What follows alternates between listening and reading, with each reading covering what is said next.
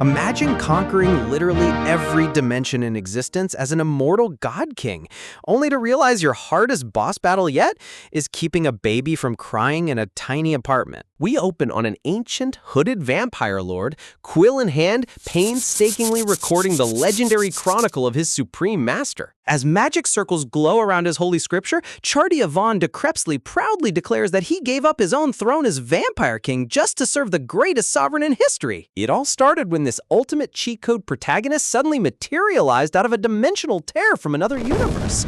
Because why settle for one world when you can invade the whole multiverse? Celestial lightning tears through the sky as a terrifying legendary dragon roars to life, threatening to incinerate everything in its path. The monstrous red dragon surges forward, radiating absolute apocalyptic destruction across the battlefield. But before it can even throw a single fire breath, the Emperor slams the giant beast headfirst into the dirt. Even the undead skeleton troops are completely lost for words, watching their terrifying opponent get flattened like a pancake. The entire skeleton army breaks out into wild cheers, shouting at the top of their lungs for their victorious Emperor. Old Man Crepsley bows down with pure adoration, boasting that every single dimension now kneels before his lord's absolute power. Yet despite standing on top of the multiverse, our overpowered emperor gazes at the sunset with deep melancholy, realizing nobody here even knows where his original home is. Crepsley notices his master walking away in quiet reflection, calling out in concern as the mood suddenly grows cold. Seriously, when you've beaten every final boss, endgame boredom hits hard. It took this unstoppable monster of a man a mere 50 years to bring the entire continent under his iron rule. With a simple wave of his hand, he commands legions of the undead, while his sword strike literally slices entire mountains and oceans in half. He is the immortal sovereign of the Anax Empire, the absolute king of the dead who reigns supreme over all living souls. Anyone who dared to challenge his authority was instantly turned into an undead puppet, forced to swear eternal servitude. Talk about the ultimate employee retention policy. Dragons that terrorize nations, the Demon King, 7 Archdukes, Mura Masters, and even the Spirit King of the World Tree. Not a single entity could stand against his absolute strength. Dimensional rifts shatter like glass under his immense magic power, as every connected world surrenders to his rule. His empire's flag flies high across mapped territories, but little did his followers know what their almighty ruler actually craved deep down inside. All he ever wanted was to find a way back home to planet Earth. You can take the man out of Earth, but you can't take Earth out of the man. Inside the Grand Imperial Hall, the Emperor finally calls an emergency meeting with all his high-ranking vassals. Having searched across thousands of realms without finding a path back to Earth, he addresses his loyal commanders from atop his throne. Looking completely drained, he announces to everyone that he is exhausted and simply wishes to enter an eternal slumber. The undead commanders completely lose their minds, pleading with him to hold on while they search twice as hard for a way back. Look at that skeleton panicking. He gently reminds them that 300 years have passed back home, meaning everyone he ever loved has long since aged and passed away. Seeing their immortal master so broken-hearted causes the skeleton general to weep uncontrollably. With a swift sweep of his cloak, the emperor delivers his final unalterable directive. He commands his entire army to stop searching for dimensions and focus entirely on constructing a spell that will give him eternal peace. Desperate cries echo throughout the hall as his loyal subjects beg him to reconsider, but his mind is set. Yielding to his divine will, the imperial head liches construct a massive magic array designed to disintegrate his immortal soul. Step by step, the red-caped sovereign approaches the altar of self-destruction without a single shred of hesitation. Softly whispering that he will finally reunite with his loved ones, he steps into the blinding red magic circle. The drama in this art style is unreal. As the disintegration magic begins to dissolve his physical form, gasp, Crepsley watches from the shadows in horror. Refusing to leave his master's side, Crepsley screams at the top of his lungs and lunges headfirst into the magic circle. Both of their feet land inside the destructive holy portal as the spell reaches maximum power. A blinding explosion of divine magic erupts, engulfing the entire sanctuary in white light. The energy surges furiously, tearing through the fabric of space and time as both men are consumed. Or at least that's what they expected, until a bright fluorescent light flickers on and a voice yells out. Crepsley recoils in shock, blinded by the sudden brightness of a normal ceiling light bulb. There stands our mighty emperor in comfy pajamas, holding an adorable baby girl while scolding Crepsley for being a cheapskate sitting in the dark. The ancient vampire lord holds his aching forehead, trying to save face with fancy poetry about candles in the dark. Holding his toddler tight, the emperor glares sternly at his loyal butler, telling him to stop talking back if he's actually sorry. Crepsley nervously asks why his master is still awake at this hour, only for the emperor to glare back like a dead-eyed parent who hasn't slept in 3 days. Panicking completely, Crepsley drops onto the floor doing frantic prostrate push-ups, gasping, begging to be executed, while the emperor whispers, begging him to shut up before he wakes the kid. Too late. The little toddler lets out a deafening, full-volume sob that shatters the late-night peace. Both the conqueror of the multiverse and the ancient vampire king stand completely paralyzed in pure, unadulterated terror. From slaying dragons to losing to a baby. Crepsley frantically suggests that maybe the young mistress wants late-night snacks, but the emperor flatly replies she just ate baby food. The butler then nervously guesses that maybe her diaper needs changing, but the dad confirms it's bone dry. Bowing his head in deep shame, Crepsley admits his centuries of wisdom are useless here, prompting the emperor to sigh and call him totally unhelpful. Just as Crepsley sits there sweating bullets under heavy pressure, someone suddenly starts pounding aggressively on the front door, shouting for his sister. High up in a modest apartment room, a sleek fountain pen glides smoothly across crisp paper, whispering the recording the secret annals of a world-conquering sovereign. Sitting comfortably in his blue tracksuit, Chardia von de Crepsley exhales a tired breath as he puts the finishing touches on his master's official history book. But before he can even wrap up his poetic introduction, a frantic voice screams through the hallway, gasp sending the former vampire king jumping right out of his skin. Someone slams the door frame, yelling that late-night takeout has arrived. Crepsley's eyes instantly flash red like a legendary predator lock-on target, hearing the single sacred word, snack! Abandoning all royal dignity, the ancient vampire lord dashes across the living room like an Olympic sprinter, screaming at the top of his lungs for crispy fried chicken. The sudden wind blast from his lightspeed exit flips through the pages of his open journal, leaving his sacred chronicle resting on the wooden table. His written words explain that although the self-destruction magic circle failed, it successfully delivered his almighty master back to the Earth home he missed so dearly. Yet, for an immortal ruler who spent centuries on the battlefield without ever knowing romance, returning home revealed an astounding surprise, a tiny red ribbon bow lying right on the floor. Who needs interdimensional conquest when you've got family drama? A steaming box of Gochon crispy fried chicken sits on the dining table, accompanied by cold Coca-Cola and bowlfuls of pickled radish cubes. Chow down time! Crepsley eagerly devours a crispy wing, showering praise on Lady Subin, while Emperor Kang Jun casually holds his baby daughter Seol while holding his own chicken leg. The lovely lady responsible for this feast, Subin, offers a sweet smile, telling the old butler to enjoy his late-night meal without holding back. She then gently wipes little Seol's mouth with a napkin, encouraging Kang Jun to relax and eat up, asking if everything went okay at home today since he must still be confused by his sudden return. Kang Jun takes a massive bite out of his drumstick, nonchalantly clarifying that he isn't confused in the slightest and spent a totally peaceful day indoors. Subin looks at him with deep pity, insisting that after everything he suffered, there's no way his mind isn't completely scrambled. Leaning across the table, she gently reminds him that he doesn't need to put up a brave front, expressing how deeply grateful she is just to have him back alive. Her mind instantly flashes back to the apocalyptic day the First Gate Crisis erupted, where monstrous dragon beast obliterated entire cities while military artillery fired frantically in vain. Back in the living room, Kang Jun tries explaining for the 100th time that he wasn't trapped inside a gate, but was actually transported to the annexed continent, only for Subin to wave her hand dismissively. With glowing magic circles hovering behind him, our MC proudly asserts that he was indeed the supreme sovereign of an entire continent. Check out his official stat window. Lee Kong Jun, Emperor of Anax, Gate Survivor, and currently, completely unemployed. We'll talk about an epic resume downgrade. Subin turns her attention toward the tracksuit-wearing elder next to him, sarcastically asking who this mysterious gentleman is supposed to be. Kang Jun introduces him as his grand imperial strategist, prompting Krebsley to proudly boast while holding his chicken leg, earning himself the official stat title, Krebsley, Emperor's closest aide, gate survivor, and fellow unemployed bum. And then we get Subin's profile card, Lee Subin, Kang Jun's hard-working older sister, and a 3-shift factory worker who basically carries this entire household on her back.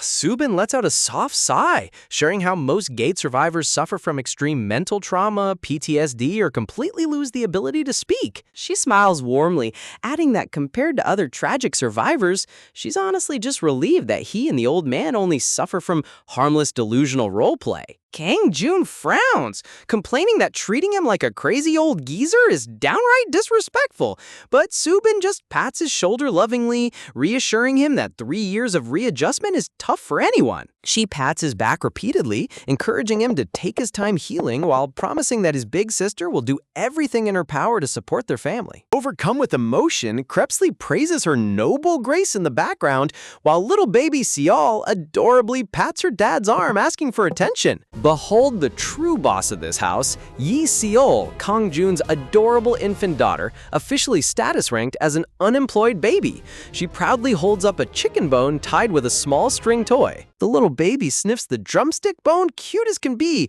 waiting for her overpowered dad to fix her string. Kang Jun leans down gently, gentle taking the chicken bone and offering to tie the string knot securely for her. But then, his eyes turn terrifyingly dark as he ominously recalls how back in the old empire, he used to personally tie executioner knots for traitors convicted of high treason. Little Seol tilts her head, innocence, trying her best to repeat her dad's scary vocabulary word. Demonstration time!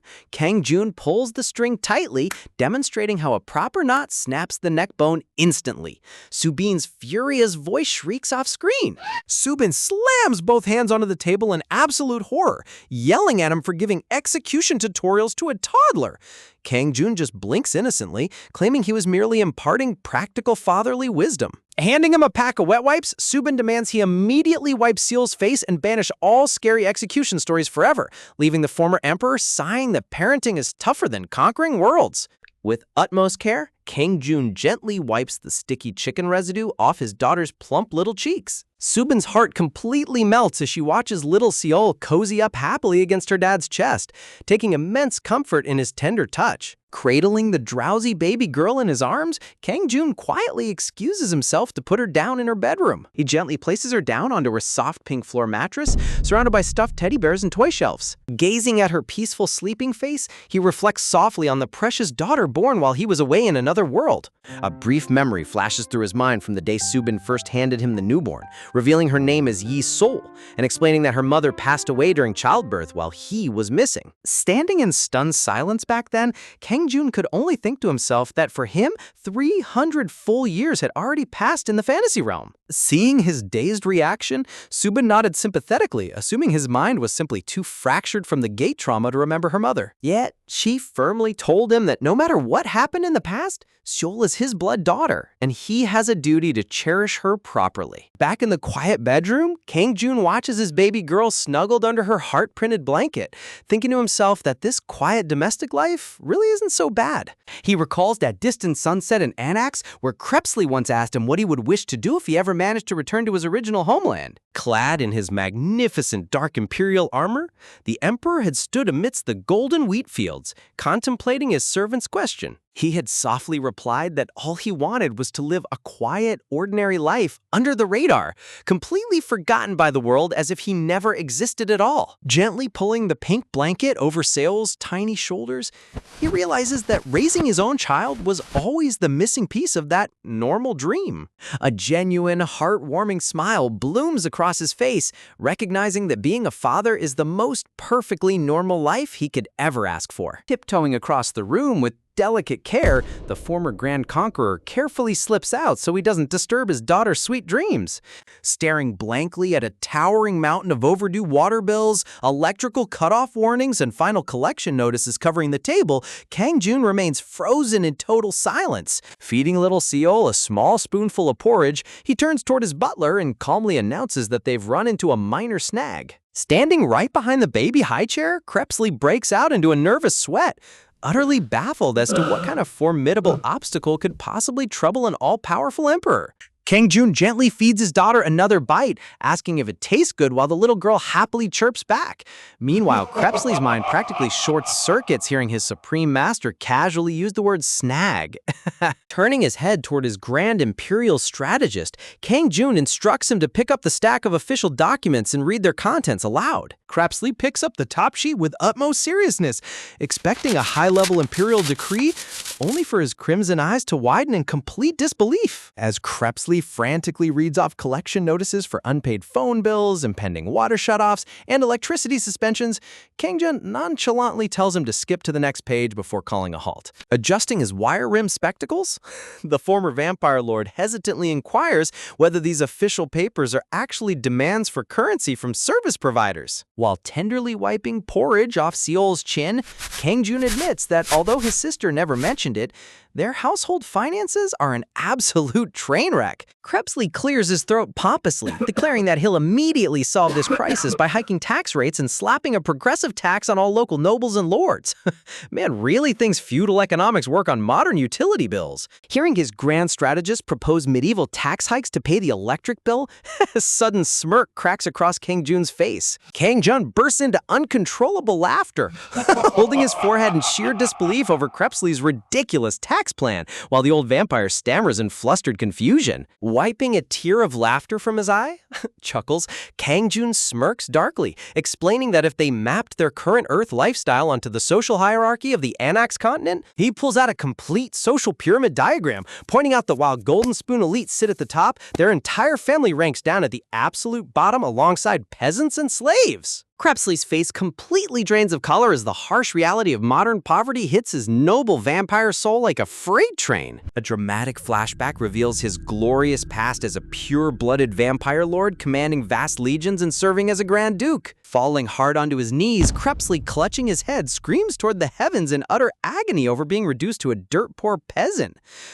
Talk about a brutal reality check for an immortal lord. Staggering back to his feet while clutching his aching chest, he forces himself to regain composure, reminding himself that a true servant must remain devoted even during a crisis. Bowing down into a formal nightly salute, Crepsley passionately vows to re-establish imperial authority on Earth and restore his master to the throne. While Kang Jun just casually nods and tells him to go right ahead. Lifting little Seol comfortably in his arms, Kang Jun gets a determined look in his eyes, declaring that it's high time they go out and start earning actual money. The next morning, little Seol stares down a spoonful of dark puree with absolute defiance, outright refusing to swallow a single bite. Turning her head away with a whimper, the baby snubs the meal, while Subin sighs that she spent so much effort making black sesame baby food only for Seol to hate it.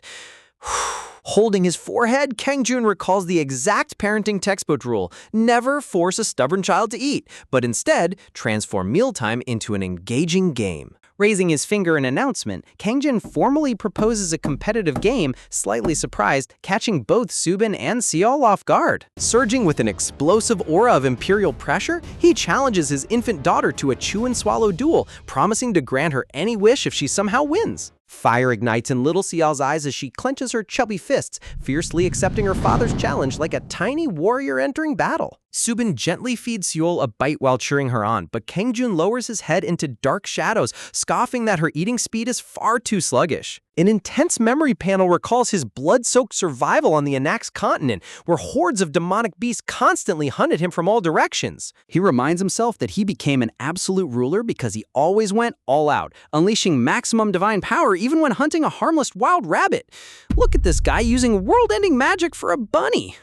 Demonstrating his overwhelming might, Kang Jun begins hoovering down his breakfast at lightning speed with blur-fast spoon strikes. His jaws work like a high-powered industrial blender, pulverizing every bite into oblivion within milliseconds. Glaring sinisterly at his baby girl, he mockingly warns her that at her pathetic pace, scoffing, she could never dream of defeating her supreme father. Lightning crashes in the background as little Seol sits frozen in complete shock at her dad's merciless tryhard display. Tears pool up in her massive blue eyes as her bottom lip trembles uncontrollably.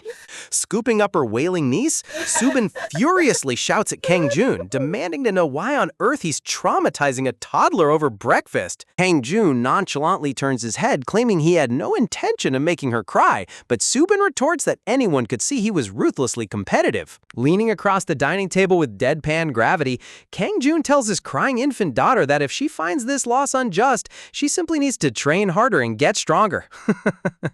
The anime dad brain rot is real with this one. Subin lets out a weary sigh, gently patting Seol's back as the little baby continues crying her heart out against her shoulder.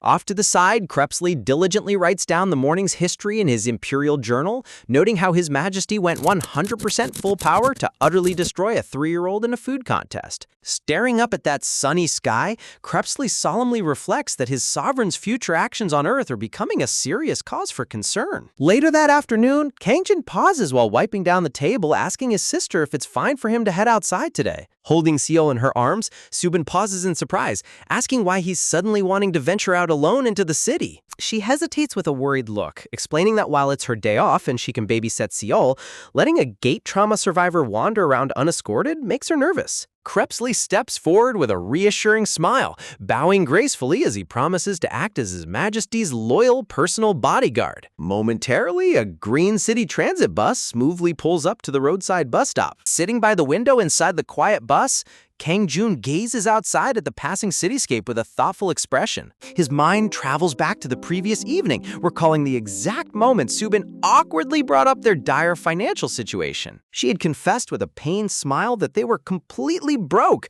living in a high-risk monster zone just for cheap rent, while completely eating away at their apartment security deposit. Leaving her hands in a flustered gesture, she urged him not to worry and joked about hoping her weekly lottery ticket wins $1 billion. With a gentle, wistful smile, Subin shared her humble dream of moving to a safe district so she could give little Seol a peaceful childhood and focus on finding a steady job. Recalling his adorable daughter resting peacefully against his leg, Kang Jun remembers how much love and attention little Seol truly needs. Sitting aboard the city bus with his loyal butler, Kang Jun crosses his arms, concluding that solving their immediate financial crisis with hard cash isn't the worst option. He turns toward the elderly vampire, declaring that to participate in Earth's economy smoothly, he's gonna need a fresh identity and name. Crepsley blinks in complete surprise, raising a hand as he asks if his supreme master is really assigning him a modern identity. With a completely deadpan expression, Kang Jun confirms he already picked out the ideal name for him. Sparkles practically dance around Crepsley as he swoons over the tremendous honor of receiving a title bestowed by his Grand Emperor. Man is out here expecting a legendary title like Bloodlord Extravaganza. His face instantly drains of all emotion, repeating the name Choi Dolsoy in sheer disbelief as his eyes shrink to tiny dots. Chibi Crepsley frantically shakes his head side to side, while Kang Jun raises an eyebrow, asking why he's making such a dramatic face. Kang Jun breaks down the deep historical significance, explaining that Dol means rock and So means steel, a traditional name passed down to symbolize unyielding loyalty. Overwhelmed with emotional pride, Crepsley claps his hands together, declaring he would never dare question a grand name given by his monarch. Kang Jun gives a simple nod, secretly thinking that compared to his first choice, Kim Gaitong, which literally translates to dog poop, Dolso is practically royalty. Imagine surviving centuries as a vampire duke only to almost be named dog poop. Stepping off the bus near a bustling subway plaza, Kang Jun calls out his new name, telling Dolsoy to follow closely. Glancing around the vibrant metropolitan district, nervous chuckles, the old strategist hesitantly asks where their true destination lies. Kang Jun turns back with a calm glance, formally revealing that they are heading straight for a monster gate. Hearing the word gate, Crepsley's crimson eyes light up with manic excitement, giddy assuming it's a hellish domain overflowing with vicious beasts. Dark purple aura swirls around his shoulders as he sinisterly mutters that even the finest blade grows rusty if left sheathed for too long. Clenching his clawed fist in bloodthirsty anticipation, he grins madly, longing to return to a battlefield filled with screams and carnage. Kang Jun immediately shatters his grand dark fantasy, dryly informing him that slaughtering monsters is out of the question because they're only working as porters. The vampire lord freezes in utter shock, stuttering out a pathetic gasp as his brain fails to comprehend the word porter. Kang Jun nonchalantly explains that actual hunter licenses cost a staggering 1 million won per person, money they currently do not have. Falling straight to his knees on the public sidewalk, Krebsley clutches his heart in agony, screaming that his supreme emperor cannot be reduced to carrying bags. The trauma with this guy is off the charts. Pedestrians walking by begin whispering and staring in confusion, prompting Kang Jun to order his dramatic butler to stand up before he creates a bigger scene. Sobbing dramatically on the ground, crying, the old vampire vows that even if a sword is held to his throat, he will never let his ruler perform such degrading labor. Shadows instantly cast over Kang Jun's face as a deathly dark aura erupts around him, whispering a terrifying threat that instantly freezes the old man's blood. Sweat pours down Krebsley's brow as horror flashbacks crash into his mind, remembering the heavenly demon who ended up drooling in a bib after daring to defy Kang Jun. Instantly snapping to attention, Krebsley clears his throat while trembling violently, begging his master for immediate forgiveness. Kang Jun gently places a hand on his loyal servant's shoulder, reassuringly, telling him that he deeply admires his unwavering loyalty. He lays out the practical math, noting that porters earn 300,000 won daily, meaning a few short days of work will easily cover their bills and license fees. Hearing a voice call out behind them, Kang Jun tilts his head in curiosity. A young man wearing a brown tactical jacket walks up, asking if they are the two individuals who applied for porter duty today. Nearby, heavily armed military guards line the barricades as a massive, crackling purple dimensional gate pulses in the center of the street. Despite a literal tear in the fabric of reality glowing right in front of them, modern civilians walk past with complete indifference. Talk about modern society being totally desensitized to apocalypse portals. Kang Jun observes the surreal scene, musing over how people go about their daily routines as if a monster-filled rift wasn't right next to them. The young raid member introduces himself with a polite smile, announcing his name as Rank C Hunter Kim Bong-do. Stepping up beside him, a towering bald hunter with a facial scar scratches his ear, annoyed, loudly complaining about having to drag along an old geezer and a scrawny kid. Krebsley bows courteously, introducing himself as Choi Dulce and offering to carry their heavy gear. Scoff, but the bald hunter scoffingly cuts him off. The muscular Rank C hunter scoffingly warns that porter work breaks even strong men, mocking their frail appearance. Little does this guy know he's talking to an immortal vampire duke. Leaning close behind Kang Jun's ear with a murderous glint, Krebsley whispers if he should take off the rude man's head on the spot. Ignoring the violent request, Kang Jun reiterates that 3 or 4 days of bag carrying will easily secure the cash stacks needed for their official registration fees. Realizing his master has calculated every step of this economic strategy, Krebsley gasps in awe, backing down with renewed reverence. Stepping forward with a calm posture, Kang Jun asks the duo who holds the authority as their party leader. Kim Bong-gu sheepishly raises his hand, admitting that he's the official leader responsible for today's raid group. Kang Jun looks him straight in the eyes, assuring him that despite their questionable looks, neither of them will slow down the party or collapse under pressure. Kim Bong-gu hesitates with a troubled look, torn over whether hiring an elderly man and a random youth is a grave mistake. A somber memory fills his mind, recalling his sick mother lying in a cold hospital bed and his younger sister struggling to pay tuition fees. Knowing his family urgently needs money this week, Bong-gu turns to his bald teammate, pleading to accept the 2 porters so they don't miss out on the raid. Young Chul gives him an incredulous look, but Bong-gu insists that since it's only a low-level D-rank gate, the 2 of them can easily handle any danger. Remembering the heavy financial burden of hospital bills, academy fees, and school trips, Byung-chul lets out a resigned grunt, agreeing to proceed with caution. Expressing his genuine gratitude, Bong-gu smiles as Byung-chul scans the street, mentioning that another low-tier hunter is supposed to join them shortly. Kang Jun listens quietly as the scarred hunter notes that having extra hands will help distribute the luggage load evenly inside the dungeon. The bald hunter Byung-chul suddenly glares down the street, shouting angrily at a later a rival to hurry up. He aggressively complains about waiting forever for a simple cup of coffee, while Kangjun stands nearby, observing the outburst with complete disinterest. Running up out of breath, the frail F-rank hunter gasps for air as he apologetically hands over the iced coffee cup. Watching the high-rank hunter bark orders, Kangjun quietly ponders how Earth's hunter society treats lower-ranked individuals like common servants. He reflects on how human society here is starting to resemble the ruthless, survival-of-the-fittest environment of the Anox continent. He lets out a subtle sigh, noting that seeing such blatant arrogance leaves a rather bitter taste in his mouth. Ah yes, classic high-rank hunter power tripping. Some things never change regardless of which dimension you're in. Suddenly, Byung-chul slams a heavy travel pack onto the ground, barking at everyone to stop idling around since their raid schedule is tight. Turning toward the intimidated F-rank hunter, the bald warrior orders him to hang back and carry the heaviest bags, openly mocking whether an old man and a skinny kid could handle real heavy lifting. When the young man hesitates, Byung-chul gets right in his face, aggressively scolding the F-ranker for daring to talk back when they were merciful enough to include him in the raid. The terrified young man quickly bows his head, accepting the humiliating chore. Shifting his arrogant gaze toward Kangjun, the scarred hunter gruffly calls him out as a total rookie.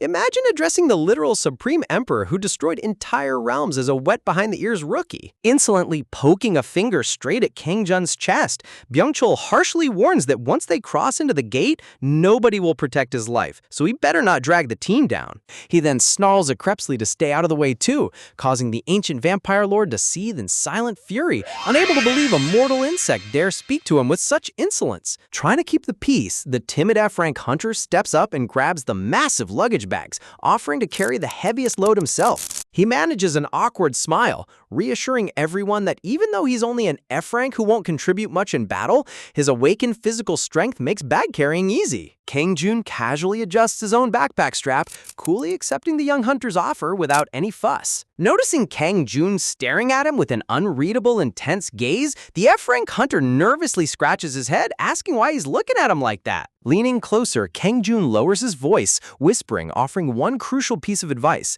He bluntly explains that his primary goal today is simply earning cash, so he wants to avoid any unnecessary drama at all costs. With a serious look in his eyes, Kangjun instructs the young man to stay completely in character today by pretending to be weak and slow so they can carry bags and leave without drawing attention. With a calm nod, Kangjun tells his group to move out, prompting Crepsley to bow respectfully while the young hunter looks on in utter confusion. Approaching the heavily guarded perimeter desk, Kangjun gazes at the official administrative setup, wondering if this is the standard entry check for Earth's dungeons. Checking his tablet, the bureau officer confirms the registration for Rank C hunter Kim Bong-gu and his 4 party members for the gate near Guro Digital Complex Station. Adjusting his glasses with a somber tone, the official solemnly warns them that despite being classified as a low-tier D-rank gate, several mysterious deaths have recently occurred inside.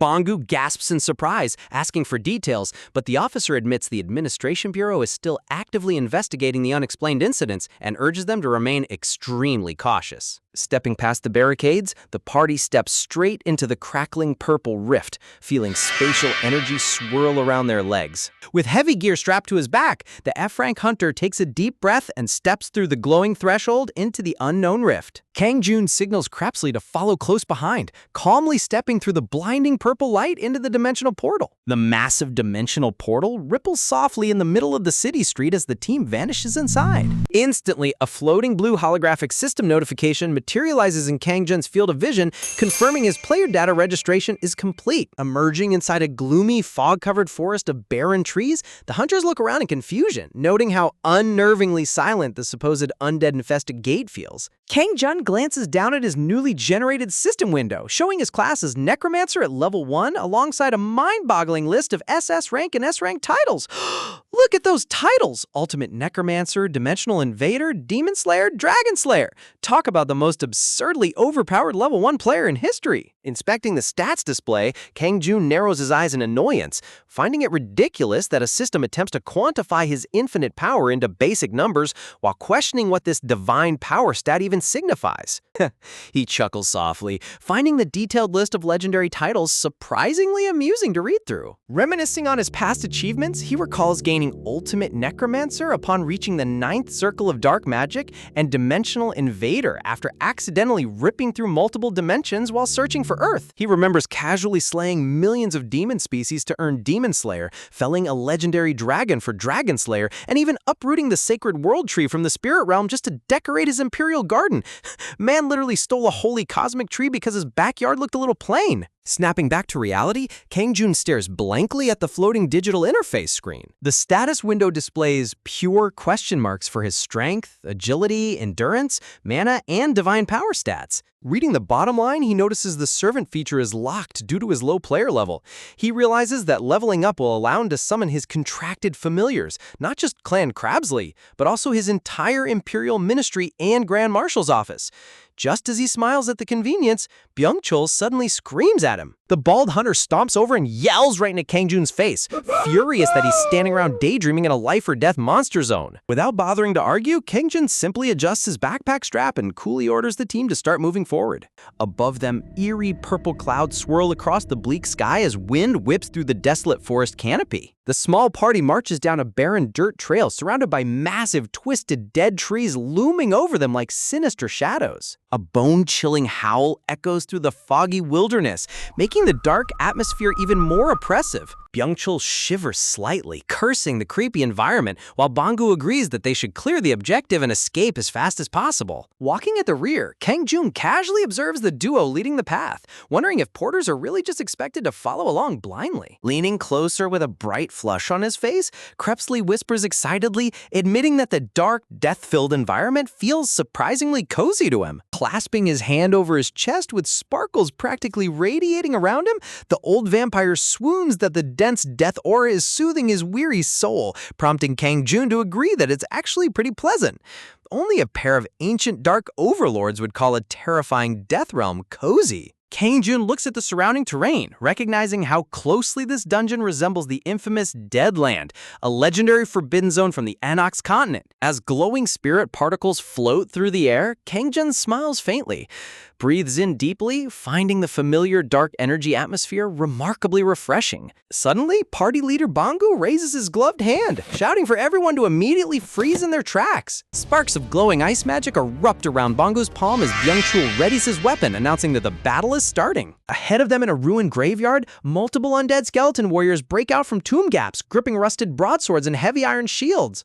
The skeleton guardians rattle their hollow bones, clack clack, locking their glowing red eye sockets onto the approaching hunters as Banggu prepares to hurl his ice spell. Unleashing a sharp frost projectile, party leader Banggu shouts at the top of his lungs as the frozen blade cuts through the foggy air. The icy projectile strikes a skeleton guardian dead center, shattering its chest armor in a burst of sparkling blue frost particles. Across the ruined graveyard, multiple undead warriors get swept off their feet by the force of the magical blast, bones clattering everywhere across the tomb monuments. Standing comfortably at a safe distance, Kang Jun observes the magical discharge with mild amusement, raising an eyebrow at Earth's spellcasting methods.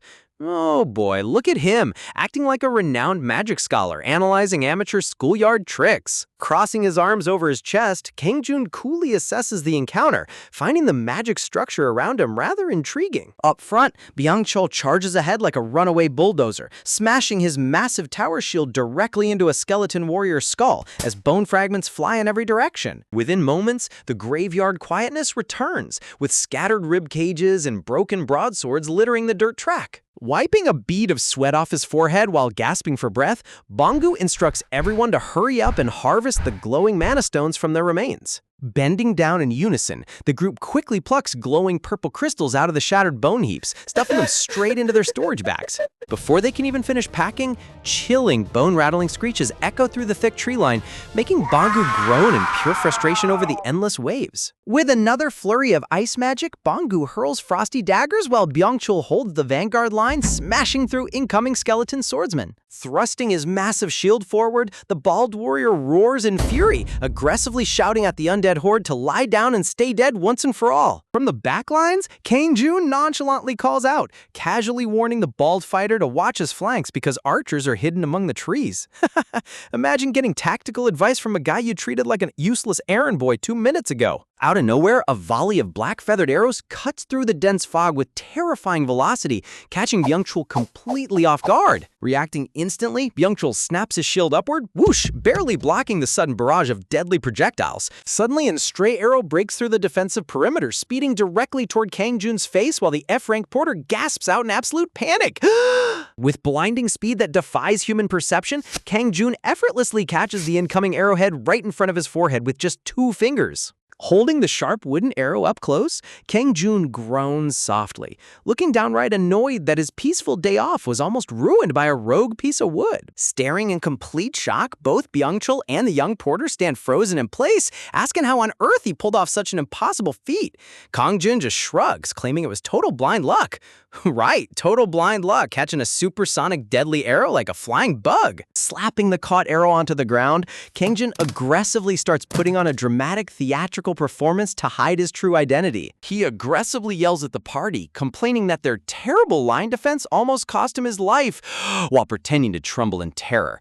The young hunter watches in suspicion, wondering if he really almost died or if it was all an elaborate act. Narrowing his eyes thoughtfully, the young F-rank hunter looks closely at Kang Jun's calm demeanor, whispering, suspecting something far deeper is at play. Looking down at the shattered arrowhead on the dirt, he questions whether a simple rookie could ever possess such insane reaction speed by pure luck. Another wave of skeletal abominations breaks through the tree line, howling wildly as they rush the party with rusted blades raised high. Disregarding the weird porter drama, Bangu snaps back into combat mode, shouting for Byung-chul to re-establish their battle line. Glowing circles of ice magic flare around Bangu's hands as Byung-chul plants his feet into the earth, ready to pulverize the oncoming monsters. While the vanguard pair engages in a full-blown combat clash in the background, Kang Jun and Krebsley casually hang out in the back, completely relaxed. Holding his head in agonizing pain, Krebsley groans pitifully, clutching his forehead while sweating heavily under the immense pressure. It turns out Kang Jun has been subjecting the ancient vampire lord to endless rock-paper-scissors punishment games, cheerfully suggesting they go for another round while Krebsley begs for mercy. Man is literally torturing a legendary vampire lord with basic hand games in the middle of an active dungeon raid. Kang Jun chuckles mischievously, playfully counting down for the next round, while Krebsley tearfully whimpers that he'd rather be killed than play another turn. Observing the ridiculous duo from behind, the young F-rank hunter subtly reaches toward his hidden waist pouch, whispering to himself that this strange guy has been irritating him for far too long. Flashback memories cross the young man's mind, recalling how Kang Jun commanded him to stay low-key while displaying inhuman arrow-catching reflexes, making him wonder if Kang Jun is secretly an undercover investigator from the Hunter Administration Bureau. Meanwhile, Kang Jun continues teasing Krebsley over his choice of throws, accusing the poor old vampire of calling him a coward, while Krebsley flusteredly stammers out an apology. Shaking his head in utter disbelief, the young hunter dismisses his own theory, reasoning that the Administration Bureau would never employ 2 complete lunatics who play rock, paper, scissors during a monster outbreak. You can't even fault his logic. Nobody in their right mind would suspect a godlike emperor of acting this absurdly. Clenching his fist secretly behind his back, a dark, malevolent shadow falls across the young hunter's face as he coldly whispers that they are almost at their destination. With a loud crunch, the final skeleton warrior collapses into a pile of lifeless dust and bone splinters. Lowering his broad shield with a weary sigh, Byung-chul exhales heavily, announcing that the immediate area is finally cleared of enemies. Suddenly, the spatial barrier around the gravesite shatters like delicate glass, revealing a hidden pathway obscured behind the fog. Wiping the cold sweat off his brow, Bangu offers a warm smile, suggesting that everyone pack up their gear so they can wrap up the raid and return home safely. Stopping dead in his tracks, the young F-rank hunter suddenly points a trembling finger into the distance, gasping out in shock for everyone to look ahead.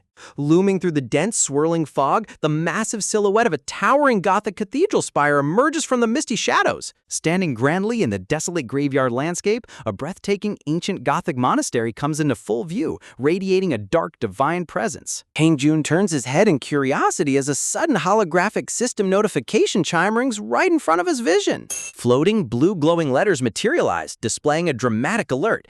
Hidden dungeon, Monastery of the Demon Worshippers, has been unlocked. Bongu's eyes widen in sheer disbelief, stuttering out the words, "A hidden dungeon?" as he reads the floating system window. Radiant visual illustrations of legendary golden armor plates, spellcaster staves, and enchanted rings fill his mind as he recalls that hidden dungeons contain unimaginable fortunes and priceless artifacts. Sparkling images of rare magic scrolls, chests overflowed with brilliant diamonds, and mythical foreign elixirs flash across his imagination, promising life-changing wealth to anyone brave enough to conquer them. In a deeply emotional flashback, Bongu visualizes a glowing purple miracle potion floating over a quiet hospital bed where his comatose mother lies resting, whispering that this hidden dungeon might contain the ultimate cure. Clenching his fist with intense determination, Bongu reflects on how auction house prices for legendary elixirs are impossibly high, making this hidden dungeon his one true hope of saving his mother's life. A bright, burning flare of resolve ignites within his eyes as he stares at the glowing cathedral entrance, shouting in his heart that this is the golden chance he has been desperately waiting for. Hesitating right in front of the glowing portal, Bongu turns around with an eager look on his face, asking the party what they should do since entering a hidden dungeon is such a rare, golden opportunity. Arms crossed over his chest, Byung-chul peers at the system floating window with a serious frown, admitting that reporting a hidden dungeon to the Bureau would only yield a tiny reward fee while forfeiting all the legendary loot inside. Bongu immediately suggests they clear the hidden dungeon themselves, but Byung-chul turns toward him skeptically, pointing out that their small party barely has enough real combat power to clear a normal gate. Waving his arms around playfully, Bongu reassures the bald vanguard that since this hidden dungeon appeared inside a basic D-rank gate, the difficulty inside shouldn't be higher than D-rank at most. Clenching his knuckles tightly together with a confident smirk, Byung-chul suddenly gets fired up, shouting that if they score a massive haul of high-tier artifacts, he might finally earn enough money to retire for good. Turning his head toward the backline, Byung-chul asks Kang-jun and Krebsley if they are willing to tag along and keep carrying the loot bags inside. Kang-jun deadpans back with a bored expression, asking if entering a hidden dungeon counts as working overtime, and whether they will be getting extra compensation for the extra labor. Raising 5 fingers high in the air, Byung-chul instantly declares that he will pay 5 times their original daily contract fee without a single complaint. A hilarious mental calculator flashes over Kang-jun's face, giggles, as he multiplies 300,000 won by 5 to get 1.5 million won, realizing that bringing Krebsley along doubles their payout to a whopping 3 million won for a single afternoon. Man literally calculated his overtime pay faster than an elite accountant. Money really is the ultimate motivator. Turning around casually with his backpack sling over his shoulder, Kang-jun coolly accepts the offer while Krebsley stammers behind him, quickly agreeing to follow his liege anywhere. Hoisting his heavy steel tower shield into position, Byung-chul gives the order for everyone to advance through the mysterious fog into the unknown structure. Step by step, the party makes their way up the stone stairs leading into the ancient cathedral, with the quiet F-rank porter trailing closely behind them. Hidden in the back of the group, a sinister, shadowed grin slowly spreads across the young porter's face, his eyes glowing with dark malice under the foggy sky. Looming over them like a silent monolith, the grand Gothic cathedral spire pierces the cloudy horizon as Bongu mutters nervously that the entire gate gives off an unsettling, spine-chilling atmosphere. Reaching out toward the double doors, Bongu pushes the heavy wooden entrance open, stepping carefully into the dark, shadowed interior of the monastery. Peering into the pitch-black hallway, illuminated only by sunlight streaming through the open doorway, Byung-chul notes how unusually dark it is inside as the group slowly moves forward. Without warning, the massive wooden entrance doors slam shut behind them with a deafening boom, instantly plunging the entire hallway into absolute darkness. Turning around in utter panic, Bongu shrieks that the doors sealed themselves on their own, making Byung-chul roar in frustration as he realizes they've been trapped inside an active trap. Suddenly, rows of ancient wall torches burst into bright green and orange magic flames all down the endless corridor, lighting up the eerie stone architecture. Charging back toward the entrance, Byung-chul attempts to force the doors open, while Kang-jun stands completely unbothered, calmly observing the magical trap. High above them, intricate stone reliefs and stained glass carvings depiction of a demonic figure surrounded by roses line the Gothic ceiling, completely sealing off any possible escape route. Pushing his entire body weight against the stone-reinforced doors with a heavy grunt, panting, Byung-chul realizes in dread that the magical barrier will not open until the dungeon boss is defeated. Turning back toward the hallway, Bangu nervously suggests that since they entered with the goal of clearing the dungeon anyway, their only choice is to press deeper into the cathedral. Glancing backward quietly, Kangjun internally assesses the situation, casually noting that if the barrier magic gets too annoying, calmly, he can simply shatter the entire structure into pieces using raw force. Walking along the brightly lit corridor, flanked by hundreds of flickering candles, Bangu scans the empty hallway in confusion, noting that there isn't a single monster in sight. Halting abruptly in his tracks, Bangu's face turns pale with horror as his eyes fall upon a brutal, gory scene lying right in front of him. Scattered across the blood-soaked marble floor are the mutilated bodies of fallen human hunters, alongside shattered monster skeletons. The young porter points a trembling finger ahead, shrieking in horror. Standing atop a massive blood-stained stone altar at the end of the hall is a terrifying statue of a winged werewolf demon crouching over crushed human sacrifices. Approaching the gory altar without a hint of fear, Kangjun stares thoughtfully at the statue, whispering to himself that the demonic design looks strangely familiar to something from his past. In front of the altar lies a heavy stone slab engraved with glowing red foreign characters, prompting Bangu to point out that it's written in an ancient, otherworldly language. Turning toward his ancient vampire servant, Kangjun nonchalantly commands Crepsley to go ahead and translate the mysterious demon script for them. Stepping forward politely, Crepsley inspects the glowing red glyphs, calmly identifying the script as the ancient language spoken in the demon realm. Adjusting his single monocle with an intellectual nod, Crepsley prepares to read the stone inscription aloud, while Byung-chul watches him in complete disbelief that an old porter can read alien runes. Reciting the first line translated on the slab, Crepsley explains that the first requirement was to pass the initial trial and prove their baseline qualifications to enter. Looking around at the slaughtered hunter corpses lining the room, Crepsley deduces that fighting off the skeletal horde outside was the required trial, meaning that part is already completed. Tracing his finger along the second line of red glyphs, Crepsley reads aloud the horrifying second condition. Prove your loyalty and faith by offering 10 living human sacrifices on the altar. Sweating profusely in disgust, panicked, Byung-chul stammers out in shock, asking what kind of twisted, sick ritual nonsense this hidden dungeon is demanding from them. Reading further down the demonic text, Crepsley reveals that once 10 sacrifices are offered, the noble gatekeeper of hell will descend, demanding that survivors bow their heads and beg for forgiveness to escape alive. Adjusting his glasses calmly, Crepsley notes that this altar is designed to summon a high-ranking demon, causing Byung-chul to scream in anger at the old man for reciting such horrifying details so casually. Pointing toward the rows of candles flickering around the altar, Crepsley explains that these are fueled by the Kulpa fire, an unquenchable flame of hell that consumes human life force as a physical catalyst. Narrowing his eyes, Crepsley delivers a chilling realization. Each burning candle represents the sacrifice of one living human, and 9 of the 10 candles are already blazing brightly. Bangu's voice trembles as he connects the dots.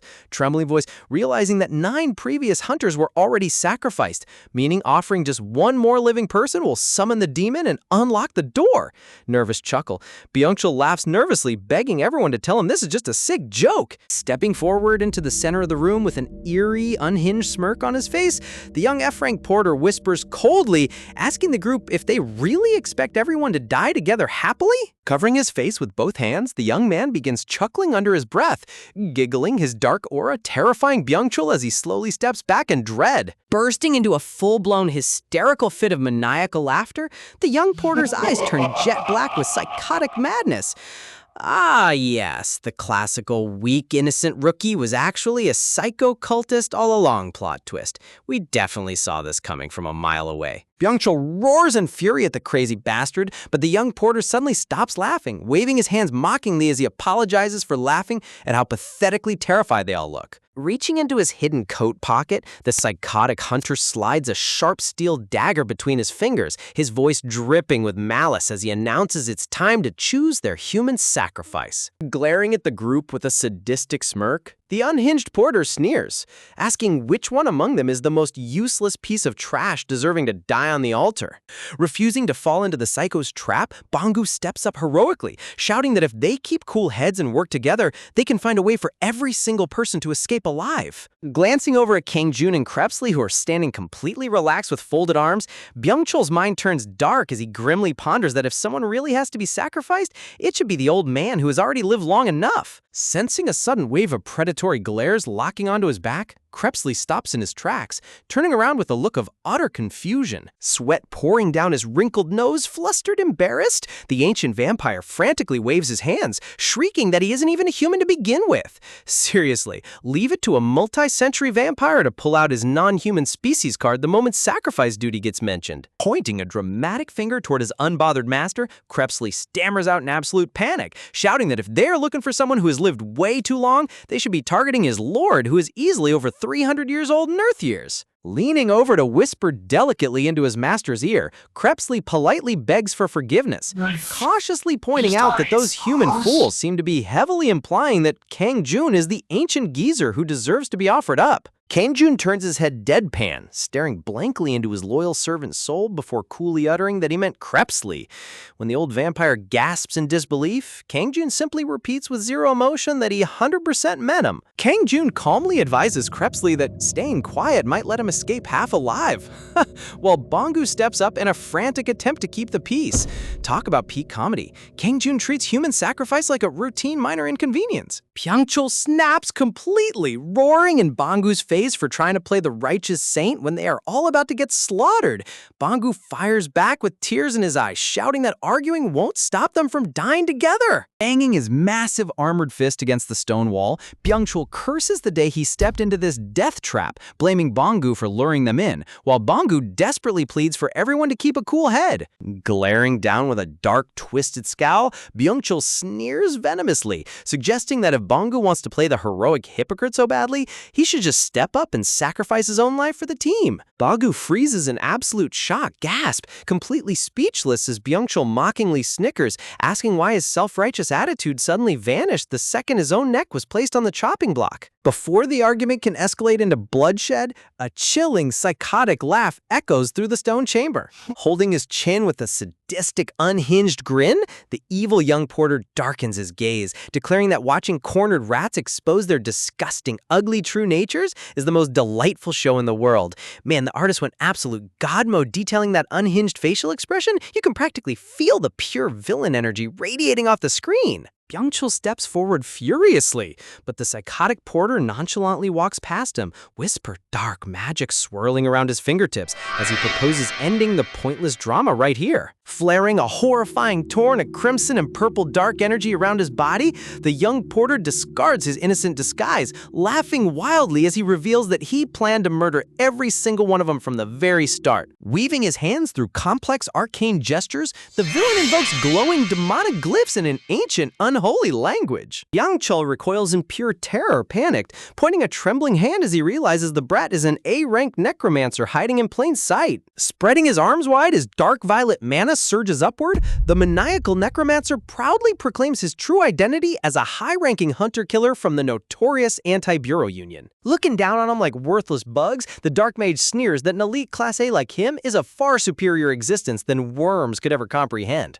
Byung-chul's knees give out, collapsing onto the cold marble floor as the terrifying reality of the Anti-Bureau Union sinks into his mind. Sweat dripping down his pale face, Byung-chul remembers the horrific reputation of the Anti-Bureau Union, an extremist terrorist faction of rogue hunters who reject government authority, believing the strong should violently monopolize all word wealth through cold-blooded murder. Dozens of dark, decaying skeleton warriors rise from the shadowy depths with glowing purple eyes, causing Byung-chul to gasp in sheer despair. Raising his palm high as demonic energy crackles wildly, the Class A murderer surrounds himself in an impenetrable barrier of death magic. Completely breaking down in tears, Byung-chul curls up on his knees, crying, sobbing that it's over and they're all dead men, while Bangu screams at him to get back up and fight for his life. Relishing their pathetic despair, the necromancer stretches out a clawed hand, commanding them to embrace their miserable fates and die gracefully as noble sacrifices. Out of nowhere, a calm, absurdly casual voice cuts through the dark, dramatic speech, telling everyone to hold on a second.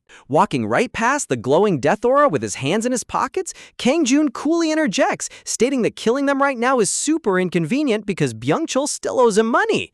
Bro literally interrupted a high-stakes villain monologue because of pending overtime pay. The disrespect is unmatched. Dropping his heavy leather duffel bag onto the stone floor, Kang Jun casually reminds the villain that he warned him earlier to keep acting like a harmless porter until the very end. The necromancer stops his spell in confusion, narrowing his eyes suspicious as he asks if Kang Jun is an undercover agent sent by the Hunter Bureau. Kang Jun looks back with a completely straight face, bluntly replying that he isn't from the Bureau, but rather from his cozy apartment over in Silumdong. Grinding his teeth in sheer irritation, the Dark Mage twitches, demanding to know how on earth an ordinary civilian managed to walk into a high-tier hidden gate. Kang Jun replies without missing a beat, explaining that he took public transportation, specifically the direct bus straight from Silum Station. When the necromancer fumes that he isn't making any sense, Kang Jun sighs, complaining that the guy asked a direct question and still whines about the answer. Crossing his arms nonchalantly, Kang Jun shifts the topic, asking why the necromancer is even going through all this tedious trouble to summon a demon boss in the first place. Striding toward the blood-stained stone altar, the villain proudly boasts that he is summoning Marbus, one of the legendary 72 great demon kings who rule the underworld. Gloating maniacally, the Dark Mage explains that once he swears a blood oath of servitude to Lord Marbus, he will obtain supreme dark power to reshape the world order. Meanwhile, Kang Jun just nods silently, casually registering the demon's name. Staring up at the winged werewolf gargoyle statue looming over the altar, Kang Jun narrows his eyes thoughtfully, finally realizing why that ugly face looks so familiar to him. Flashback images of apocalyptic dimensional warfare fill Kang Jun's memory, reminding him of the ancient abyssal dimension invasion, where he personally slaughtered almost all 72 demon kings with his bare hands. Hold up.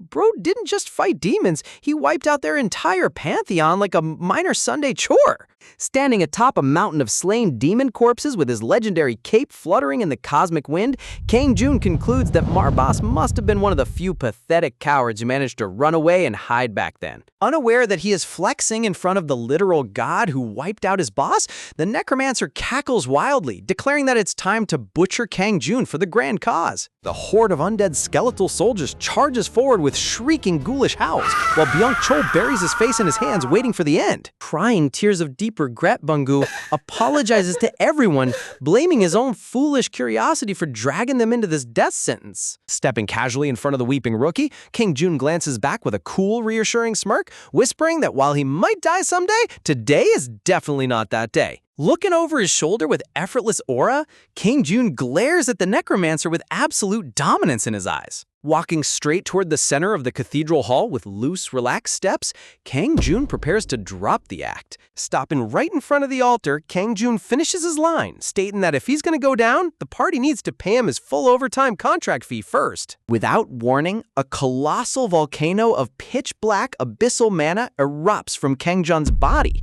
The entire cathedral violently shakes as dark lightning tears through the stone floor. The overwhelming torrent of abyssal dark energy towers high into the Gothic vault, completely swallowing the light and turning the atmosphere into sub-zero horror. Shielding his face from the furious hurricane of dark wind, the necromancer stammers in absolute shock, screaming in terror at how this random porter possesses dark mana. Sweating bullets as his knees tremble uncontrollably, the Class A murderer realizes in dread that Kang Jun's dark power isn't just strong, it's on an infinitely higher, divine plane of absolute destruction. Reflected in the necromancer's terrified pupil are two glowing purple eyes staring directly into his soul, crushing his spirit with sheer, unadulterated conqueror aura. Looming high behind Kang Jun is the gigantic, monstrous silhouette of an ancient death god deity. Completely broken, the Class A necromancer falls to his knees, begging for his life like a pathetic worm. Absolute peak fiction cinema right here. Terrified out of his mind, the rogue caster collapses backward, shrieking in panic as Kang Jun's suffocating dark aura crushes the entire chamber. Standing tall amidst the spiraling vortex of abyssal energy, Kang Jun radiates absolute conqueror authority with twin glowing white eyes tearing through the shadows. Glancing sideways with a cold demeanor, snorts, Kang Jun calls upon Crepsley, commanding his vampire loyalists to make these insolent fools show proper respect. Flaring his own menacing red aura, Crepsley steps forward with a booming roar, declaring that his master is an unclassified walking calamity beyond their pathetic comprehension. A catastrophic hurricane of pitch-black mana surges through the cathedral hall, breathlessly forcing the trembling rogue caster to clutch his screaming head in pure agony. The dark void expands continuously, while Crepsley proudly proclaims that Kang Jun is the supreme ruler of all living and dead souls. Ah, the great immortal emperor. Under the crushing gravitational weight of the emperor's power, dozens of skeletal soldiers violently crash to the floor, slamming their bony heads into the stone in absolute subjugation. Bro, look at this top-down shot. The contrast between Kang Jun standing calmly like a bored student and the elite rogue mage groveling at his feet is absolute comedy gold. The entire legion of undead warriors lines up in perfect ranks, bowing down flat on the cold marble ground to pay homage to their true master. Staring down at the completely submit army, Kang Jun doesn't even look slightly impressed. It's just another ordinary Tuesday for the ancient god.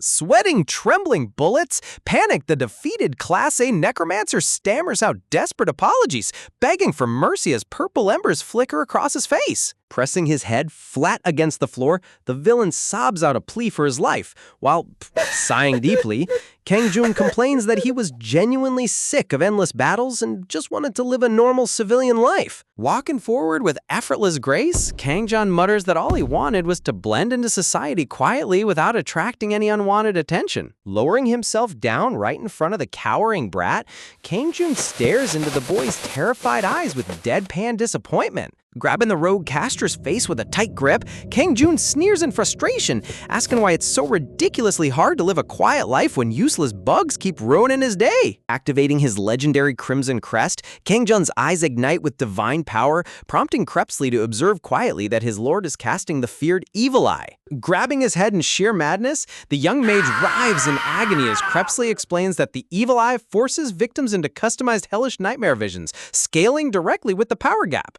Trapped inside a horrific illusionary realm, the villain screams bloody murder as monstrous shadowy fiends violently rip his flesh apart piece by piece. Watching this absolute horror movie unfold right in front of him, Bangu freezes in absolute shock, sweating heavily as he wonders what kind of monster he accidentally teamed up with. Foaming at the mouth, the rogue caster twitches once and passes out cold on the stone floor, his mind completely shattered by trauma. Staring at the relaxed porter in disbelief, Bangu stammers nervously under his breath, whispers, wondering who on earth this terrifying guy actually is. Turning around with a relaxed composure, Kang Jun coolly remarks that he's actually quite impressed Bangu managed to stay conscious through the aura pressure. Narrowing his sharp eyes into a cold glare, Kang Jun bluntly asks the rookie if he's planning on ending up broken and unconscious on the floor like the rest of them. Pale as a ghost, Bangu bows his head in record time, squeaking out an immediate "no sir" before his neck ends up on the block. Man turned into the most obedient employee in 2 seconds flat. Ordering Bangu to shut his mouth,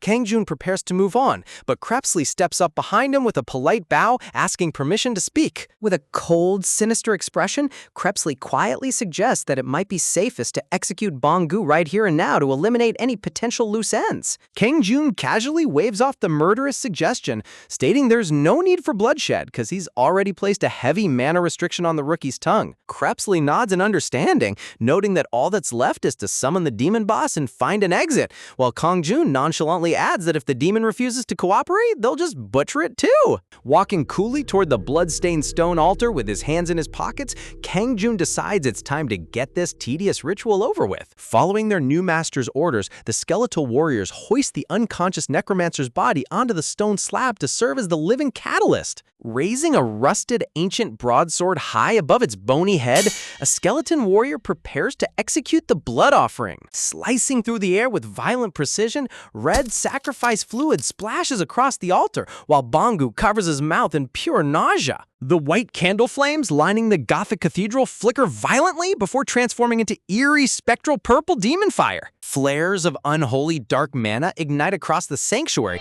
roaring upward like a wild demonic furnace. High above the altar, the colossal winged werewolf gargoyle statue begins to tremble furiously, sending stone dust cascading down. Breaking free from its stone prison, the terrifying demonic gargoyle emerges, while Kang Jun stares up with a smirk, casually complimenting its overly dramatic entrance. A dark, echoing voice resonating from the glowing purple orb fumes bitterly, declaring that in all these long centuries, it has never forgotten the ultimate humiliation it suffered. Flashback visions of blood-soaked altars flood the scene as the demon recounts watching countless demonic brethren slaughtered like livestock, while survivors scattered across dimensions. Floating above the small group, the dark spirit reminisces about wandering through endless worlds as a wretched, weakened fugitive, living only for that chance at bloody revenge. Surging with immense dark energy, the spirit proudly boasts that now that it has regained a fraction of its former glory, it answered the summons to dominate this realm. Revealing his true, terrifying physical silhouette with blazing crimson eyes, the demon lord roars, demanding to know who dares propose a bargain to Marbus, the warden of hell. Flares of violet energy crackle around Marbus as he gloats that this realm will serve as the perfect staging ground to build an army for his grand vengeance. Fully expanding his monstrous winged werewolf physique,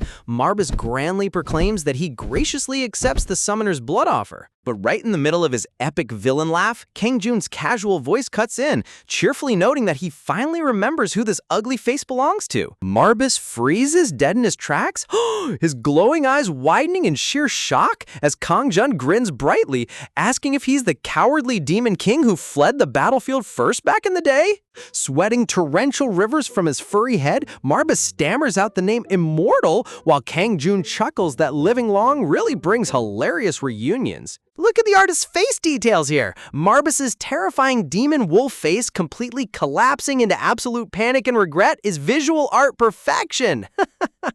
Completely dropping his terrifying Lord of Hell persona, Marbus stammers out, pure terror, asking why a supreme existence like Immortal is hanging out in a lowly outer dimension. Scratching his head in sweat-drenched panic, Marbus frantically changes his tune, stammering that this dimension is actually magnificent, while internally screaming that he is totally screwed. Flashback memories of the ancient apocalyptic war flood Marbus's mind, remembering how all 72 demon kings united together and still got utterly wiped out by Immortal alone. While Kang Jun is focused on chatting, the dark demon lord Marbus stealthily gathers his remaining energy, desperate to tear open a dimensional rift and escape before anyone notices. But before he can even complete his spell panicked, a sudden surge of crushing gravity violently shuts down his magic, slamming him down onto the cold stone floor. Realizing he's completely outmatched, Marbus drops all his Demon King pride and bows flat on his face, calling Kang Jun the great king of death. Sweating buckets, the ancient monster desperately begs for his life, swearing he was only dragged here by a rogue caster's summoning ritual and meant no harm to his dimension. Look at this absolute masterclass in survival instincts.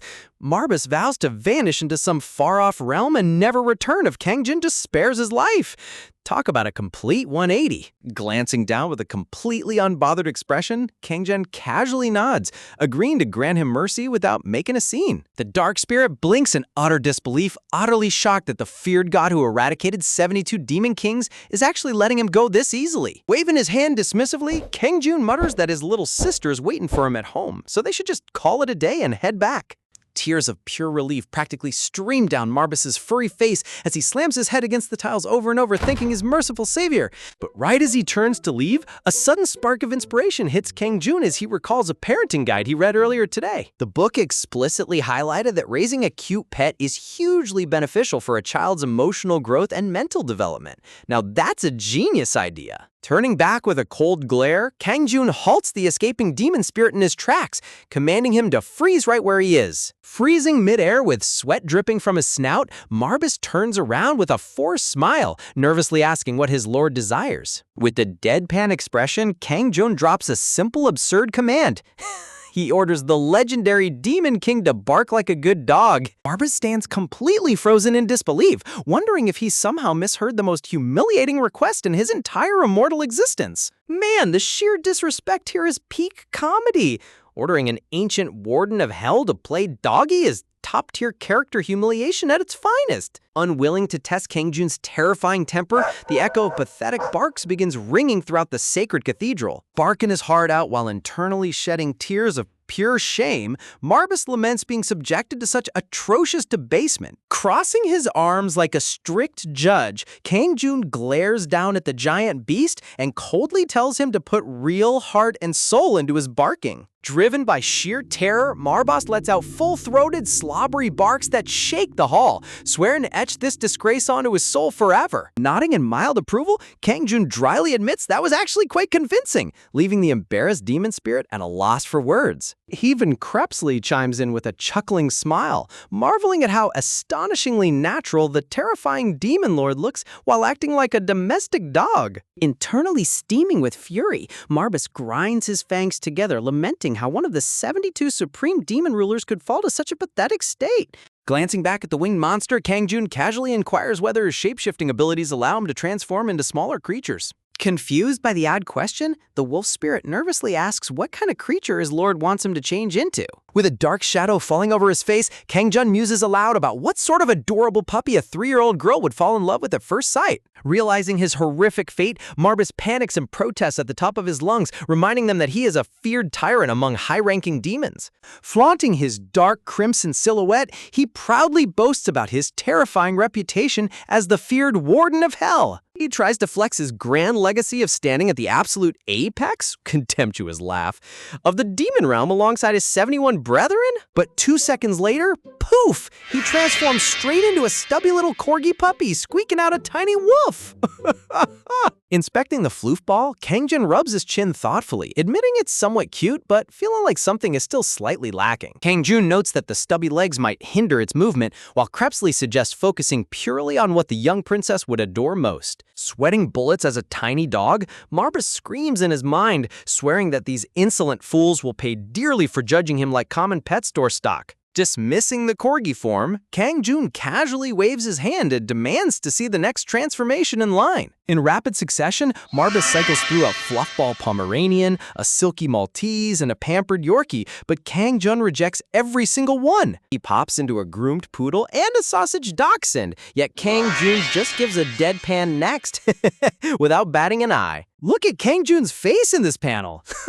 He judging these legendary demon forms harsher than a judge at an international dog show. Completely drained of mana and dignity, panting, Marbas collapses back into his corgi form, wheezing pathetically on the stone floor. Towering over the exhausted pup, Kangjun coldly asks if he has any complaints about the selection process, which Marbas hastily denies. Igniting his cold gaze, Kangjun gives one final non-negotiable command for the demon to change his form one last time. Suddenly, a tiny black and tan chihuahua appears right in Kangjun's palm. Kangjun grins, declaring this tiny pup to be the absolute winner so far. As Kangjun gently scratches behind his oversized ears, Chihuahua Marbas blushes in shame, realizing to his utter horror that the head pads feel amazingly cozy. Crepsley nods in full agreement, pointing out that this tiny pocket-sized dog is the ultimate sweet spot that the young princess will instantly adore.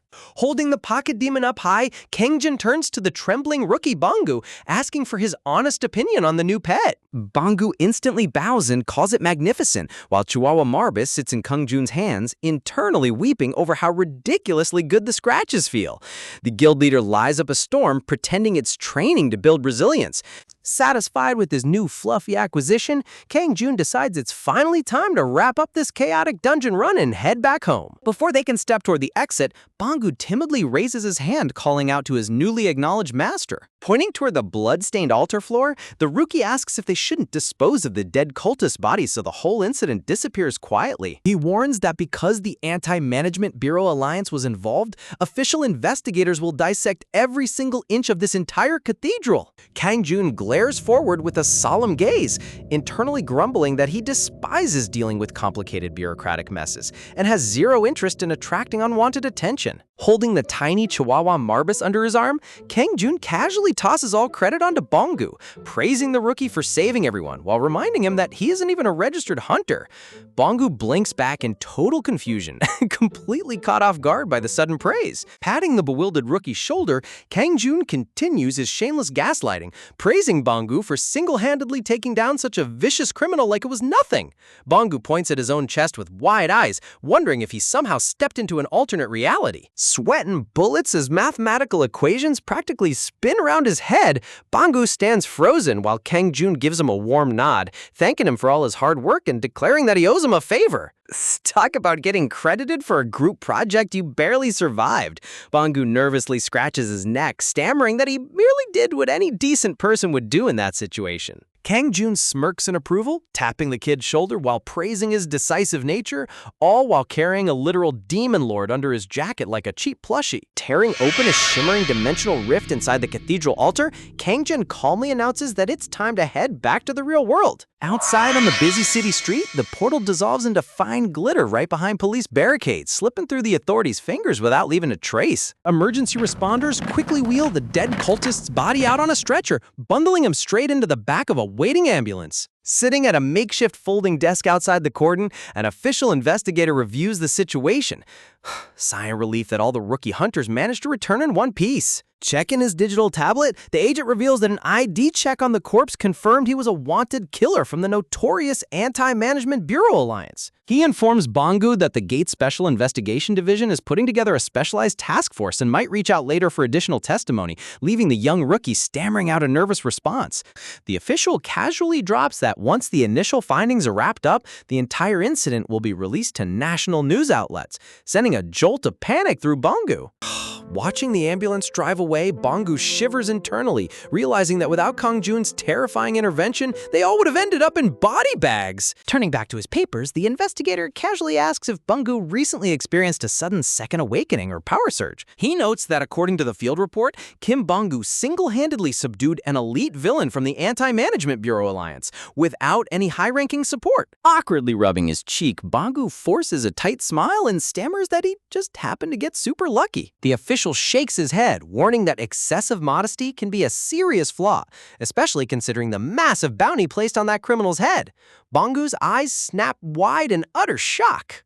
Leaning in with a hush-hush tone, the agent reveals that the reward sits in the hundreds of millions, meaning the Hunter Bureau is about to hand him a life-changing payout. He adds that major guilds will soon be fighting over him the moment the news breaks, declaring that rookie Kim Bangu is about to become a national celebrity overnight. Look at these hilarious imaginary news headlines popping up.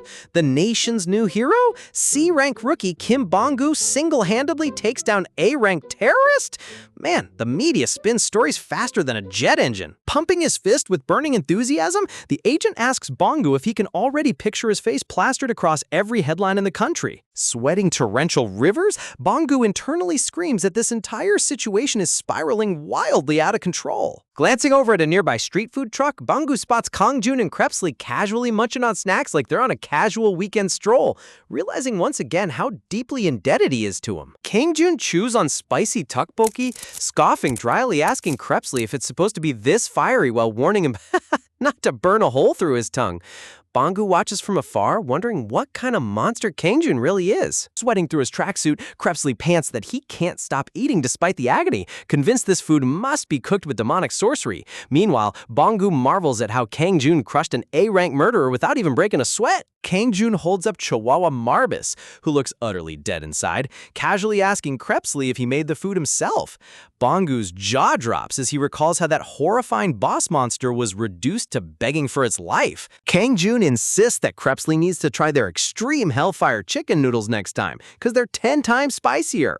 Bangu racks his brain, questioning why someone with godlike power would hide as a lowly porter. Krebsley's eyes sparkle with excitement as he looks forward to the spicy feast, while Bangu reaches the sensible conclusion that Kang Jun has to be an undisclosed S-ranker hiding his true identity. Clenching his gloved fist with intense resolve, Bangu admits to himself that he can't even fathom the depth of Kang Jun's true power. Looking up with fierce determination, the young hunter vows that no matter what it takes, he must convince Kang Jun to take him on as a personal disciple so he can grow stronger. Glowing pink magical light swirling in his thoughts, he reminds himself that obtaining the mythical elixir is his ultimate goal. Scene shifts to the bustling pedestrian street where crowd voices echo in the background. Kang Jun counts a fat stack of cash handed over by the duo, noting that it's far more than their original agreement, while Bangu insists it's a small token of gratitude for saving their lives. Pocketing the cash, Kang Jun bids them farewell, telling them to meet again if fate allows, but Bangu hurriedly steps forward, nervously asking if he can at least treat them to a proper meal. Waving his hand dismissively as he walks away, Kang Jun declines, stating his little sister is waiting at home.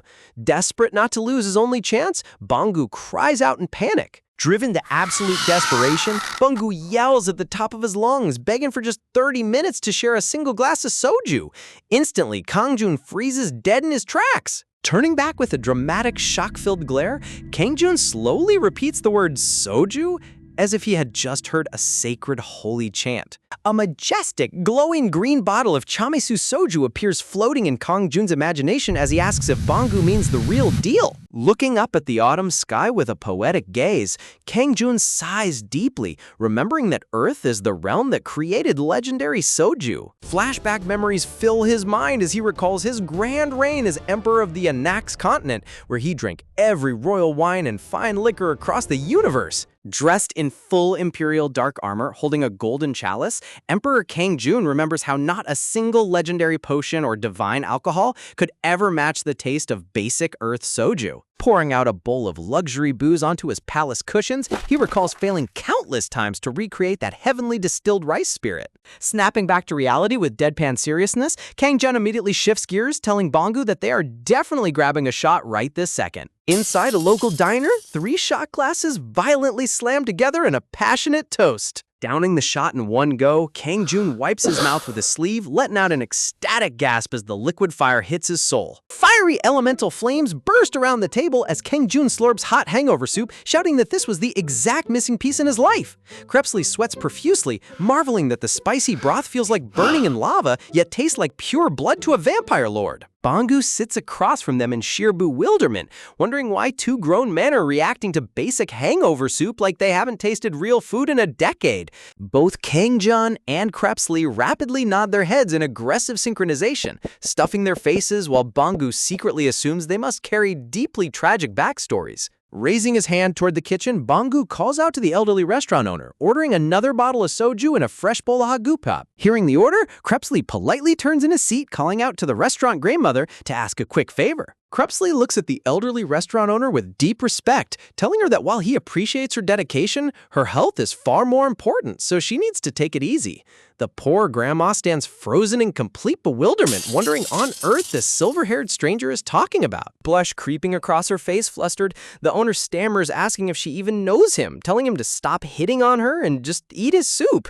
Crepsley dramatically places a hand over his heart, gazing down at the boiling red broth as if making a solemn vow never to waste a single drop of her noble sacrifice. Wiping a tear from his cheek, Crepsley marvels at how this woman can sacrifice her own blood to cook divine food while remaining so humble.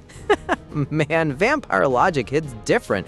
He literally thinks red pepper broth is human blood. Bangu stares across the table with wide, worried eyes, silently wondering what kind of heartbreaking trauma this old man must have endured to be weeping over a basic bowl of hangover soup. Meanwhile, Kangjun scarfs down his meal at light speed, knocking back shots of soju like water while dryly asking Bangu why he isn't eating his food. Polishing his spoon, Bangu stammers that he's taking his time, awkwardly adding that his name is actually Bangu, not whatever random nickname Kangjun just threw out. Kangjun casually pours another shot, waving his hand to dismiss the formalities, but Bangu instinctively bows his head and addresses him as sir anyway. Gathering up every last drop of courage, whispers, Bangu slowly raises his head, nervously asking if Kangjun would ever consider accepting him as his personal disciple. Kangjun stops mid-sip, staring down the rookie with a cold, deadpan glare before dropping a brutal single-word rejection. Oof! Talk about getting shut down faster than a pop-up ad. Bangu slumps his shoulders in total defeat,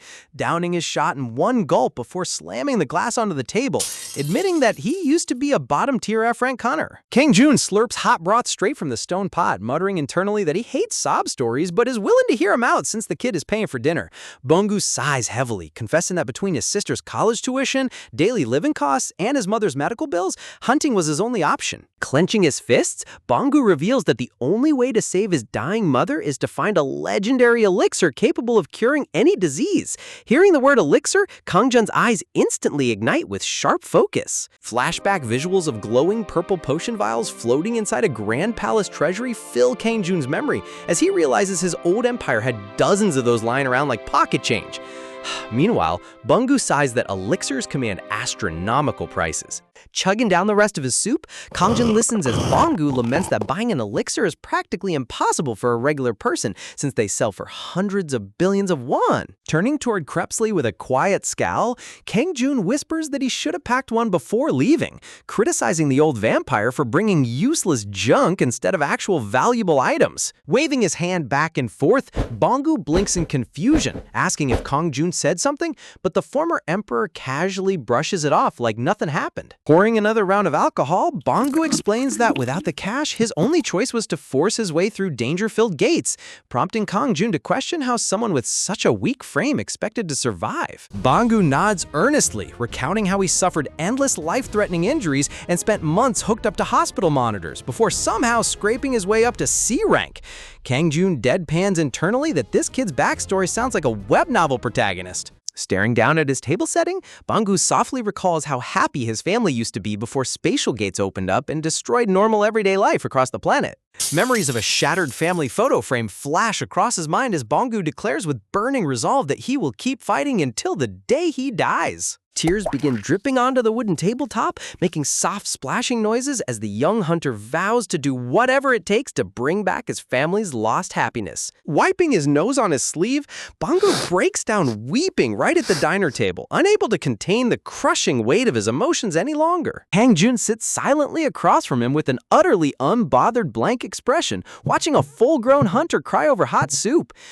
Man, Kangjun's emotional empathy slider is set strictly to 0. Clenching his trembling jaw, Bungu cries out that he has to become stronger right now because time is rapidly running out for his family. A dark, heartbreaking visual of his mother hooked up to life support machines in an ICU bed appears, highlighting the tragic clock ticking down on her life. Slamming his forehead down onto the table in a desperate bow, Bungu begs on his knees for just a single chance to learn under Kangjun's guidance. Kangjun scratches his cheek awkwardly, addressing him by the completely wrong name Bongwan while complaining about a grown man sobbing hysterically in a public restaurant. Wiping his tear-stained face, Bungu weakly corrects his name again, but Kangjun orders him to stop crying, sit up straight, and show some real confidence. Pushing himself up with energetic enthusiasm, Bungu shouts an eager yes, immediately agreeing to go by whatever name Kangjun feels like calling him today. Leaning in close, Kangjun tests the rookie, asking if he's truly prepared to execute any demand without complaint, while casually mixing up his name to Bongtae and Bong-A on purpose. Imagining a massive pile of household chores, Kangjun lists out intense duties, including vacuuming, laundry, cooking 3 meals a day, childcare, and walking the dog. Bungu tilts his head in utter confusion, thinking to himself that this disciple training sounds suspiciously like being hired as a full-time live-in maid, but enthusiastically accepts the offer anyway. Pouring another glass of soju, Kangjun smirks that having a domestic helper will relieve his younger sister's daily burden, before casually asking if he can borrow Bungu's legal identity. Holding up his index finger, Kangjun points toward a digital image of Bungu's hunter license, explaining that using his identity will save him the trouble and expense of registration fees. A glowing blueprint of a dungeon gate flashes in Kangjun's thoughts as he formulates his master plan. Visualizing himself walking behind Bungu while carrying massive supply bags into a sparkling gate portal, Kangjun plans to register raids under the kid's name while acting as a humble porter. Imagining Bungu standing under blinding spotlight rays, Kangjun smiles internally, realizing he can clear high-rank dungeons without dealing with media fame or annoying fans. Resting his chin on his hands, Kangjun gives the rookie a confident smirk, asking if he's ready to handle taking all the public credit and spotlight in his place. Meanwhile, out on the sunny city street, 2 young women spot Chihuahua Marbus resting near a pillar, squealing in delight at how cute the tiny dog looks. Puffing out his chest with regal, arrogant posture, Demon Lord Marbus snorts in rage, offended that lowly humans dare mistake a terrifying hellhound lord for a cute little house pet. Crouching down near the pavement, one of the girls reaches out her hand to pet him, while Marbus internally screams for her to back off before he unleashes demonic wrath. Scratching the tiny chihuahua right under his chin, the girl gushes over how soft his fur is. Marbus's eyes tilt back in absolute bliss, while his inner thoughts scream in total embarrassment over enjoying human scratches. Reaching into her tote bag, the girl places a large chew-bone treat right in front of him, offering it as a gift meant for her own pet puppy before walking away. Waving goodbye as she disappears down the street, the girl leaves tiny Marbus sitting all alone on the sidewalk, glaring down at the giant bone treat in total silence. Marbus bites into the raw bone with furious pride, telling himself he's only eating it as an imperial tribute from inferior subjects. But suddenly his eyes snap wide open in utter shock. Gnawing frantically on the treat like a manic demon dog, Marbus loses his mind in pure gastronomic ecstasy, declaring this flavor to be the ultimate creation of dark temptation. Freezing dead in his tracks as Kang Jun suddenly walks up behind him, Marbus drops the bone with saliva dripping from his jaw, stammering excuses while Kang Jun tells him to just keep chewing. Picking his teeth with a toothpick, Kang Jun sighs in annoyance as he looks back toward the diner entrance, complaining that the rookie couldn't even handle a few shots before passing out cold. Carrying the unconscious rookie over his shoulder like a sack of rice, Krebsley asks his master if they should just finish him off, but Kang Jun orders the vampire lord to carry him straight home.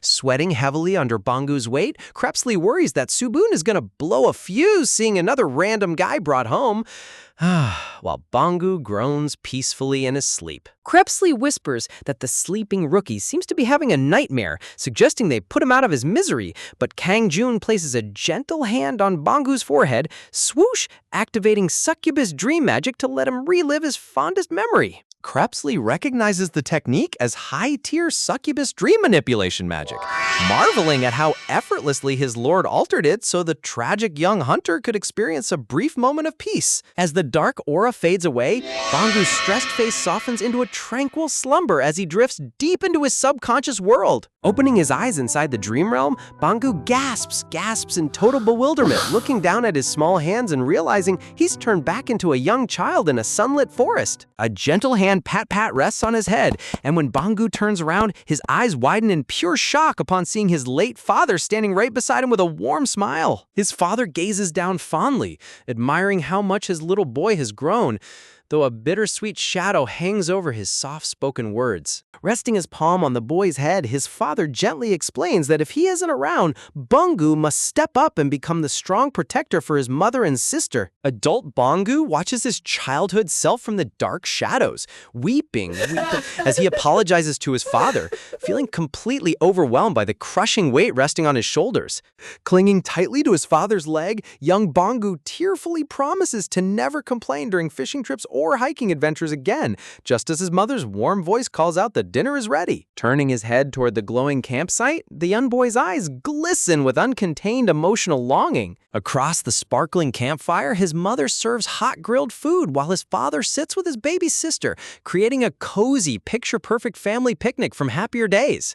Waving him over with a bright smile, his mother urges him to join them, causing tears to overflow down Bangu's cheeks as he gazes at the family he missed so dearly. As the wood crackle in the pit, his mother sets down a fresh plate, kindly asking why he's hesitating to eat his favorite home-cooked curry. Sniffling, sniffle, as he takes a bite of the curry, Bangu chokes back tears, stammering that the food tastes so overwhelmingly delicious. Looking up at his beloved family sitting together under the twilight sky, Bangu takes a deep breath to speak directly from his heart. Transforming back into his present self, Bangu looks at his parents with steady eyes, promising that they don't need to worry about a single thing anymore. Blushing with genuine determination, he vows that he will step up as the reliable head of the household and bear whatever burdens come his way. As the vision of his glowing family slowly dissolves into warm light, Bangu swears in his heart that he will restore true happiness to their lives. Sitting quietly beside the flickering flames,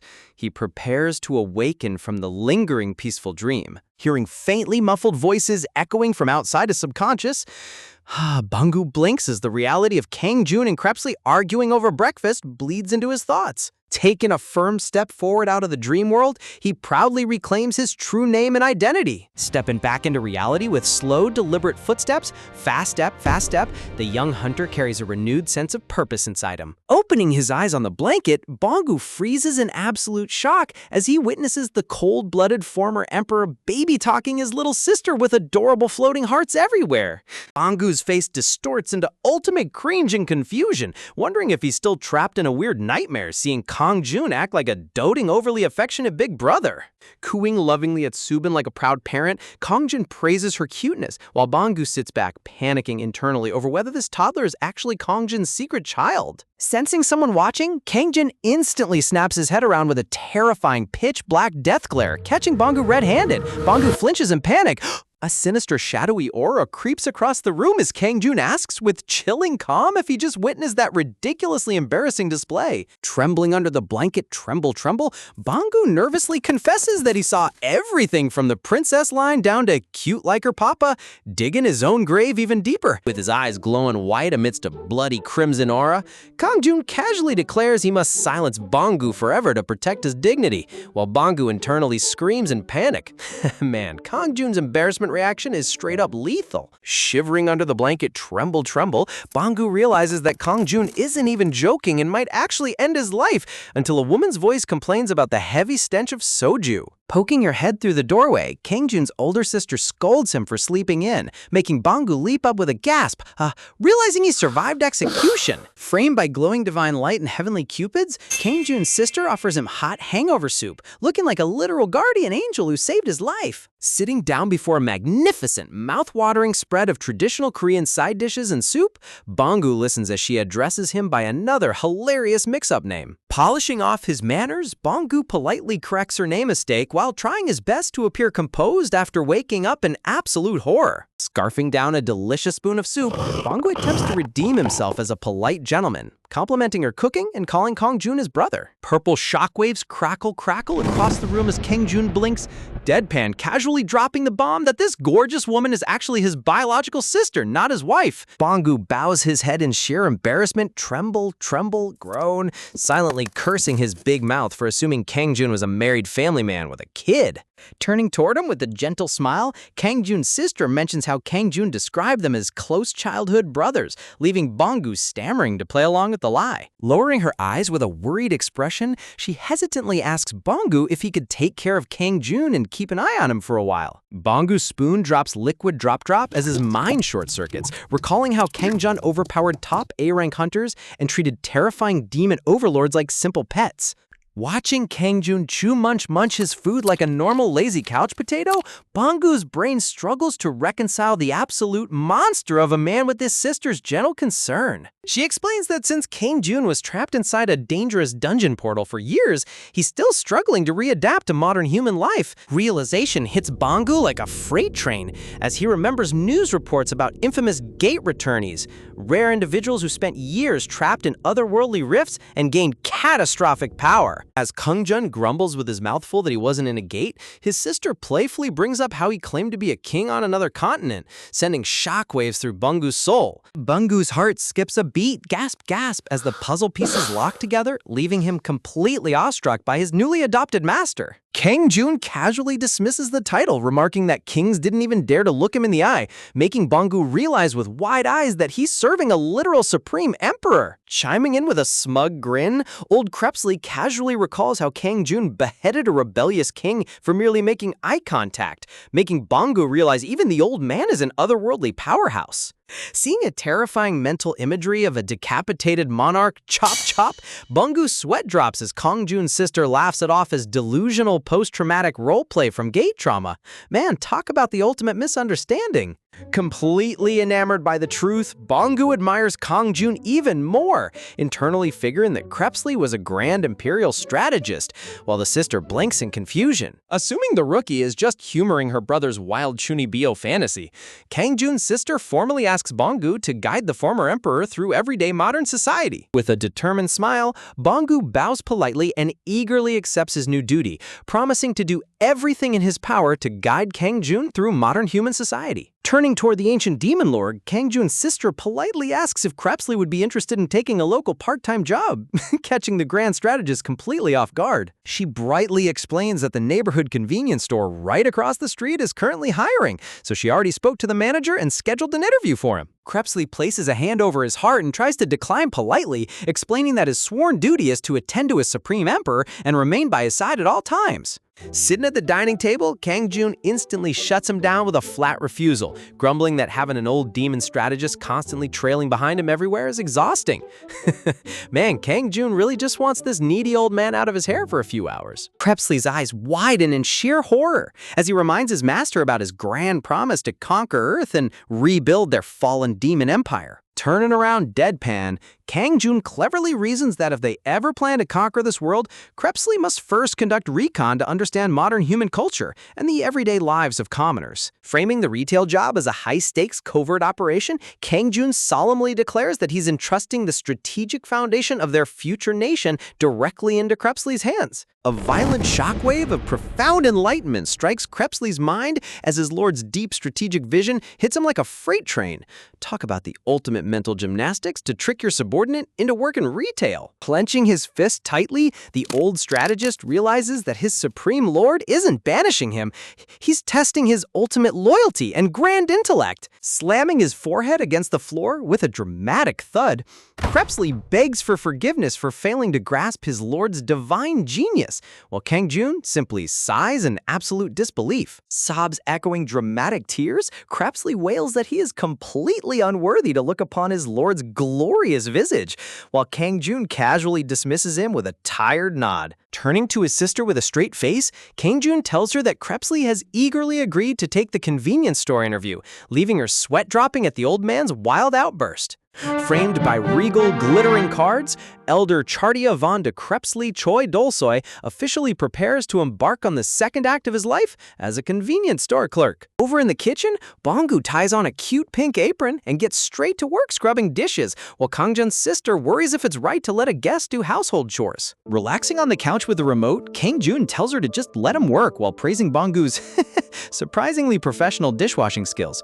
Look at this top-rank hunter using his high-tier agility stats just to scrub grease off pans. Suddenly, Kang Jun's attention is caught by an urgent news broadcast playing on the television console. On screen, news anchors warn citizens that newly appearing dimensional gates have a dangerous gravitational pull that sucks in all living beings within a 2-kilometer radius. Covering her mouth in sheer panic, gasp, Kang Jun's sister realizes their house is located right in the high-risk Gangnam zone, where gates appear most frequently. Kang Jun calmly reassures her that everything will be fine, right as little Subin totters into the room calling out for her favorite big brother. Man, the way Kang Jun's stoic face softens around this kid is pure serotonin. Bright flowers bloom in the air as the adorable toddler happily hugs the dark demon hound, blissfully unaware that she's cuddling a terrifying abyssal monster. Squishing the miserable hound's cheeks together, Subin coos sweetly that she wants to give the doggy a giant kiss, sending the demon pet into an absolute panic attack. Seeing her lean in, Kang Jun's face darkens as he sternly warns the princess that she shouldn't do that. Cracking his knuckles with a terrifying pitch-black villainous grin,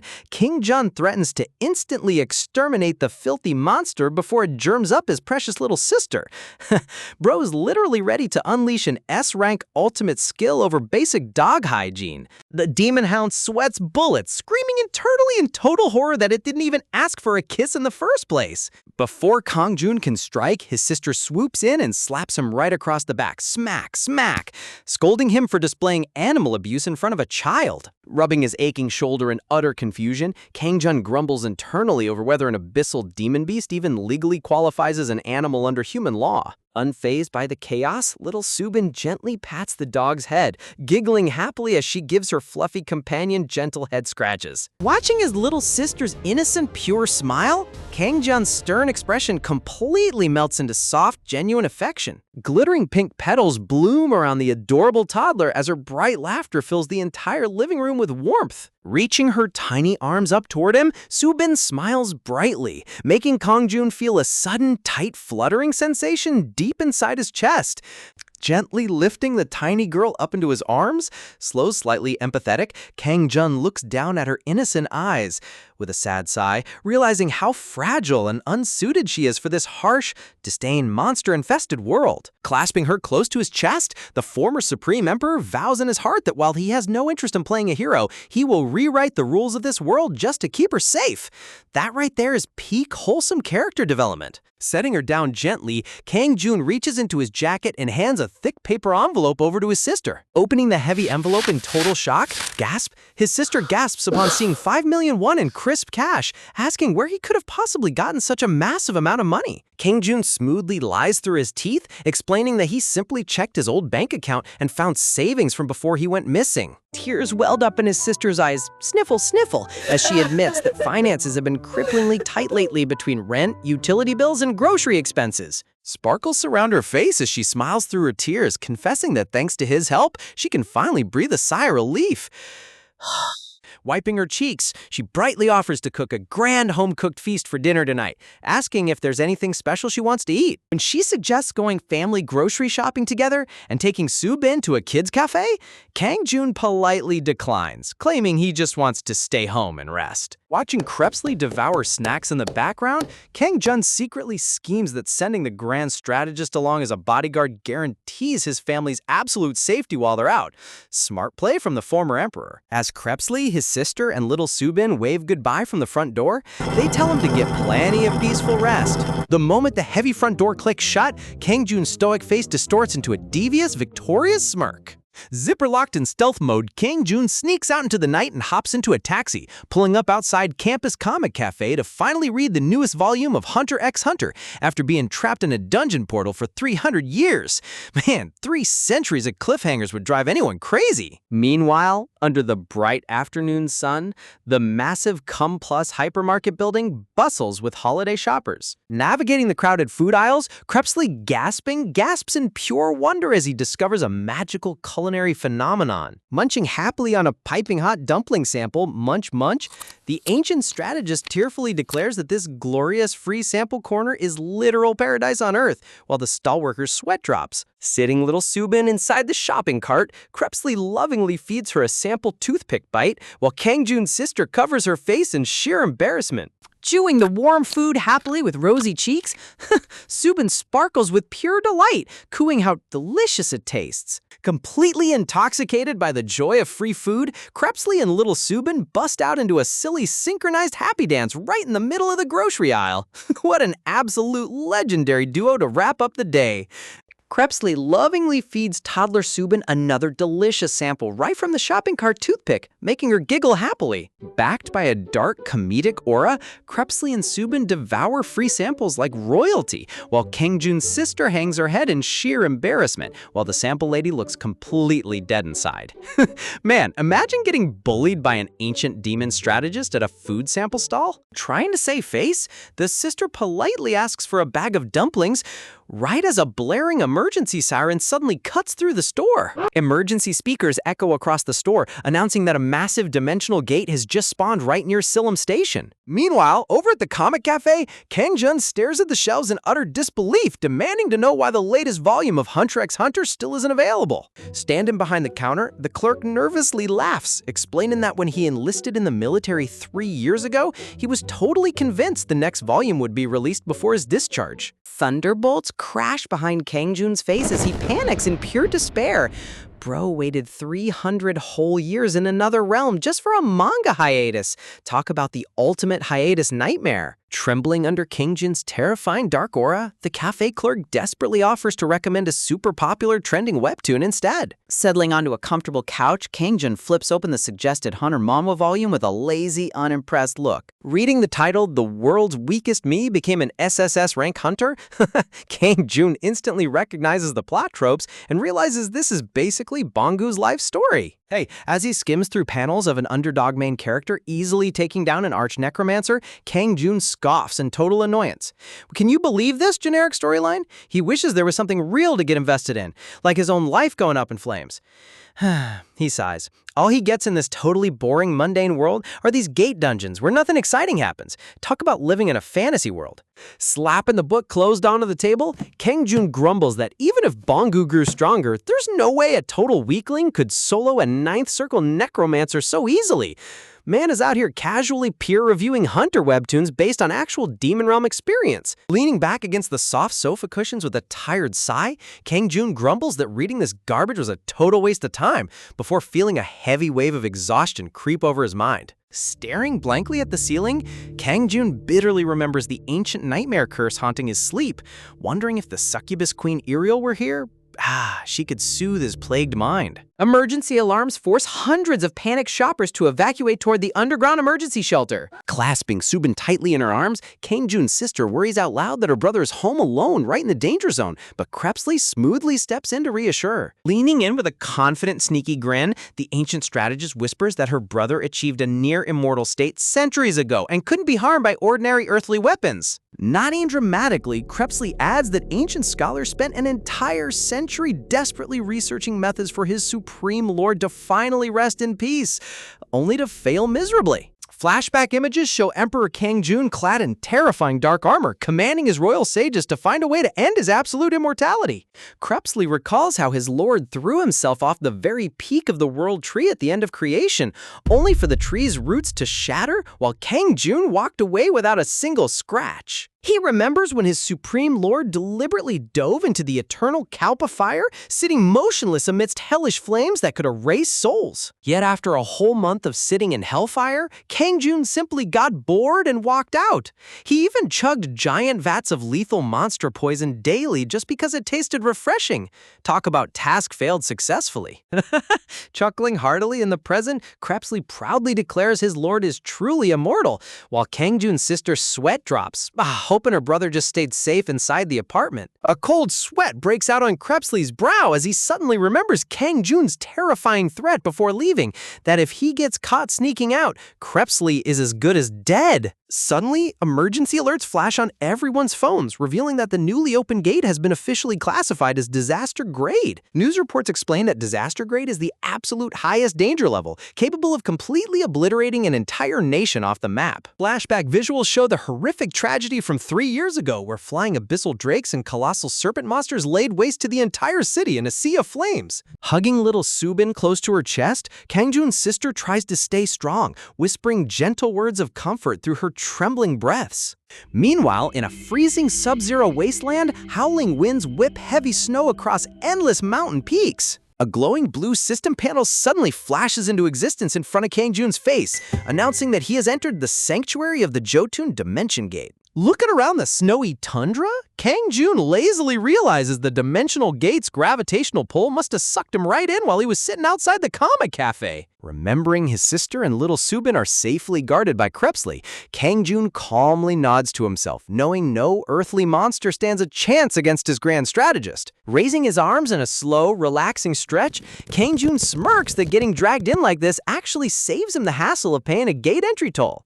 Leave it to this guy to look at an apocalyptic gate like a free amusement park entry. Across the snowy plain, a colossal horde of blue-skinned frost giants roars in unison, charging across the icy valley. Strolling straight into the oncoming monster army with a relaxed grin, Kang-jun welcomes the endless wave of punching bags to cure his boredom. Over on the main battlefield, high-tier hunters are desperately fighting for their lives against giant frost beasts. A young hunter staggers back in shock, terrified by the sudden onslaught of high-rank monsters. Ranked 10th among S-rank hunters, speed sorter Chu Ji-hoon unleashes rapid blue sword slashes against a towering frost giant. The blue frost giant roars violently, swinging a massive battle axe down that shatters the frozen earth beneath them. Sliding across the snow with lightning agility, Chu Ji-hoon barely dodges the blow, while nearby low-rank hunters watch in complete awe. Battered low-rank hunters collapse onto the bloody snow, lamenting that without an S-rank hunter carrying them, they'd all be total fodder. Standard hunter raid suffering right here. With a blinding flash of cyan light, Cho Ji-hoon cuts down another massive frost giant in a single strike. Dropping to his knees and digging his sword into the ice, the S-rank sworder pants heavily in sheer exhaustion. Sweating bullets, the young hunter panics upon seeing their top S-rank fighter critically wounded with dozens of giant monsters still remaining. Looking around at their bloody, exhausted team, the hunters despair over whether they could ever hope to defeat the gate's true boss. The young hunter trembles violently as terrifying memories of the catastrophic incident 3 years ago flash through his mind. A sudden, eerie stillness washes over the frozen snowfield as the bitter wind mysteriously drops to a whisper. Suddenly, a massive blue system notification flashes across the air, declaring that all snowfield giants have fallen. The surviving hunters gawk in total brain-melting shock, watching every single frost giant collapse dead simultaneously. Talk about the ultimate off-screen wipeout. The colossal frost giant boss freezes in utter shock as Kang Jun casually walks right past the trembling hunters, heading straight toward the final boss without a single care in the world. Ground-shaking thuds resonate across the freezing tundra as Hrimthurs, the giant boss, proudly boasts that he is the sacred guardian of Niflheim and the apostle of the almighty Jotun god. Glares menacingly with glowing blue eyes, the giant beast sneers that before executing mortals for daring to intrude upon the Jotun sanctuary, he demands an answer to one single question. He crushes a helpless human hunter inside his colossal fist, growling through grit teeth, demanding to know the whereabouts of a mysterious entity. Bro really thinks a mortal hunter keeps track of high-tier cosmic beings. Dark, oppressive pressure radiating from the giant boss heavy weighs the entire snowy battlefield, choking the breath right out of the surviving raid party. Screaming in agony, the captured hunter coughs up blood as Hrimthurs tightens his grip, repeating his demand with terrifying bloodlust. With a brutal toss, the beast hurls the broken hunter across the frozen floor like a discarded rag doll. Towering over the bloody snowfield, the giant boss roars at the top of his lungs, commanding his target to stop hiding like a coward and show themselves. Battered and bleeding out on the ice, the remaining low-rank hunters collapse in despair, sobbing that with S-rank Cho-ji-hoon taken down in one blow, everybody is doomed. Sweat dripping down his trembling face, young hunter Bangu grits his teeth in sheer panic, desperately whispering to himself that he absolutely cannot afford to die here. Clinging to memories of his beloved family and the tiny glimmers of hope he just started finding, Bangu forces his exhausted legs to sprint away from the monster. Tears streaming down his face, he runs for his life through the blizzard, refusing to let his story end in this freezing wasteland. A sudden icy shockwave slams into Bangu's back, knocking him head over heels onto the frozen ground. Shadowing over the helpless young hunter, Hrimthurs mocks the arrogant mortal, croaking that no prey ever escapes the guardian of Niflheim. Pinning Bangu under his terrifying blue visage, the giant prepares to end his life, while Bangu stares up in pure dread. Talk about being at the absolute worst place at the worst time. Sudden seismic thuds rumble beneath the snow, freezing the giant boss right in his tracks. Glaring into the swirling snowstorm, Hrimthurs narrows his eyes, sensing a terrifying presence step into the open. Looking up from the snow in utter confusion, Bangu blinks through his tears, wondering what could possibly stop the monster from crushing him. Emerging from the icy mist, an entire army of reanimated frost giants, glowing with eerie purple necrotic flames, stands in formation. Bangu's jaw drops in complete disbelief as he realizes the massive force standing before him isn't an enemy wave, but reanimated shadow puppets. Rubbing his eyes in total shock, Bangu recognizes the familiar face riding atop the lead shadow giant. Sitting comfortably in casual clothes with a cozy hoodie, Kang Jun offers a calm, friendly smile amidst a graveyard of giant corpses. Sitting cross-legged on top of a giant monster's head like it's a cozy living room sofa, Kang Jun casually asks what Bangu is doing out here in the snow. Man is treating an apocalyptic disaster gate like a weekend stroll in the park. Staring up from the freezing snowbank with wide eyes, Bangu stammers out his absolute confusion, asking why his brother is riding a gigantic monster. Smirking cheerfully, Kang Jun chuckles that one thing simply led to another, adding how glad he is to find Bangu safe and sound. Looking around at the endless wave of dark necrotic frost giants, Bangu's sweat drops, realizing his casual brother was the one who effortlessly wiped out the entire horde. Veins bulging across his temple, Hrimthurs gnashes his fangs in rage, calling out to his fallen brethren who were forced into dark servitude. Glowing with lethal purple energy, the shadow giant army glares down at Hrimthurs, their collective killing intent suffocating the ambient air. Refusing to back down, the giant boss roars violently, declaring himself the supreme apostle of the giant whose mouth was sawn shut and warning them not to defy a god. Watching from the snow, Bangu trembles nervously, realizing the terrifying target this cosmic beast has been hunting for all along is none other than Kang Jun. Enraged by the desecration of his clan, Hrimthurs blasts Kang Jun for using crude necromancy to bind the souls of giant warriors into eternal torment. Charging forward with earth-shattering force, the giant boss vows to tear the mortal to pieces and avenge his fallen brethren. Panicking at the top of his lungs, Bangu screams for Kang Jun to run away, warning that this monster took out an S-rank hunter in a single strike. Strolling forward with hands tucked lazily inside his hoodie pockets, Kang Jun smirks that stomping arrogant bosses is the best part, so why would he ever run away? Look at this absolute Chad casually main charactering right in front of his little bro. A surge of terrifying black energy bursts from Kangjun's body, instantly freezing the giant boss's charging attack midair.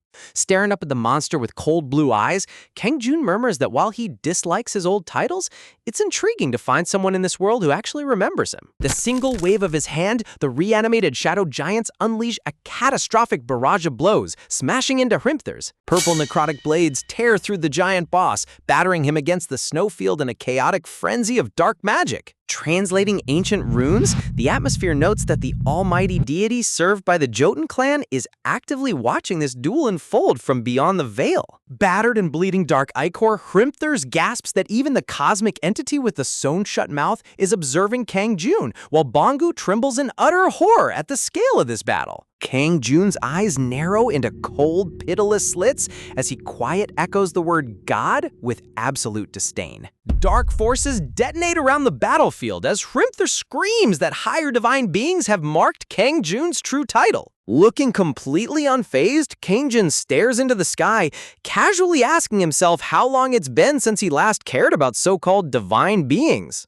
Flashback visions reveal Emperor Kangjun standing over slaughtered ancient dragons, immortal martial grandmasters, and elf queens, beings who claim to be absolute gods yet couldn't last a single round against him. Backed by grand constellation seals of ancient mythic gods, Kangjun remembers how he grew so bored of his endless immortality that he used to pray for a real god to challenge him. Looking up at the colossal frost giant with a bored expression, Kangjun casually asks if Hrimthur honestly believes a god is stronger than him. Man is out here casually asking if God wants these hands. Raising his right hand, a concentrated sphere of terrifying dark antimatter sparks at the tip of Kangjun's finger as he coldly tells the monster to pass a message to his deity. Tell him is dead if they ever meet. A blinding beam of pure obliteration erupts from his finger, instantly vaporizing the sky and blasting straight through Hrimthur's. Trembling in paralyzed terror, the giant boss gasps as black necrotic flames consume his giant body from the inside out. In a horrific display of absolute authority, Hrimthur's giant corpse is melted down and bound into a towering stack of undead skeletal minions under Kangjun's total command. Staring with wide, trembling pupils, Bangu drops to his knees in complete brain-melting shock, muttering in pure horror at the terrifying godlike power of his brother.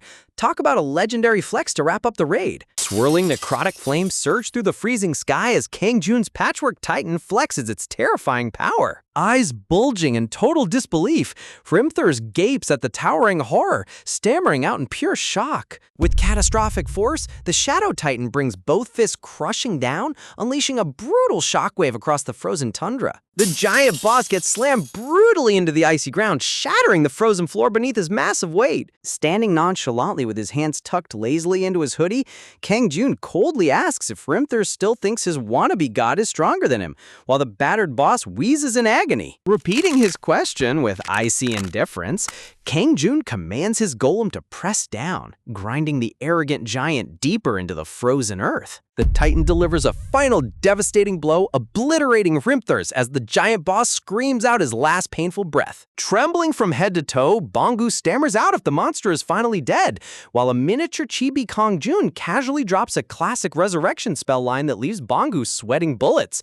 Man is out here dropping ominous death flags like it's a casual joke. Just to be 100% sure the boss stays down for good, the Shadow Titan continues hammering the corpse into fine frozen powder. Watching the brutal beatdown, Bangu whimpers that the boss has been pounded into pure pulp, while Kangjun casually strokes his chin, remarking that crafting this felt just like playing with slime. An adorable visual tutorial pops up showing a toddler mixing slime, as Kangjun sincerely explains that he applied early childhood sensory play principles to mold his golem.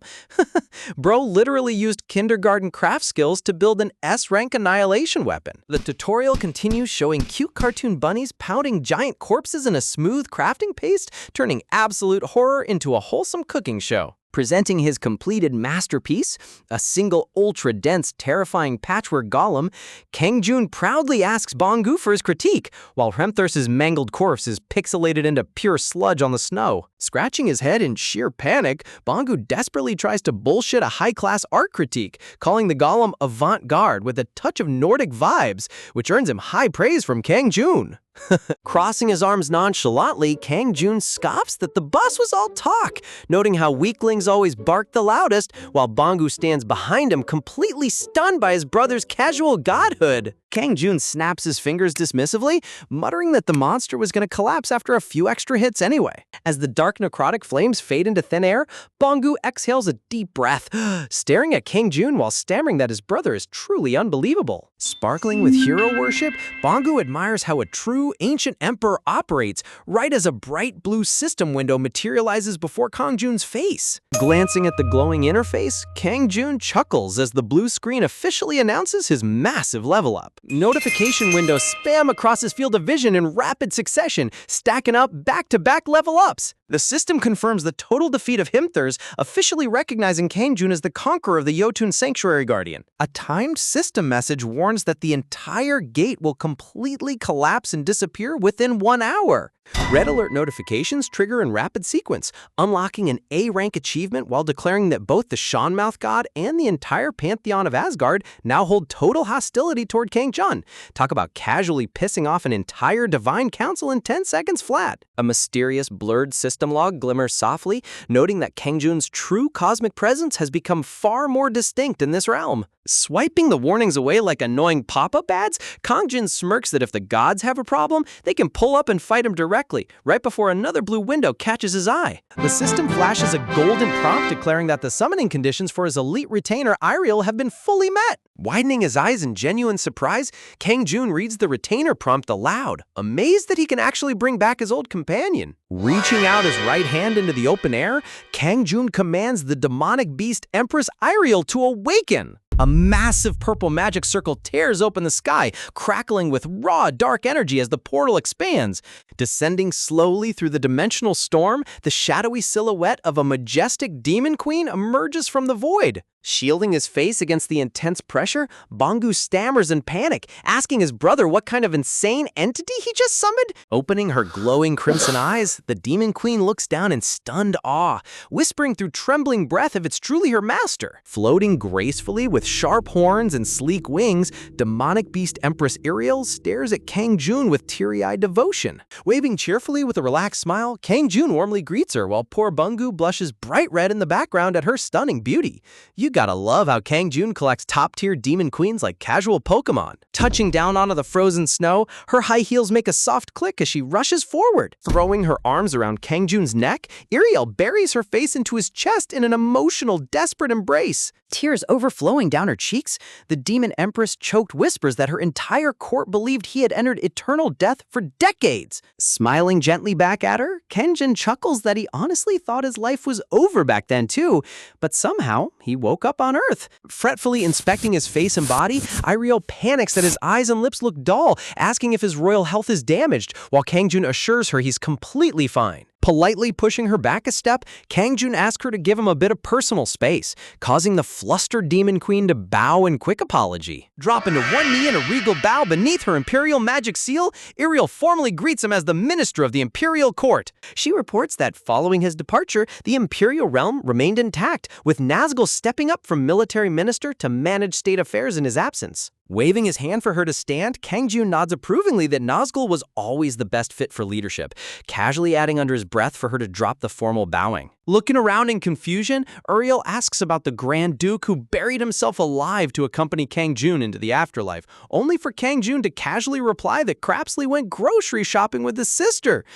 Her brain literally short-circuited right there. Reassuring her that everyone is doing great, Kang Jun suggests walking back to his apartment to catch up on the rest of the Empire's news. Turning his head toward Bangu, Kang Jun calls out to his admirable little brother, sending a chill of pure dread down Bangu's spine. Casual as ever, Kang Jun explains that since he snuck out, he needs to sprint home before his sister notices, dumping the entire gate cleanup duty onto Bangu. With a cheerful call, Kang Jun vanishes into thin air on the count of 3, leaving Bangu reaching into empty space in utter horror. The freezing wind whistles over the desolate wasteland, showing the battered, unconscious body of S-rank hunter Chu Ji-hoon buried in the snowbank, while Bangu whimpers in despair. Staring down at the broken S-rank hunter, sweat dripping down his face, Bungu nervously wonders if he can somehow bribe or cover this mess up just like last time. What a legendary way to wrap up an absolute chaos raid. Outside the city street, heavily armed security personnel and police officers establish a strict perimeter behind yellow barricades, while a tense crowd gathers in the distance. Step by step, Administration Bureau Director Seo Dochel approaches his subordinate, urgently asking to inspect the official hunter roster deployed for the first clearance team. Handing over the confidential document, the assistant reports that 20 elite hunters were sent into the fray, spearheaded by the S-rank powerhouse Chu Ji-hoon. Scanning through the file with a stern expression, Director Seo asks if there are any other noteworthy combatants currently trapped inside the high-risk gate. The assistant points out an unusual addition, mentioning a rising C-rank rookie who previously subdued an A-rank criminal at a previous portal incident. You gotta love how the higher-ups are completely clueless that this rookie carries god-tier power. Rubbing his forehead, Director Seo mutters under his breath, regretting that such a promising young prospect might have lost his life before reaching his full potential. Just as he lamentably sighs over the expected sacrifices, gasp! The sky suddenly erupts with a colossal swirling vortex of violent crimson mana. Screeching through the atmosphere, the massive red portal violently twists, distorting space itself above the city skyline. Cracks rip open across the fabric of the spatial anomaly as the immense pressure inside begins to destabilize. In a sudden burst of brilliant light, the gate rapidly shrinks into a tiny pinpoint before vanishing completely into thin air. Director Seo gapes in utter astonishment, wondering if the strike team actually succeeded in clearing a disaster-rank gate. With a series of dull thuds, unconscious bodies rain down onto the hard pavement right in front of the stunned military barricade. Surrounding spectators erupt into deafening cheers as they realize the terrifying gate has been officially eradicated. Spotting movement among the fallen raid members, the alert assistant points excitedly toward a lone survivor stirring on the ground. Director Seo rushes forward with wide eyes, completely baffled to see the very rookie he was just mourning sitting upright. Scratching the back of his head with an embarrassed chuckle, Bongru awkwardly sits up while the assistant loudly confirms his identity. Man literally became the sole standing hero by accident while Kang Jun snuck home. An official system pop-up window shines brightly, crowning Hunter Kim Bonggu as the heroic C-rank survivor who conquered the gate. Meanwhile, national television broadcasts breaking news, confirming that the Silum Station disaster rank gate has been successfully neutralized. Broadcasting Director Seo's photo on screen, the news anchor praises the bravery and sacrifice of the emergency clearance team for protecting public safety. Back at the apartment, Kang Jun turns around toward the kitchen, casually asking his older sister when dinner will finally be served. Sweat dripping down his forehead, Kang Jun whispers in silent terror, looking down at his true, inescapable boss battle. Forget disaster-rank monsters, nothing in the universe strikes fear like a toddler with unlimited energy. Reaching out her tiny chubby arms, cute little Sayori gleefully demands her papa play the store game all over again. Forcing a strained, nervous smile, Kang Jun stammers that he's having absolute fun, completely powerless against his little princess. Camera zooms in on the brightly colored Doctor Calculation playset, complete with fake money and plastic groceries. Kang Jun's soul violently shakes with dark rage as he inwardly curses the greedy toy manufacturer who designed this endless loop of psychological torture. Broke and destroy ancient gods in seconds, but a $10 cashier toy broke him. Kneeling down politely on the playmat, cute little Sayori sweet-talks her dad into placing another order. Defeated, Kang Jun gently sets a tiny toy milk carton on the floor, flatly stating he'd like to buy it. Scanning the item with her plastic barcode scanner, Sayori cheerfully demands 8,000 won for a single carton of fake milk. Kang Jun nervously attempts to negotiate the absurd price hike, politely suggesting that 8,000 won is a bit steep for simple grocery milk. Slamming her tiny fists onto the carpet, Sayori puffs her cheeks in adorable fury, screaming out that the price is non-negotiable. Talk about an absolute dictator of toddler economics. Handing over a stack of play cash, Kang Jun surrenders completely as Sayori sweetly bids her customer a safe trip home. Holding out the cash with sparkling starry eyes, Sayori immediately demands they reset and play the entire shopping process again. With dark, hollow eyes and a looming demonic wolf spirit behind him, groans King Jun that they've been stuck in this infinite purchase loop for 3 straight hours. Sitting comfortably on the living room sofa, Grand Duke Crabsley and Ariel quietly observe the horrifying scene playing out on the carpet. Nodding her head in serious agreement, Ariel solemnly nods along to Crabsley's grave assessment of the situation. Crabsley dark whispers that the princess possesses a terrifying trait. Once she takes interest in an activity, she refuses to stop until sheer exhaustion knocks her out. Sitting on his dog bed, the reanimated black puppy inwardly grumbles that the young princess inherited the terrifying, relentless cruelty of her immortal father. Cupping his hand over his mouth, Crabsley whispers to the group that he officially dubbed this torture device the calculation game of eons. The black puppy wags its tail approvingly at the epic name, while Ariel urges everyone to stay on high alert lest they be subjected to the game next.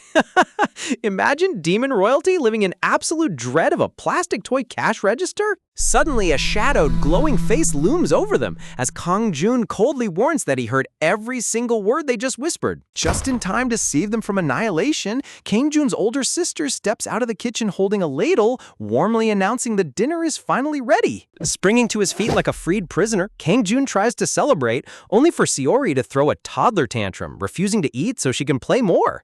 As his sister puts her hands on her hips and sternly scolds Saori, Kang Jun inwardly cheers her on with tears of profound gratitude. Shaking her head softly, his sister lovingly gives in, telling Saori she can resume playing with her dad the moment she finishes her meal. Pure, unadulterated horror strikes Kang Jun like a bolt of thunder as his sister casually extends his prison sentence. Looking up with sparkling, teary puppy eyes, Saori sweetly asks her papa if they're really playing again after eating. Clutching his chest as if struck by a fatal blow, Kang Jun's dad instinct surrenders completely to her irresistible cuteness. S-rank monarch down, defeated by pure baby ego. The camera pans over a mouth-watering spread of steaming ribs, savory pancakes, and gourmet side dishes covering the entire table. Sitting down at the dining table, the sister glances curiously across at Ariel, asking Kang Jun who this mysterious, stunning young lady is. Standing up gracefully, Ariel bows respectfully, introducing herself as the minister of the imperial court serving under Kang Jun. Placing her hand over her heart with regal poise, Ariel formally offers her deepest respects, declaring it a supreme honor to sit in the presence of her liege's family. Looking concerned across the dinner table, his sister leans toward Kang Jun, whispering that Ariel still seems mentally unstable despite her polite manners. Kang Jun flatly replies that she is completely fine, but his sister insists that while her physical body might be okay, her mind is clearly lost in some intense fantasy roleplay. Turning her attention directly to the demon court minister, the sister asks with genuine curiosity how she ever became friends with King Jun and managed to find her way to their home. Taking a quick sip from his cup, King Jun smoothly covers for her, claiming they just bumped into each other on the street earlier today. Thank goodness he warned Ariel to hide her demonic horns and wings before his sister got back, or this dinner would have turned into an emergency exorcism. Suddenly, his sister squints suspiciously, pointing out that Kang Jun never left the house today. Choking on his drink, Kang Jun stammers in panic, claiming he just popped out to the neighborhood convenience store for a second. Scolding him sternly, his sister reminds him how dangerous it was outside today with that catastrophe-rank gate breaking open. Man, if only she knew her brother literally erased that catastrophe gate in 5 seconds flat during his convenience store run. Dejectedly stirring his rice bowl, Kang Jun hangs his head in defeat, quietly apologizing like a child who got caught staying out past curfew. Sitting nearby, Grand Duke Crabsley furiously scribbles notes into a journal like a news reporter, writing down how the Supreme Emperor was reprimanded by his sister and surrendered meekly. Talk about a court official leaking royal drama in real time. Glaring down Crabsley with a pitch-black demonic face, Kang Jun grips his metal spoon tightly, coldly asking the old Grand Duke how old he is this year. When Crabsley answers over 1,200, Kang Jun grimly notes that he has certainly lived a long enough life. Dark aura violently erupts from Kang Jun as he prepares to execute his court official right over dinner. Sensing the murderous atmosphere, his sister slams the table, commanding both of them to behave themselves. Turning back to Ariel, the sister politely asks where she currently lives, suddenly realizing that the poor girl might not even have a proper roof over her head. Looking down with an embarrassed expression, Ariel softly apologizes, confessing that she hasn't managed to secure any lodging in this unfamiliar human world yet. Gasping in dramatic horror, the sister refuses to stand by, imagining poor Ariel sleeping on the cold street covered in old newspapers behind trash cans. The artist's chibi drawing of homeless Ariel is top-tier comedy. Ariel timidly hesitates, saying she couldn't possibly impose on the imperial household, but the sister refuses to take no for an answer, demanding to know if she seriously planned to sleep outside in a city full of monsters? Leaning across the table with extreme seriousness, whisper, the sister points her finger at Ariel, preparing to lay down the law. With blinding light radiating behind her, the sister loudly announces that what she's about to say is an absolute imperial decree. Clutching her heart with utter dramatic passion, she commands that Ariel must stay at their house until she finds a proper place to live. Without a single second of delay, Ariel drops into a full martial Nebo right onto the floor, roaring that she shall gladly obey Her Highness's imperial command. Blushing bright red from her own cringy roleplay line, the sister awkwardly asks her to rise, while in the background, Kang Jun bursts into a quiet fit of uncontrollable giggles.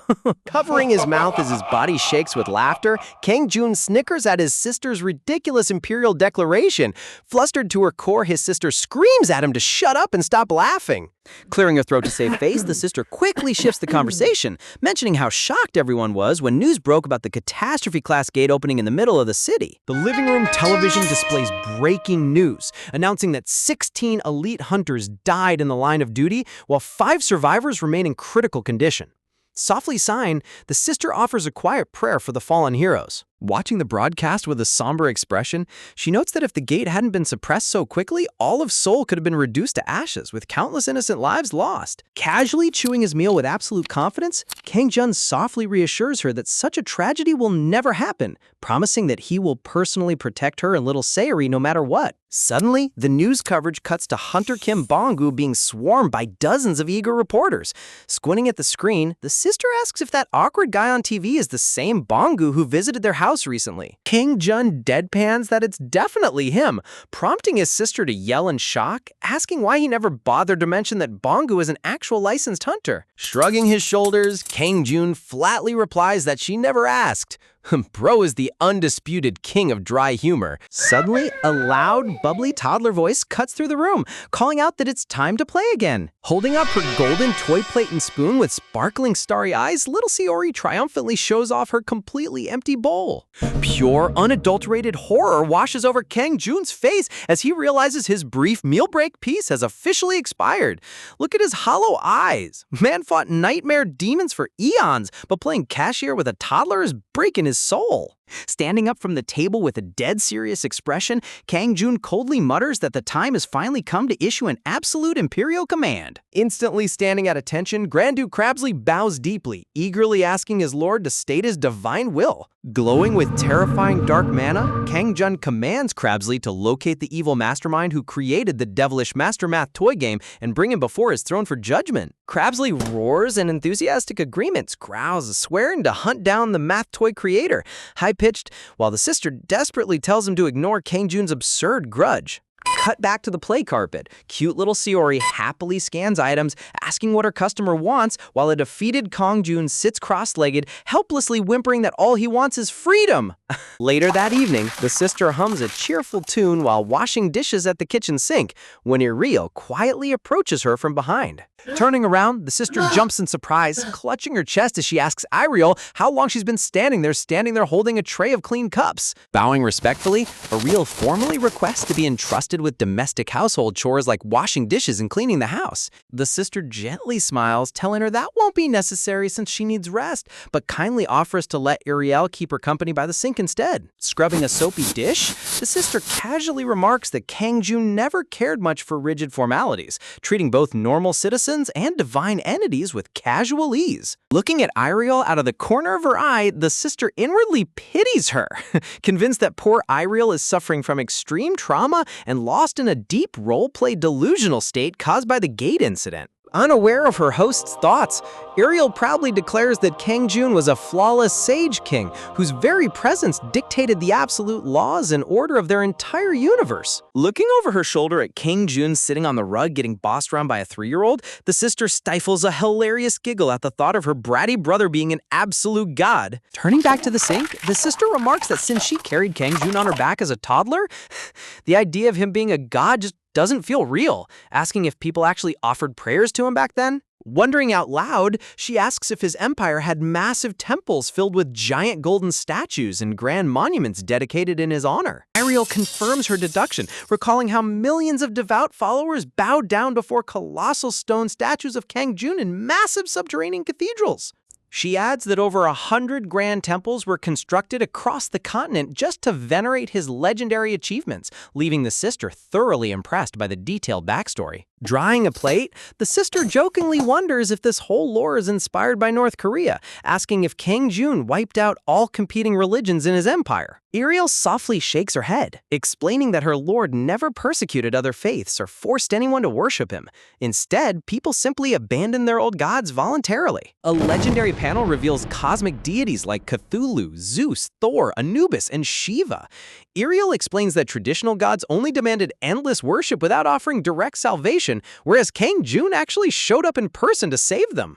Visualizing Kang Jun standing triumphantly over mountains or defeated demonic beasts with a divine halo, Ariel fondly recalls how he personally ended eternal wars and single-handedly defended humanity from extinction.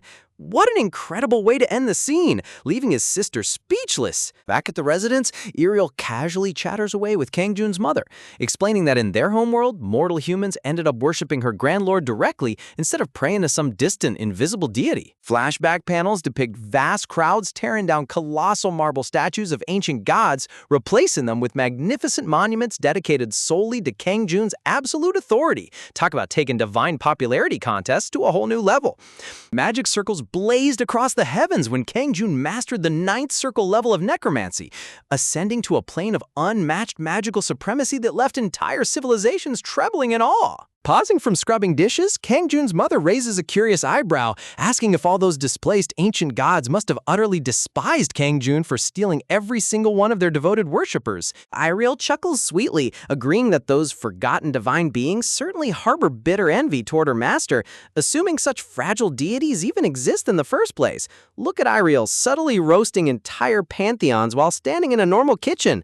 Suddenly, the loud chime of a ringing cell phone breaks their peaceful conversation as Kang Jun's mother dries her hands and opens the refrigerator to grab some fresh fruit for her guests. Glancing down at the flashing screen on the dining table, she notices the caller ID reads convenience store owner and wonders out loud why the shop manager would call it such an odd hour. Hearing the kitchen chatter, the white-haired elder demon butler overhears Kang Jun's mother taking the call, leaning around the corner with sharp ears to catch every word. Politely wrapping up the call, she thanks the shop owner for always looking out for their family, while the old demon butler stands frozen in total confusion right behind her. Turning around with a flustered expression, Kang Jun's mother asks the elder demon butler if he's truly prepared to attend his scheduled job interview tomorrow afternoon. The old demon's eyes pop out in utter horror as she reminds him that his part-time convenience store interview is set for 3 o'clock sharp, causing him to sweat bullets on the spot. A dark, dramatic backdrop explodes behind his frantic thoughts. Is this really happening? Could securing a basic minimum wage cashier job be the grand first step toward establishing their ultimate sovereign empire on Earth? Manhwa logic at its finest. The next day at the retail store, the middle-aged shop manager sits behind a small plastic table, staring bewilderingly at the applicant's resume form while trying to make sense of the situation. Sitting completely stiff in a full formal tailcoat suit, the elder demon's sweat drops under the manager's judging stare as the owner asks if he isn't sweltering alive wearing such fancy attire. Trying to ease the tension, the manager apologizes for rushing the interview, admitting that ever since yesterday's violent terror incident, all his previous part-time workers panicked and quit overnight. When the owner mentions hearing from Subin that the old man has been suffering from memory loss since the gate attack, the elder demon screams out in agreement, sweating so intensely it looks like a literal waterfall pouring down his face. Panicking internally, the old butler reminds himself that no matter what happens, he cannot fail his very first mission in this realm, especially since his current societal societal rank in this household is basically below the family pet. The store manager reassures him that the morning shifts are extremely relaxed, consisting mostly of routine customer service, shelf stocking, and basic floor cleaning. Overwhelmed by determination, the elder demon slams into a violent 90-degree bow, screaming at the top of his lungs that he will work until his very bones crumble to dust and his body shatters into pieces. The poor store owner waves his hands in absolute panic, pleading with the overzealous applicant that he doesn't need to sacrifice his soul, just please try not to be late for shifts. Bending over backward with theatrical passion, the old demon wails that working at a convenience store has been his lifelong dream and supreme life ambition. The store manager's terrified face in this panel is absolute comedic gold.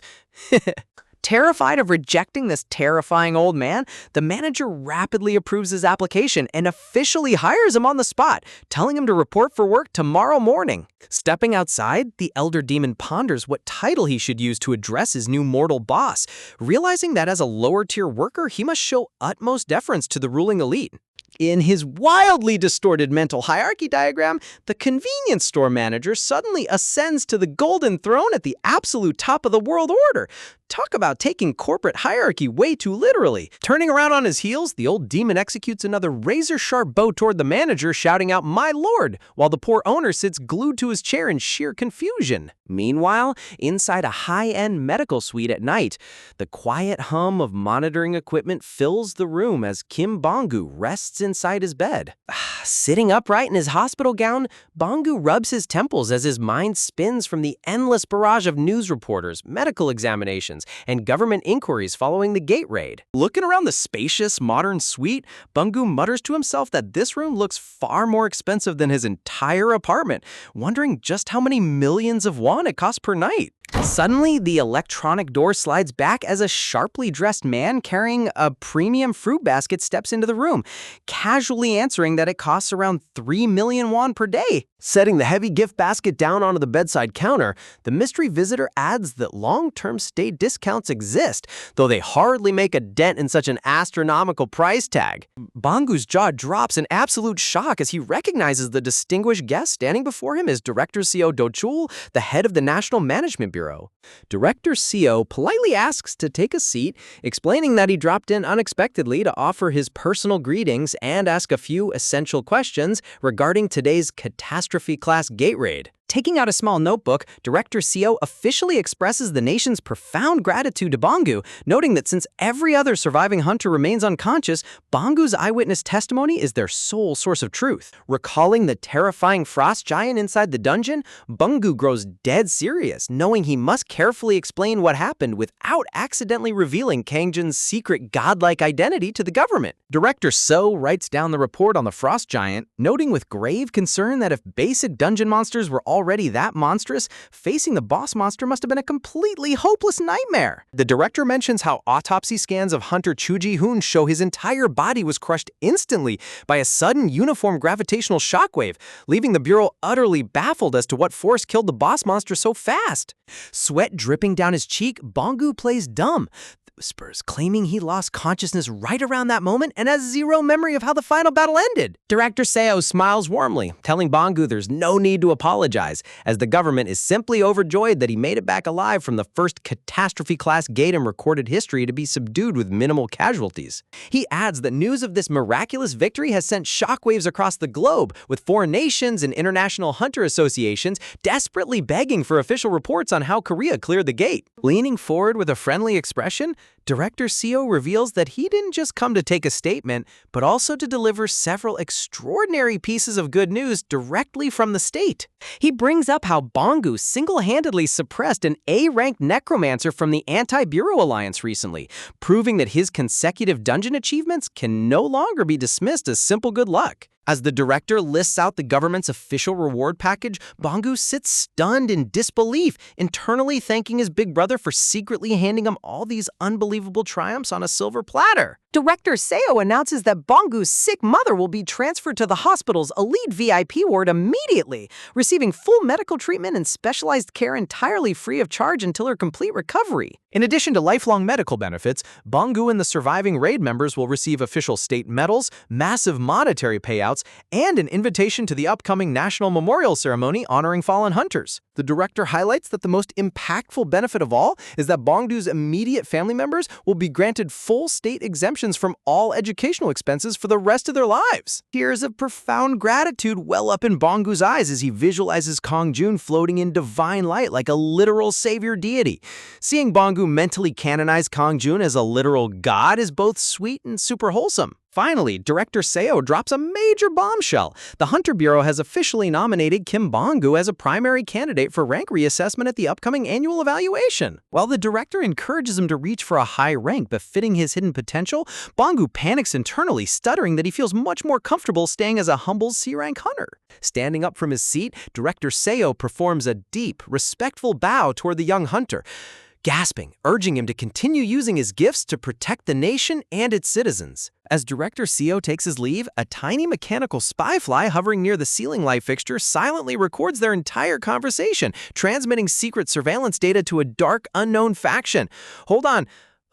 Who on earth is controlling that high-tech insect camera? Meanwhile, high above the city skyline, a sinister glowing red bug lands right on a mysterious villain's fingertip. Musing quietly to himself, the dark figure reveals that his spy bug has successfully gathered all the secret intel they needed, prompting his hooded accomplice on the balcony ledge to eagerly ask what the scouts uncovered. Standing up on the rooftop railing, the silhouette grimly explains that a massive memorial and medal ceremony for the recent Catastrophe Gate incident is scheduled in just a few days. Looking over the glowing city lights below, he coldly declares that this public event will be the ultimate opportunity to strike right in front of countless live witnesses. Clapping their hands together in manic realization, the hooded accomplice cheers, figuring out that they plan to kidnap the target on live television to expose the Hunter Bureau's utter incompetence.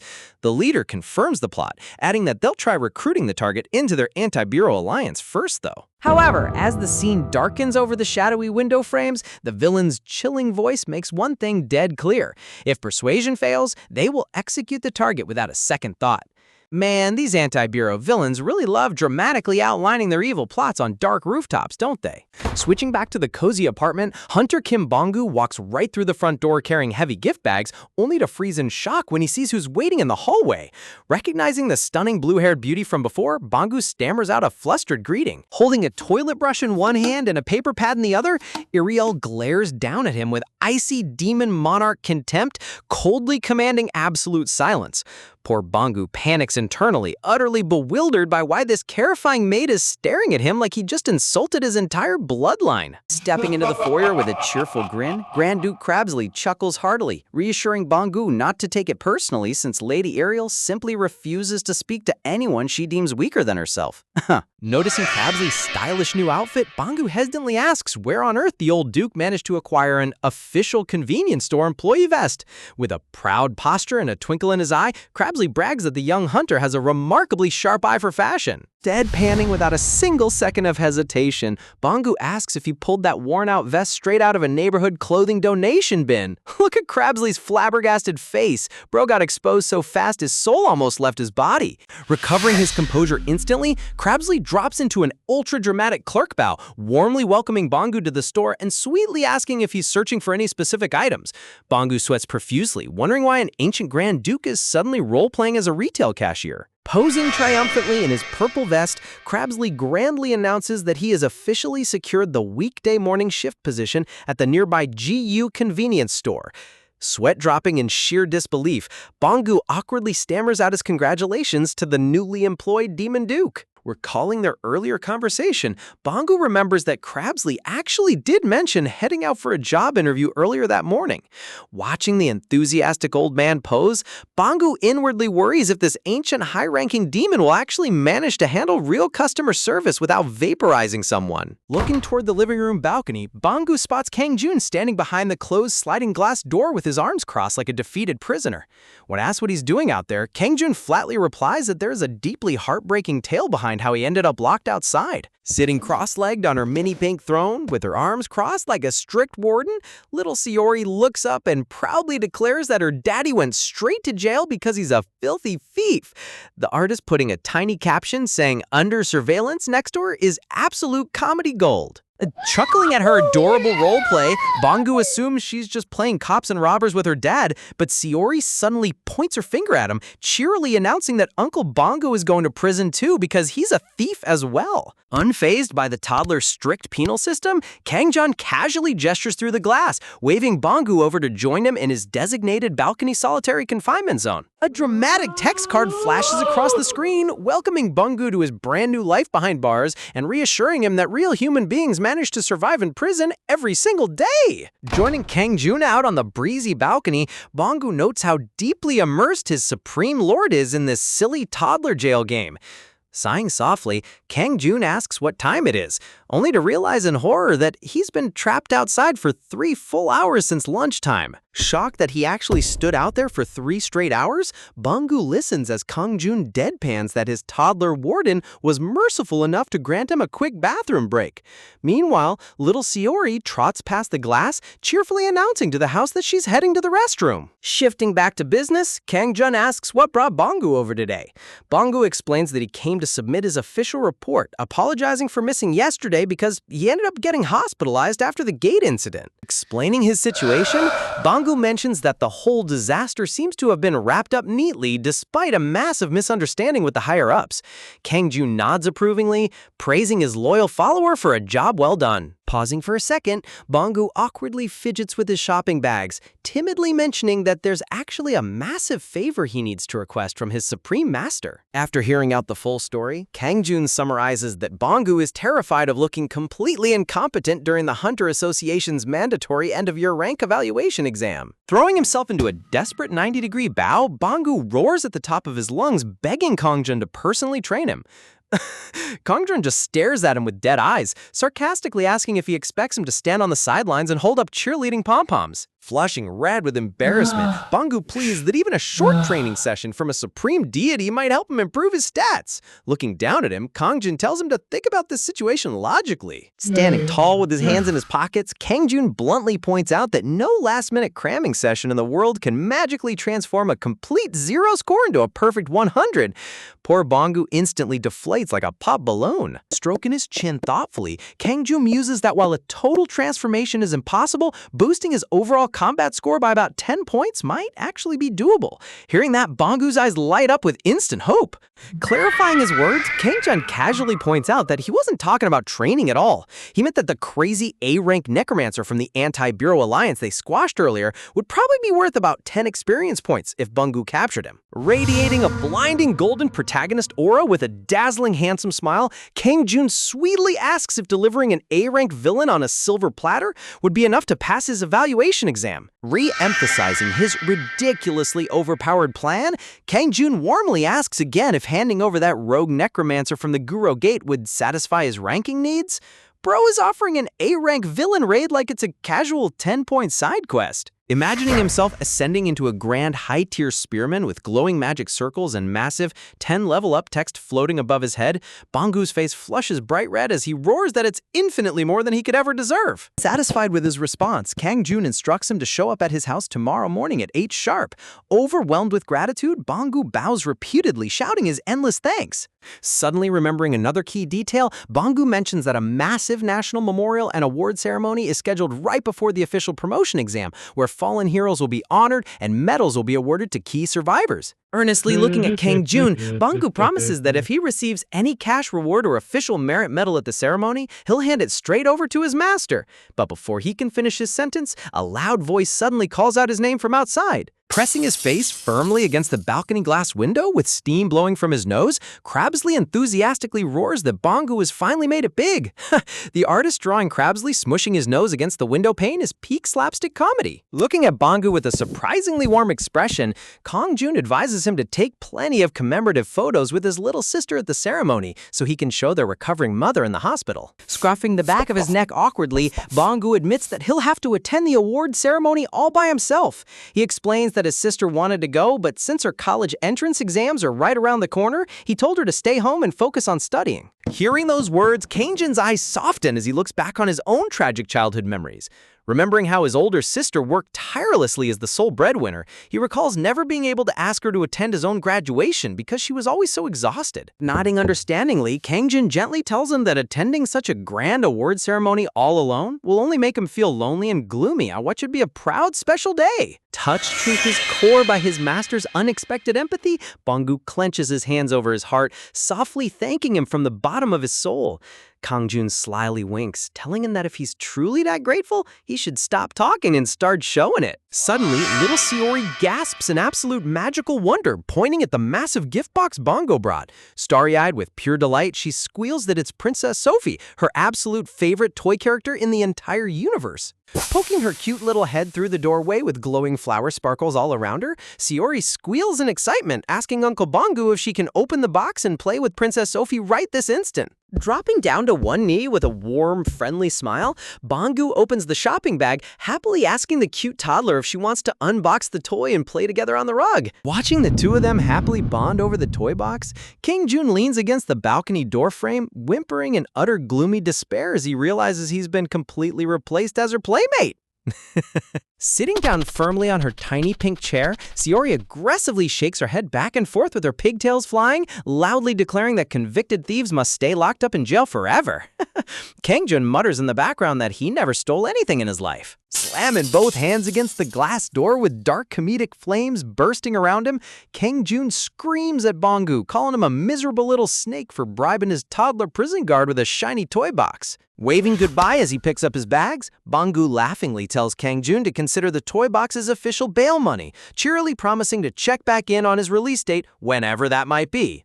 As Bangu leaves, Kangjun suddenly stops reacting, his sharp eyes instantly tracking a tiny flying insect buzzing right past his ear. In a fraction of a microsecond, Kangjun's hand snaps shut, instantly crushing the bug into complete dust. Opening his palm, his eyes narrow as he detects a faint, barely noticeable trace of dark magic power lingering on the insect. Flicking the crushed remnants off his fingers as dark demonic smoke rises into the air, Kangjun gazes into the sky with icy, murderous eyes, wondering where on earth that stealthy spy bug came from. What an epic setup for the upcoming villain attack. Meanwhile, far away on a sunny park bench, two suspicious figures sit silently as their communication spell suddenly snaps offline. Nibbling casually on an ice cream cone, Lee Heiji tilts her head in confusion as her companion reveals that the spy bug he dispatched was completely destroyed. He grimly muses that Kim Bungu, the notorious filial son, is clearly far more dangerous than his files suggest. Unfolding his newspaper, Kim Do-hoon, the formidable Rank 8 curse specialist of the Anti-Bureau Alliance, notes that despite being a mere C-rank hunter, Bangu somehow wiped out an entire A-rank necromancer without taking a single scratch.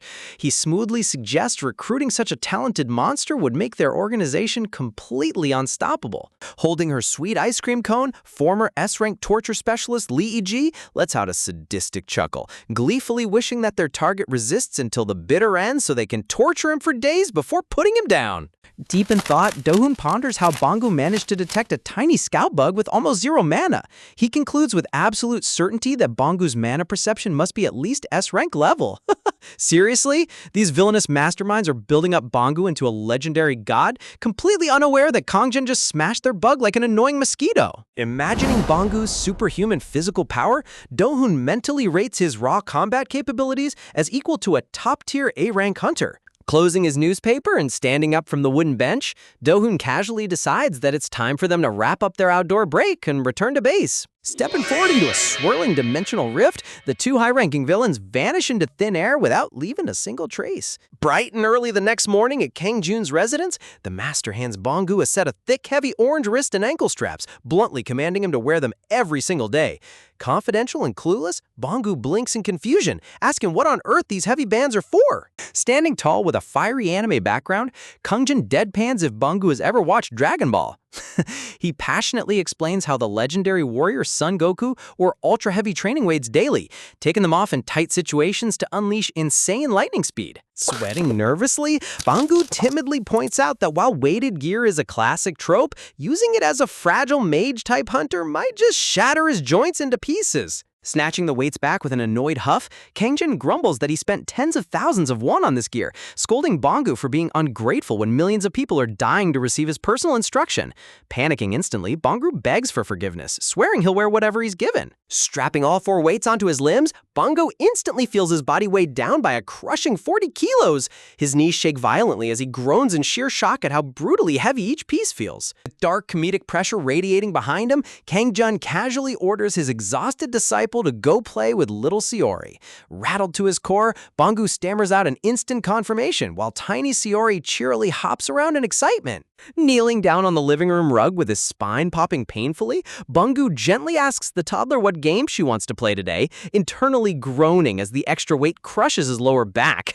Forced daycare duty combined with 40 kilos of dead weight is hands down the most hilarious training arc in manhwa history. Pointing with glowing eyes toward her adorable toy grocery setup, Sayori excitedly demands to play store owner. Seeing the plastic cash register, Bangu nervously gasps, mistaking this cute childish game for an ancient mental calculation trial designed by his master. Trembling uncontrollably under the crushing weight, Bangu uses both hands just to lift a tiny plastic milk carton.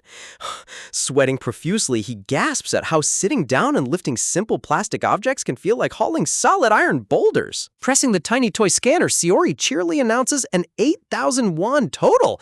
Handing over the mini milk carton with pale, quivering hands, Bangu feels his arms turning into complete jelly, wondering how his physical body can be this utterly weak. Tears welling up in his eyes, Bangu clenches his jaw, telling himself to endure the excruciating agony. He vows that if he can't survive simple training, he'll never be able to earn enough money to cure a sick mother. The moment Sayori announces she's finished playing store, Bangu collapses onto the rug with a massive sigh of relief. But before he can even catch his breath, the cheerful toddler squeals that it's time for the next game. Transforming into the magical girl of suffering, little Sayori waves her starry wand, shouting for the evil villain to be vanquished. Slapping face first onto the rug under her magical pretend spell, Bangu gasps for air as she demands he get right back up. Wave after wave of pretend magical blast hit poor Bangu, forcing him to stand up and slam back down onto the floor repeatedly until his spirit almost leaves his body. Next comes the dragon's terrifying airplane ride, where Bangu has to hold Sayori up in the air with his quivering, weighted arms while fighting off intense muscle spasms. The torture escalates further with the hellish merry-go-round of doom, followed by the devil's centrifuge, where Bangu spins her around in fast circles until his legs completely buckle under him. While little Sayori finally passes out into a peaceful nap on the rug, Kangjun casually stands in the doorway, rattling off a massive list of domestic household chores, including grease scrubbing, laundry sorting, and full house vacuuming. A rapid montage flashes across the screen showing day after day of non-stop torture, from playing airplane and merry-go-round with Sayori to scrubbing bathroom tiles on his knees with weights on. Bangu's daily life becomes an endless loop of grueling labor. Look at how the artist formatted this multi-paneled chore sequence. It's comedic editing gold. 2 full weeks pass, leaving Bangu looking completely gaunt, with dark hollow circles under his sunken eyes. Holding his quivering hands out, he mutters in disbelief that he feels weaker by the day, wondering if his master is testing his mental fortitude. Suddenly, a bolt of realization strikes Bangu's mind. Remembering television documentaries about elite star chefs and famous manga artists making apprentices do mundane tasks for years, his eyes light up with sudden enlightenment. Imagining Kangjun as an almighty cosmic deity looking down from the heavens, Bangu becomes absolutely certain that this entire chore ordeal is a secret test to measure his absolute loyalty and willpower. Kneeling on the rug while folding a fresh stack of laundry, Bangu snaps back to reality, realizing with a gasp that the end of the month has already arrived. Walking into the room while holding a desktop calendar, Kangjun casually asks when his official promotion exam is scheduled again. Banggu replies that it's set for early December, leaving them with roughly 2 months to prepare. Kang Jun's expression freezes as he realizes in complete panic that he spent 2 full weeks just lounging around and using Banggu as a free live-in maid. Clearing his throat nervously, Kang Jun asks when the merit medal ceremony is taking place. Banggu checks his smartphone, revealing that October 1st is literally tomorrow morning. Calmly pivoting the conversation, Kang Jun announces that they'll attend the ceremony tomorrow and start the actual training right after. Hearing those words, Banggu turns around with massive starry eyes, asking if he finally passed the secret test. Smirking with ultimate self-satisfaction, Banggu boasts that as a man whose middle name is Perceptive, he knew about the master's hidden test from the very first second. Rubbing his nose bashfully with a bright red flush across his cheeks, Banggu giggles coyly, praising his master for testing his patience and resolve over the last 2 weeks. Seriously, Banggu's level of delusional copium needs to be studied in a science textbook. Staring down at his overly delusional pupil with completely hollow eyes, Kang Jun nods along slowly, silently admitting in his own head that he literally just did all of it for his own personal entertainment. Placing a reassuring hand on Banggu's shoulder, Kang Jun praises him for his hard work while secretly deciding to just let the poor guy believe whatever crazy fantasy keeps him motivated. Sitting on his cozy blue dog bed with dark squiggles floating over his head, Marbus the archdemon stares in absolute disbelief, internally cursing Kang Jun as a truly devilish master of psychological torture. Switching scenes to a dark, quiet underground lounge, Kim Do-hoon and Lee Hee-ji sit at a private bar counter, noting that their grand scheduled operation is finally right around the corner. Swirling her drink with a mischievous grin, Lee Hee-ji asks if her partner is excited about their target. Do-hoon takes a slow sip, admitting that facing a powerful target is precisely what makes this mission so thrilling. Looking out across the dimly lit tavern filled with heavily armed rogue hunters, Lee Hee-ji grins evilly, anticipating the chaotic bloodbath to come. Turning around on his stool, Do-hoon smoothly announces that their grand ambush will commence tomorrow morning, the exact second Kim Banggu steps onto the award stage. These poor villains. The next morning at home, Kang Jun stands tall in front of the mirror, wearing a sharp dark suit underneath a long beige trench coat, grumbling about how tight and uncomfortable formal wear feels. Gently smoothing down his trench coat lapel, Kang Jun's big sister smiles warmly, asking if he's heading out with just his female assistant today while Krebsley works his shift at the convenience store. Stepping into the living room in a sleek dark business suit with her hair tied in a flawless high ponytail, the demon assistant respectfully bows, signaling that she's fully prepared to accompany her lord. Turning the front door handle to head outside, Kang Jun calls out a cheerful goodbye to his family. Suddenly, little Saori bows down politely in her tiny yellow dress, wishing her big brother a safe trip in the absolute cutest voice imaginable. Overwhelmed by her sheer sweetness, Kang Jun clutches his chest in total emotional agony, almost collapsing on the spot from a heart attack. Stroking the toddler's hair with a gentle smile, their sister proudly mentions that Saori learned proper greeting manners from a children's television show earlier that morning. Teasing her younger brother with a warm, nostalgic giggle, she recalls how mini Kang Jun used to adore those exact same preschool shows as a toddler, even writing cute fan letters to the studio. Flashback. Mini Kang Jun blushes in complete embarrassment while present Kang Jun scratches his head, trying his best to pretend he has no memory of it. Gently patting little Saori's head as she bids him goodbye, Kang Jun chuckles warmly under his breath, knowing how a simple departure can turn into such a wholesome moment. Stepping out into the massive convention hall, Kang Jun takes a look around the packed venue, noting out loud just how crowded the entire place is today. As they navigate through the thick crowd, a young boy holding his mother's hand points excitedly, asking if they don't have to hide anymore now that the brave hunters defeated all the scary monsters. The little boy cheers that he wants to grow up to be a monster-slaying hunter too, while Kang Jun stares down at him in total silence, reflecting deeply on the kid's innocence. Gazing across the bustling shopping plaza filled with happy civilians, Kang Jun originally thought people were just desensitized to danger. Seriously?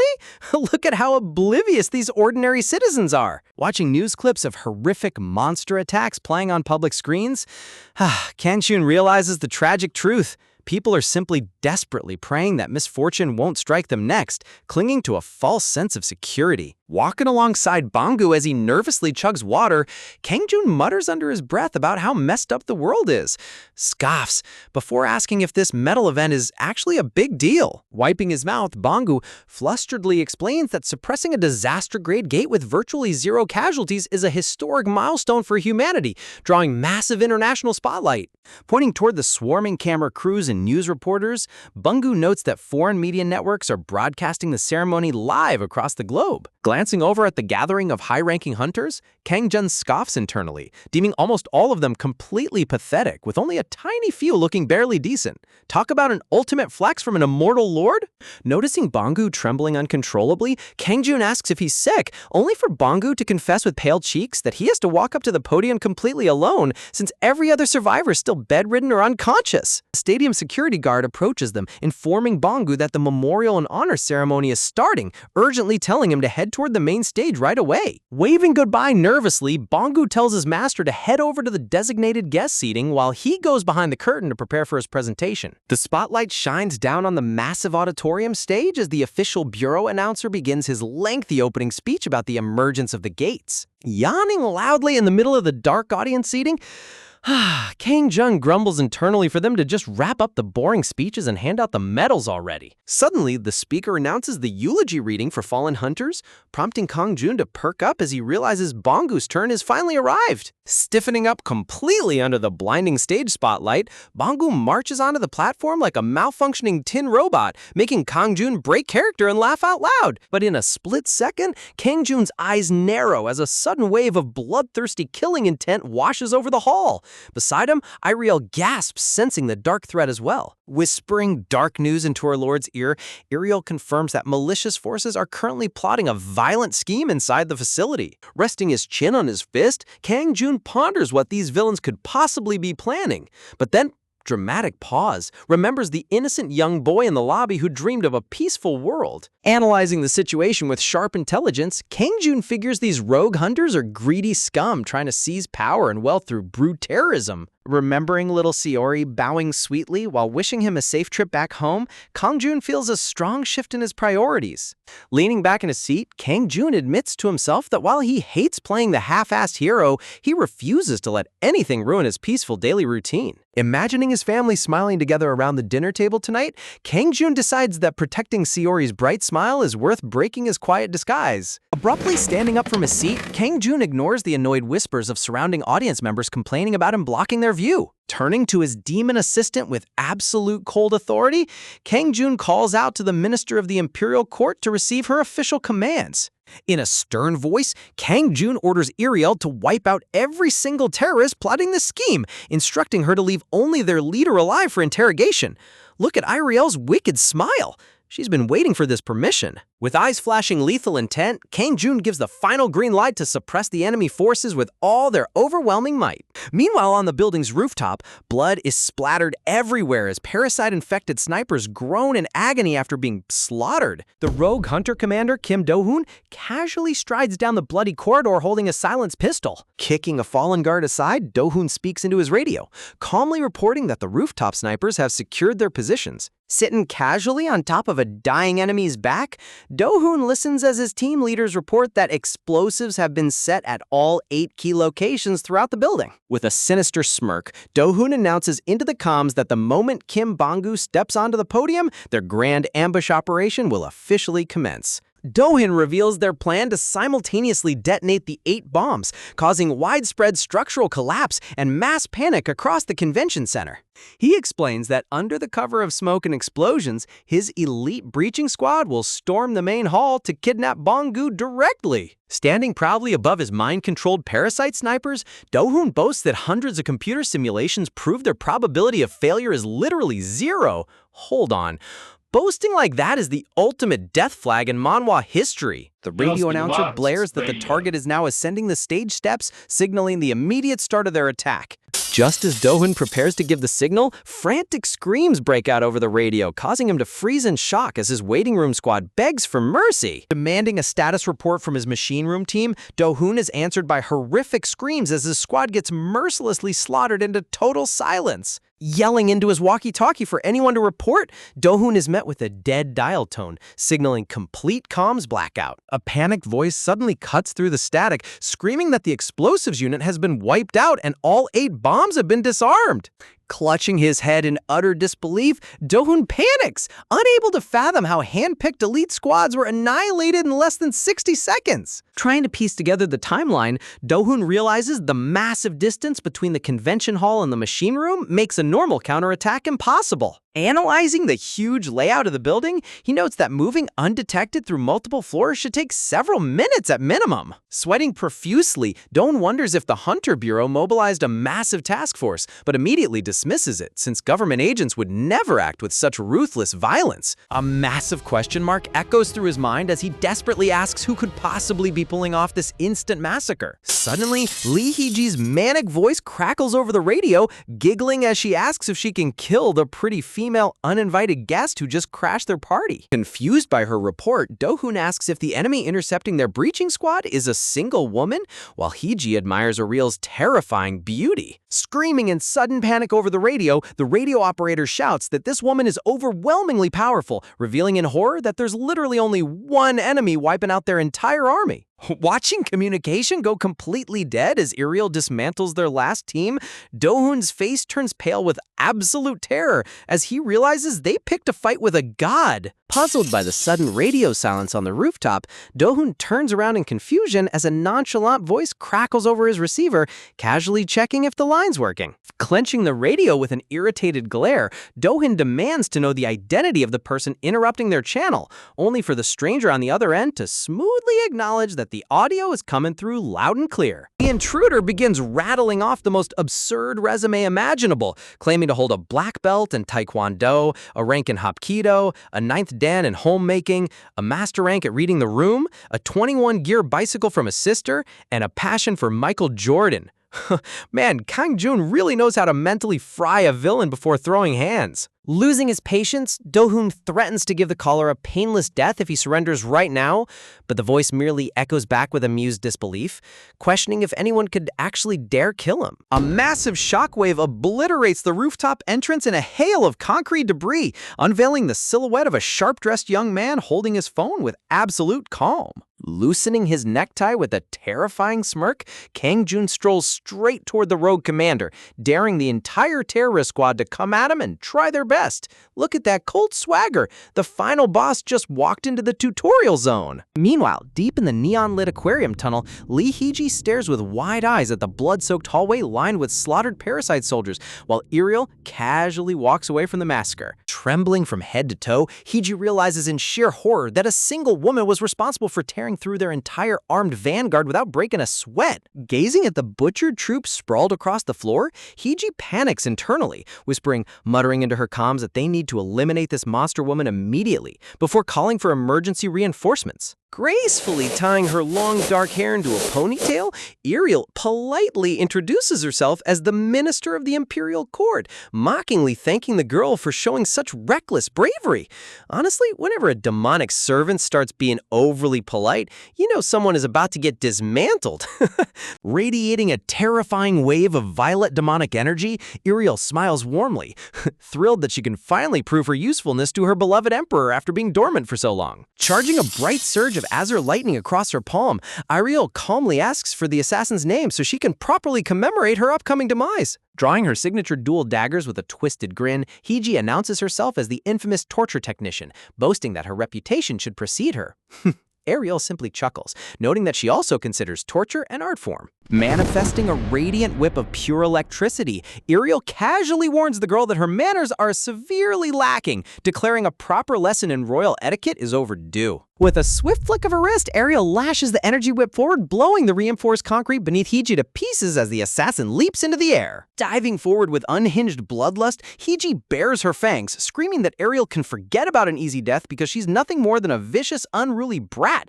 Talk about signing your own death certificate with a grin. Hee-ji lunges downward with a rapid dual dagger strike, but Ariel glides backward with effortless grace, leaving the girl swinging at empty air. Flipping through the air to close the distance, Hiji smirks as she slips inside the whip's effective reach, convinced that close quarters combat is her guaranteed win condition. Hiji drives her blade straight toward Iriel's throat, confident that a whip wielder is utterly helpless at point-blank range. Coating her right arm in jagged armor made of pure electric crystal, Iriel whispers the name of her first royal technique, royal etiquette. First form? Silence. Before Hiji can even blink, Iriel slams a brutal palm strike directly into her face, shattering her momentum and sending shockwaves rippling through her skull. Coughing up blood through gritted teeth, Hiji groans in agony as Iriel coldly dictates the imperial rule: one must never dare raise their voice in public. As Hiji clutches her aching head on the ground, Iriel condenses her mana into a razor-sharp lightning dagger, activating the second form of imperial etiquette. Notice how Iriel treats brutal combat like a high society finishing school.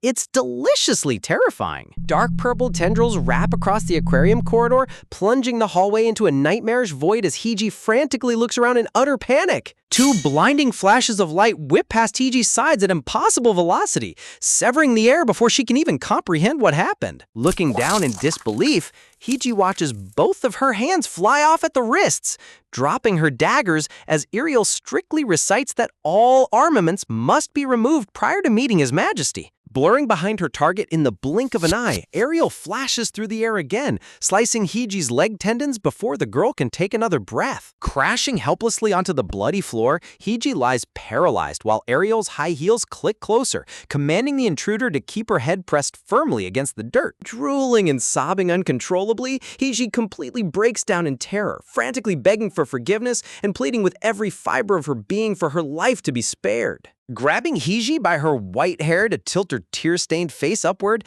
Iriel remarks condescendingly that the girl looks much cuter now that she's learned some basic manners. Whispering chillingly into her ear, Iriel reminds the whimpering assassin that she was explicitly instructed to remain silent, informing her that the preparation for the royal audience is nearly complete. Raising her luminous energy dagger directly above Hiji's trembling face, Iriel initiates the third form of etiquette, audience with the Emperor.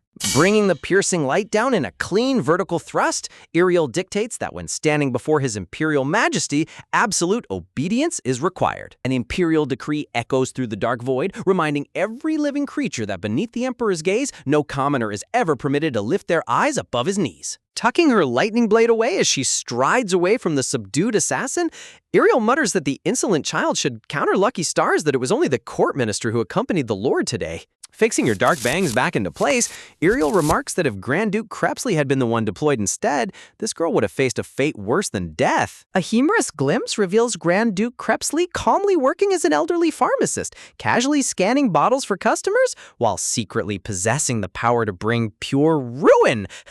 You know your Imperial squad is overpowered when the top duke is chilling as a friendly neighborhood cashier. Returning to the rooftop, Kang Jun stares down the rogue commander with pure mockery, openly inviting the entire terrorist unit to take their best shot. Raising his hand with a sinister scowl, Doin summons his dark blood magic, declaring that the time for warnings has passed and regrets are far too late. Surrounding the doorway, dozens of brainwashed snipers wearing parasite insect helmets raise their assault rifles, prompting Kang Jun to instantly identify the bizarre mind-controlling bugs attached to their heads. Recalling the annoying insect he swatted back in his living room, Kang Jun glares at Do-hoon, demanding to know if this clown was the one who sent those disgusting bugs into his family home. Realizing that the young man in front of him is the unknown anomaly who effortlessly squashed his prized mana parasite, Do-hoon grits his teeth in pure frustration. Condensing dark energy behind his back, Do-hoon orders his squad to open fire, claiming that killing him a few times will loosen his tongue to reveal his secrets. Every single sniper unleashes a deafening hail of automatic gunfire, completely enveloping Kang Jun's position in a barrage of high-caliber bullets. A massive wall of black smoke and gunpowder engulfs the doorway, completely obscuring the target from sight. Do-hoon gasps as the dust settles, horrified to discover that the target has vanished entirely into thin air, until a heavy leather shoe steps softly right behind him, casually asking why it hasn't killed him yet. Spinning around in utter panic, Do-hoon stares at the shadowy figure looming directly behind his shoulder, feeling his heart drop into his stomach. Kang Jun's eyes ignite with a lethal crimson luminescence, coldly declaring that he will accept these parasite corpses as a gift and put them to proper use. The entire rooftop sky burns with towering pillars of terrifying red and black demonic energy, revealing King Jun's true godlike presence as an immortal sovereign. Look at this magnificent aura. The rogue squad thought they were hunting prey, but they just summoned the Grim Reaper himself. Countless demonic shadow tendrils erupt from the floorboards, tearing through every single parasite sniper simultaneously, as King Jun mutters under his breath how much he despises getting his hands dirty. Blood trickles down the infiltrator's lip as sheer horror paralyzes his face, realizing that every single mana parasite he secretly planted was obliterated in a fraction of a second. Trembling from head to toe, the intruder stumbles backward under the crushing weight of a magical aura so immense, it feels like the entire sky is collapsing straight onto his shoulders. The surrounding reality twists into an apocalyptic blood-red domain, drenched in crimson clouds and jagged brimstone cliffs straight out of a nightmare. Glancing across the burning crimson horizon, the assassin stammers in absolute disbelief, desperately trying to comprehend what kind of monstrous dimension he was just dragged into. Glowing crimson eyes suddenly ignite across the pitch-black darkness above him, watching his every move like an inescapable legion of predatory spirits. Out from the crimson fog strides a terrifying phalanx of armored skeleton warlords, brandishing enchanted broadswords that radiate lethal high-tier combat power. Towering above the undead vanguard, King Jun looms enveloped in swirling purple miasma, his silhouette radiating the tyrannical aura of an absolute monarch. The captured assassin stares upward in sheer denial, recognizing that commanding an army of this caliber surpasses ordinary necromancy. This is the terrifying realm of a true world-class sovereign.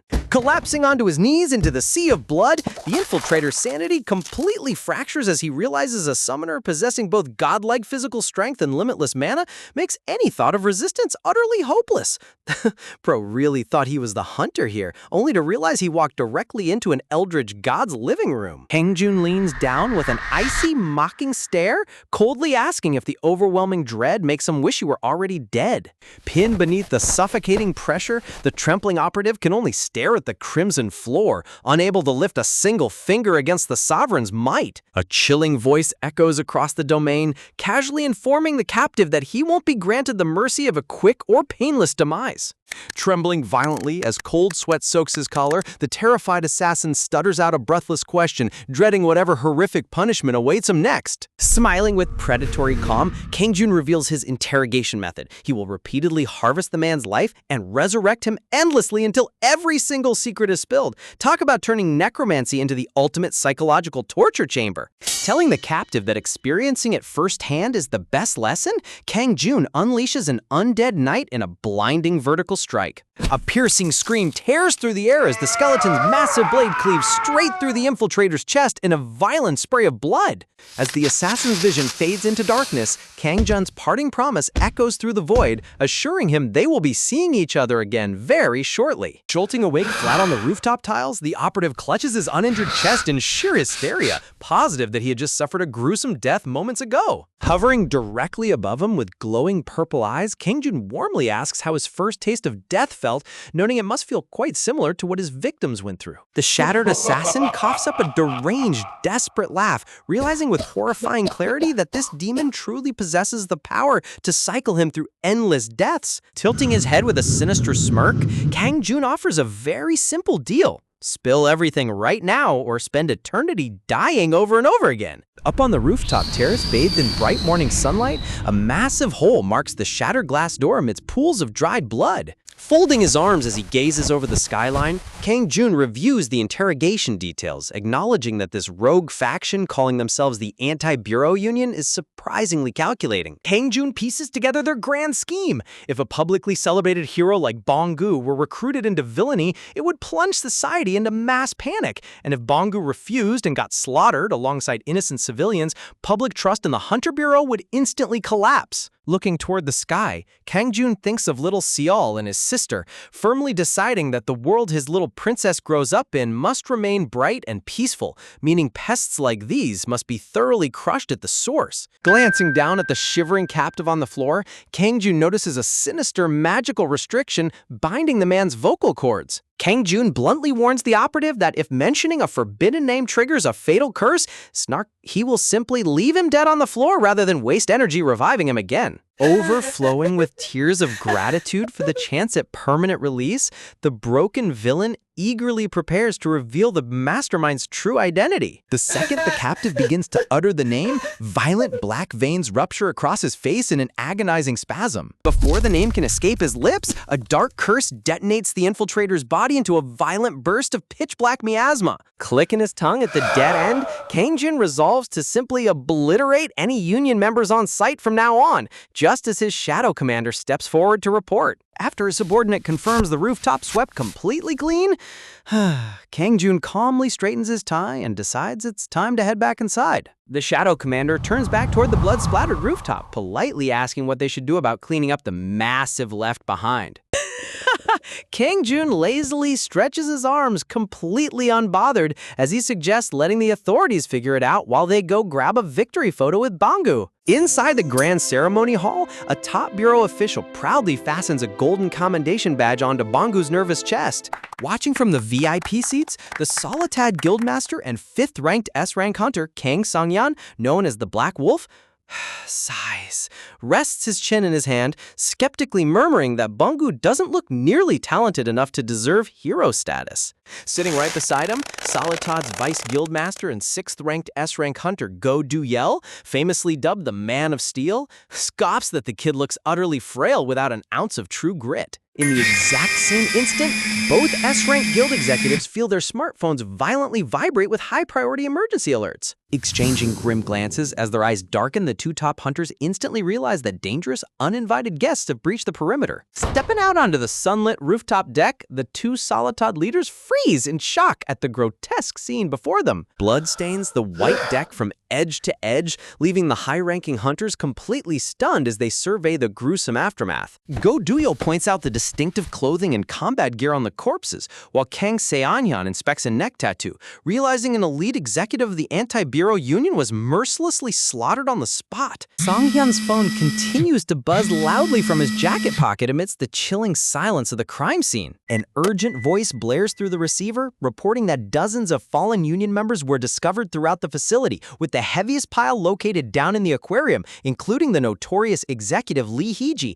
Sang-hyun grips the phone with widening eyes, utterly baffled by how an entire strike force, an S-rank equivalent powerhouse, could be wiped out so effortlessly without anyone noticing. Cursing under his breath at the sheer absurdity of the massacre, the guildmaster decides they must immediately report this impossible incident to the bureau chief. Back inside the awards hall, Kang-jun casually strolls down the aisle stairs with his shadow secretary, remarking that they seem to have arrived just a little bit late. Looking up at the stage where officials are crowding around Bangu, Kang-jun decides to hang back and wait patiently until the photo session clears up. Staring at the oblivious young man on stage, Kang-jun mutters to himself that Bangu has landed right in the crosshairs of dangerous terrorists and he won't always be around to play bodyguard. Suddenly connecting the dots, Kang-jun's eyes widen with hilarious realization, wondering if poor Bangu became a prime target purely because of the crazy mess Kang-jun stirred up in the first place.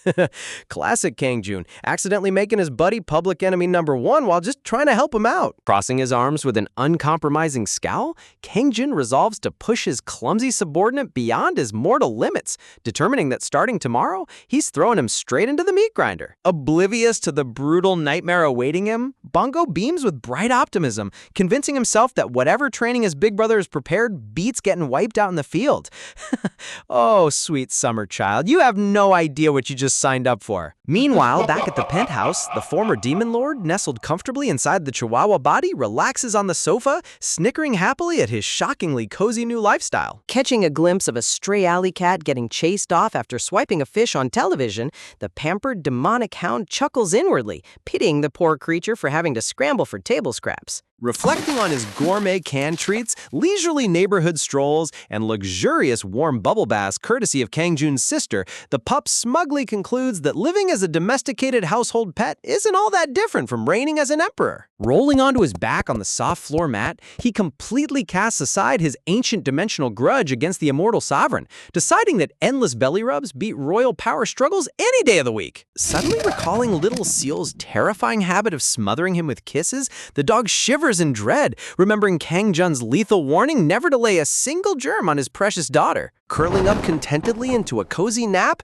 the demon hound wiggles his tail, generously deciding to overlook the toddler's clinginess simply because she happens to look adorable. Kangjun steps through the entryway alongside Bangu and Iriel, brushing off his friend's dinner offer by stating that his sister is already cooking savory marinated short ribs tonight. Perking his pointed ears up with sparkling puppy eyes, the demonic pooch pants delightfully, claiming he was loyally awaiting his supreme master's grand arrival. Bangu raises an eyebrow in sheer bewilderment, wondering why an ancient demon beast acts more like an eager golden retriever with every passing afternoon. Trotting eagerly behind Kangjun's heels, the dog whispers frantically that an absolute catastrophe nearly unfolded while he was away.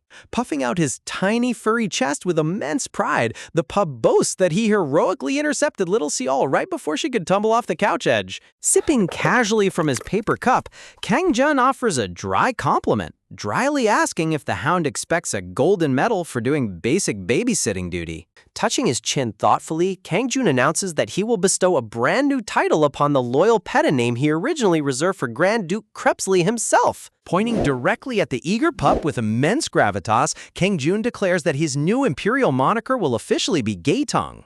For those who don't know Korean slang, that literally translates to dog poop. What an absolute upgrade! Bangu stares in utter disbelief, sweating nervously as he wonders how someone could name a terrifying, otherworldly demon something so downright ridiculous. With tearful, starry eyes, the overjoyed hound swoons in pure ecstasy, genuinely believing that receiving such a rustic name marks him as the Emperor's closest confidant. Look at him blushing. This ruthless conqueror has completely lost the plot. Slumping back onto the couch while stroking the blissfully happy pup, Kangjun smirks, leaving Bangu completely speechless at how thoroughly domesticated this hellhound has become. Radiating a sinister vortex of pure jealousy from behind her bangs, Iriel mutters under her breath how exquisitely desirable the name Gaetong sounds, driving Bangu even deeper into panic over how weird these demons really are. Bangu volunteers to start tidying the apartment, but Kangjun orders him to eat dinner and head home immediately to rest up before 8 o'clock tomorrow morning for training. Snapping to full attention with sparkling eyes, Bangu proudly proclaims that he's ready to absorb his master's direct teachings, only for Kangjun to casually reveal that Lady Iriel will handle the regime instead. Freezing in sheer confusion, Bangu gulps as Kangjun reassuringly adds that if he happens to perish during the session, he will personally resurrect him as a favor between old pals. Imagining a hulking, decapitated knight riding a flaming steed under the full moon, Kangjun muses that transforming Bangu into a Doulahan would suit his physique nicely, sending shivers down the poor guy's spine. Stepping forward with cold arrogance, Iriel harshly snaps that their sovereign only turns potato-faced weaklings into headless Doulahans, commanding him to shut up and accept his fate. Breaking the tense atmosphere, little Seol waddles into the room with wide, sparkling eyes calling for her papa.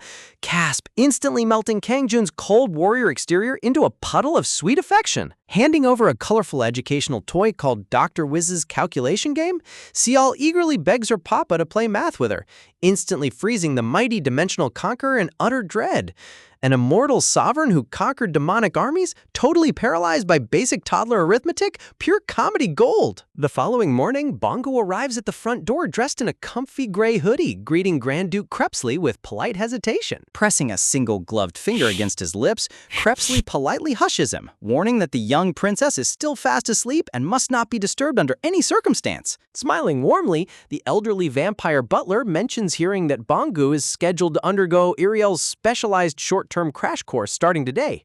Krebsley assures him that Iriel's instructional methods are remarkably efficient, though Bangu scratches his neck curiously, wondering what kind of status she truly held back in their homeland. Flashbacks reveal Bangu's starry-eyed memory of Iriel as a delicate, beautiful noblewoman whom he originally felt a burning urge to protect from harm. Shattering that gentle illusion, Krebsley explains that their realm followed brutal survival of the fittest, where Iriel clawed her way to become one of only 5 Supreme Court ministers across the entire empire. A harrowing glimpse shows Iriel standing elegantly among mountains of obliterated warriors, proving that ordinary fighters were wiped out before they could even draw their blades. Stroking his silver beard, Crepsley nods approvingly, pointing out that not a single soldier who underwent direct training under Kang Jun ever suffered an injury. Imagining his friend looking like a benevolent saint floating in divine golden light, Bangu naively assumes Kang Jun must have been an extraordinarily gentle mentor. Smiling cheerfully, Crepsley clarifies that 0 injuries occurred simply because every single recruit suffered immediate fatalities instead.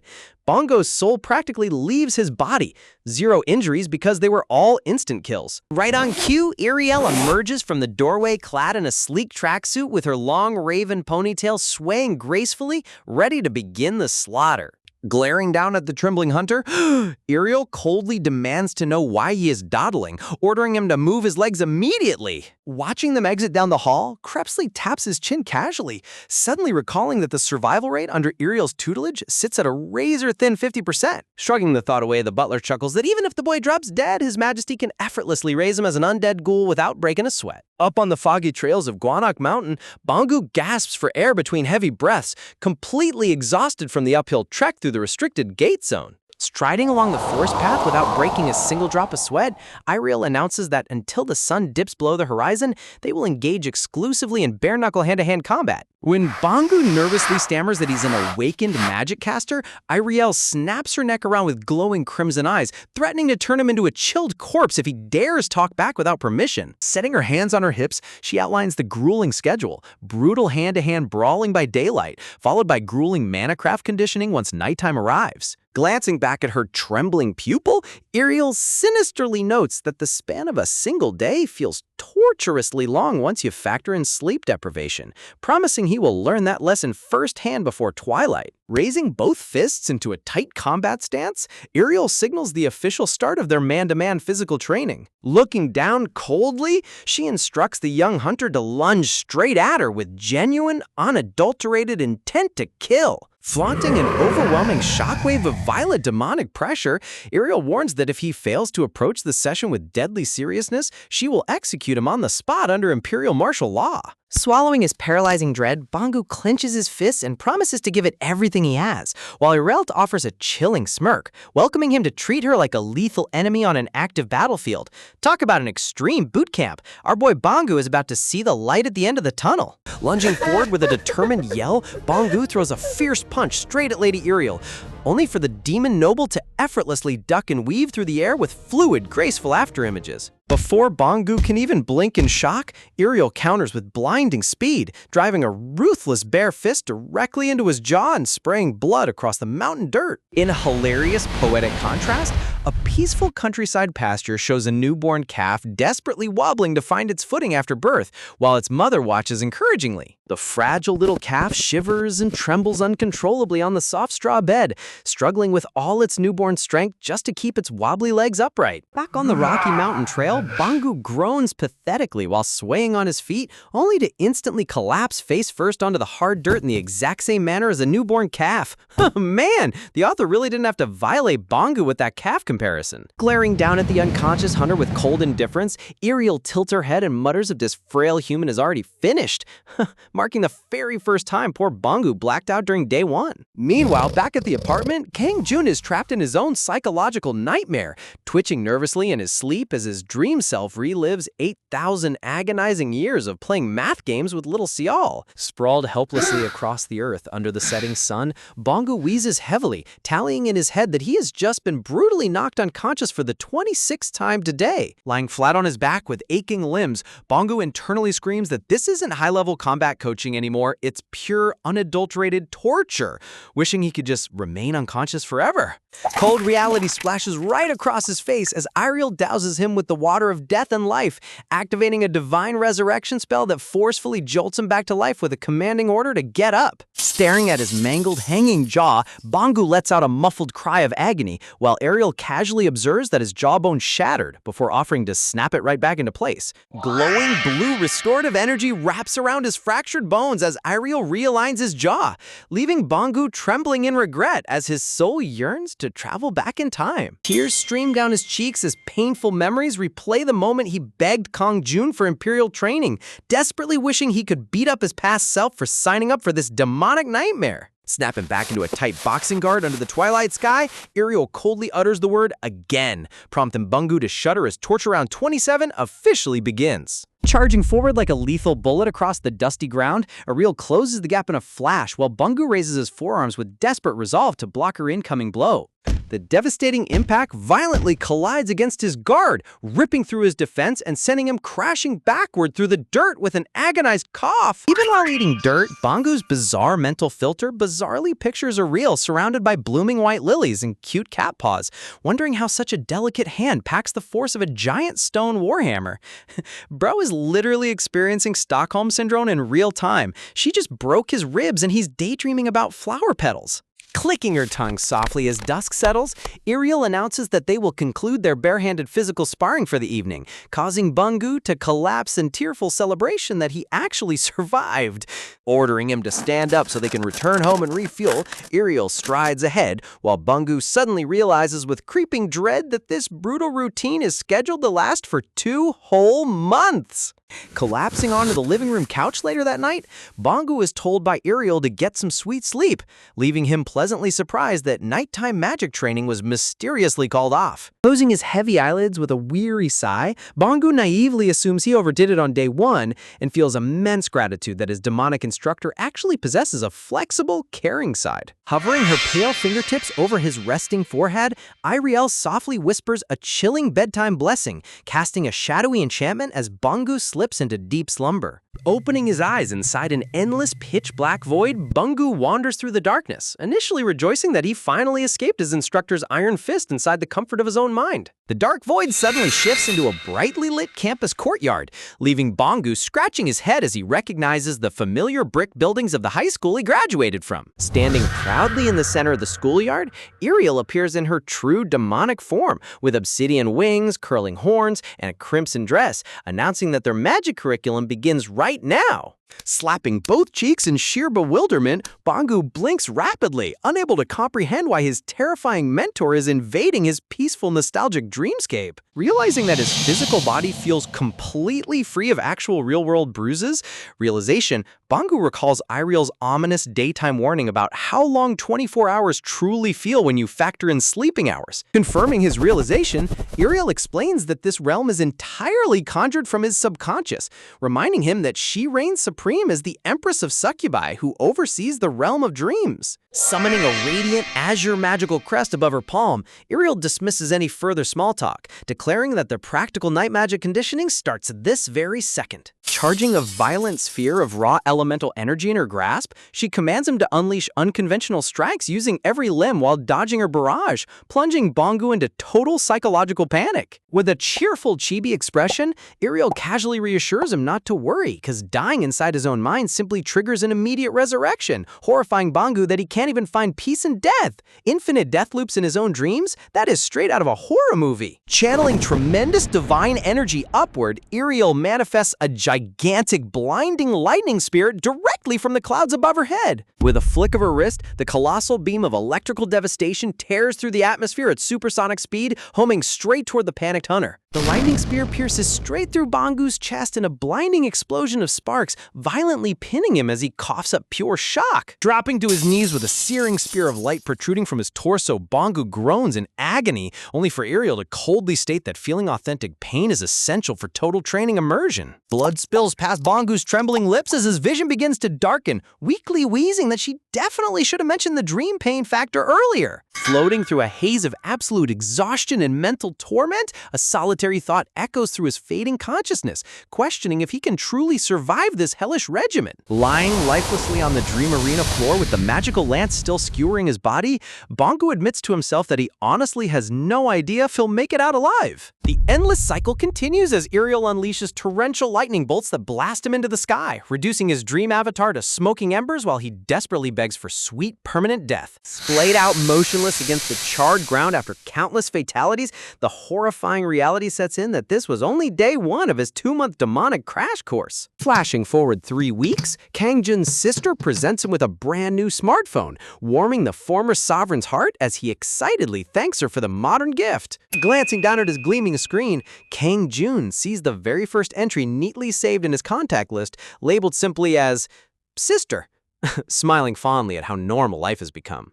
Slipping on his winter jacket as Ariel enters the living room in cozy casual clothes, Kang Jun casually inquires whether Bonggu has made any noticeable progress over the past 3 weeks. To Kang Jun's genuine astonishment, Ariel calmly remarks that the young hunter possesses a decent amount of grit, marking an exceedingly rare compliment coming from the merciless court minister. Ariel recalls yesterday's intense session on day 21, where Bonggu instinctively raised a radiant defensive barrier and successfully blocked one of her direct attacks. Kang Jun raises an eyebrow in disbelief, asking if she attacked with full power, to which Ariel casually confirms yes, thoroughly impressing the former emperor with how rapidly his friend is growing. The entryway door swings open as Bonggu steps into the apartment, offering a polite morning greeting to his sovereign while standing stiffly in the doorway. Kang Jun turns to greet him with a smile, but immediately freezes in sheer horror, sweating nervously as he wonders what on earth happened to his friend's physical appearance in just 3 short weeks. Bonggu stands there looking completely hollowed out, sporting messy off-kempt hair, thick stubble, and sunken eye bags that make him look like an exhausted 50-year-old man.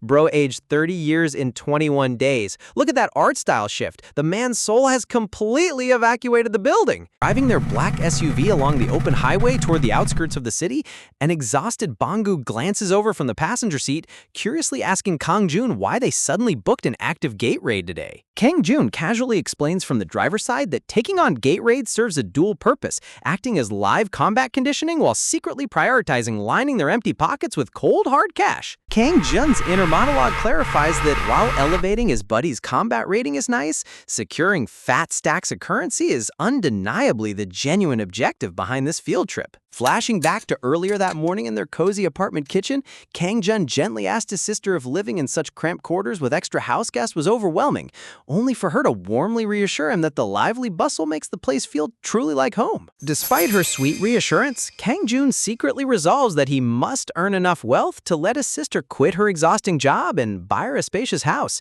While outside in the yard, Bonggu approaches him like a trembling zombie begging to skip today's brutal outing.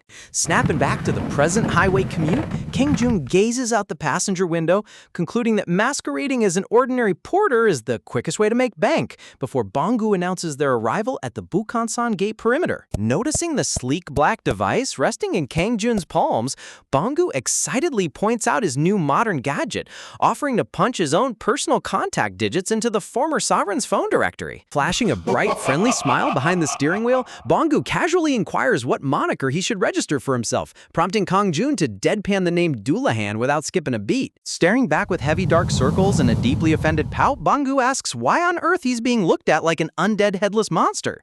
Bro is still traumatized from 3 weeks of demonic conditioning, and now his own boss names him after a mythical fiend. Kang Jun silently celebrates doubling his entire contact list to 2 people, while Bonggu peeks at his messaging app and notices his sovereign's hilariously unhinged user status. Displaying an intensely edgy selfie covering half his face, Kang Jun's public bio proudly proclaims him as the former emperor of the Anax continent, openly inviting anyone who wants to challenge a tired father to step up and meet absolute death. Bonggu stares at the screen with sheer secondhand embarrassment, sweating profusely as he decides the safest survival strategy is pretending he never witnessed that Chunabu masterpiece. Meanwhile, deep in the gritty back alleys of the city, a discreet pawn shop front masks a clandestine syndicate debriefing, where shadowy operators discuss the total collapse of their recent high-profile kidnapping assignment. Sitting across from a traditional board game in the dimly lit den, 2 sinister martial masters discuss how an elite strike force spearheaded by 2 executive commanders was entirely wiped off the map. Placing a black stone onto the board, the white-haired elder muses in disbelief, questioning what unimaginable monster could have slaughtered 2 of their 12 executive crank commanders so effortlessly. Clacking his playing piece firmly onto the grid, the dark-haired brother reveals that High Command has officially ordered their duo to personally step onto the field and secure the prize. Recalling bloody battlefields strewn with fallen soldiers, the elder reasons that their supreme leader desires the target due to his surging public notoriety, especially now that 2 top-tier syndicate officers perished beneath his blades. Rising with chilling resolve from the gaming table, the shadowy brother questions why they should waste time hunting small fry, declaring they will execute their abduction plot with ruthless speed. Standing near the gate perimeter barricades, Kang Jun absent-mindedly rubs his ear, wondering aloud why it suddenly started itching, while Bonggu jokes that numerous enemies are probably plotting his murder behind his back. Approaching the administrative check-in booth, the gate clerk raises an eyebrow at Bonggu, asking if he genuinely plans to enter the dungeon without an official raiding party besides his lone porter. As the official warns that solo expeditions are strictly regulated due to extreme danger, Kang Jun completely ignores the safety hazard and casually rubs his belly, complaining that he is craving a quick snack. Spotting a 24-hour convenience mart across the plaza, Kang Jun wanders off to buy food, leaving Bonggu behind to sign liability waivers with the frantic desk attendant. Bonggu hurries back toward his sovereign with earnest loyalty,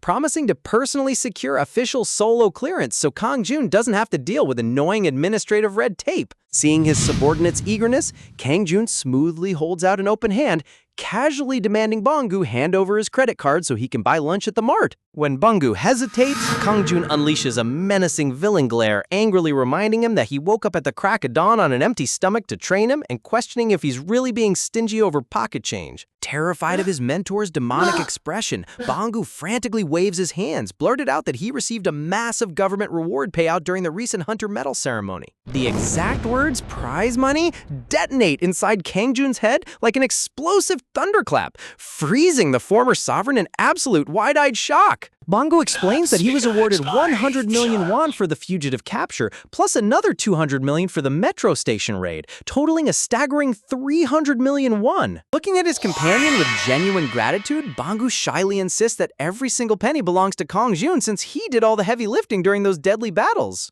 Instead of showing sentimental gratitude, Kang Jun violently seizes Bonggu by the jacket collar, furiously roaring while he waited heavy breathing 3 weeks to mention such life-changing wealth. Shaking him like a rag doll, Kang Jun fumes with righteous indignation, accusing his terrified disciple of attempting to hoard the entire fortune for himself. Instantly cooling down into a polished businessman, Kang Jun calmly lets go of the collar, declaring that close friends must keep crystal clear accounts, before magnanimously taking 200 million and leaving the remaining 100 for Bonggu. While Bonggu scratches his head, feeling overly rewarded for doing zero combat, Kang Jun smirks darkly in the background, resolving to work his disciple like a rented mule until he earns every single cent of that leftover cash. Overwhelmed by what he assumes is pure generosity, a teary-eyed Bonggu gazes at his boss like an angelic savior before rushing off to finalize their dungeon permits. Munched on a triangle kimbap and sipping canned soda outside the market, Kang Jun marvels at how effortlessly money flows in this modern hunter society compared to running an empire. Projecting sparkling mental math, Kang Jun envisions capturing 10 bounties a day to amass billions of won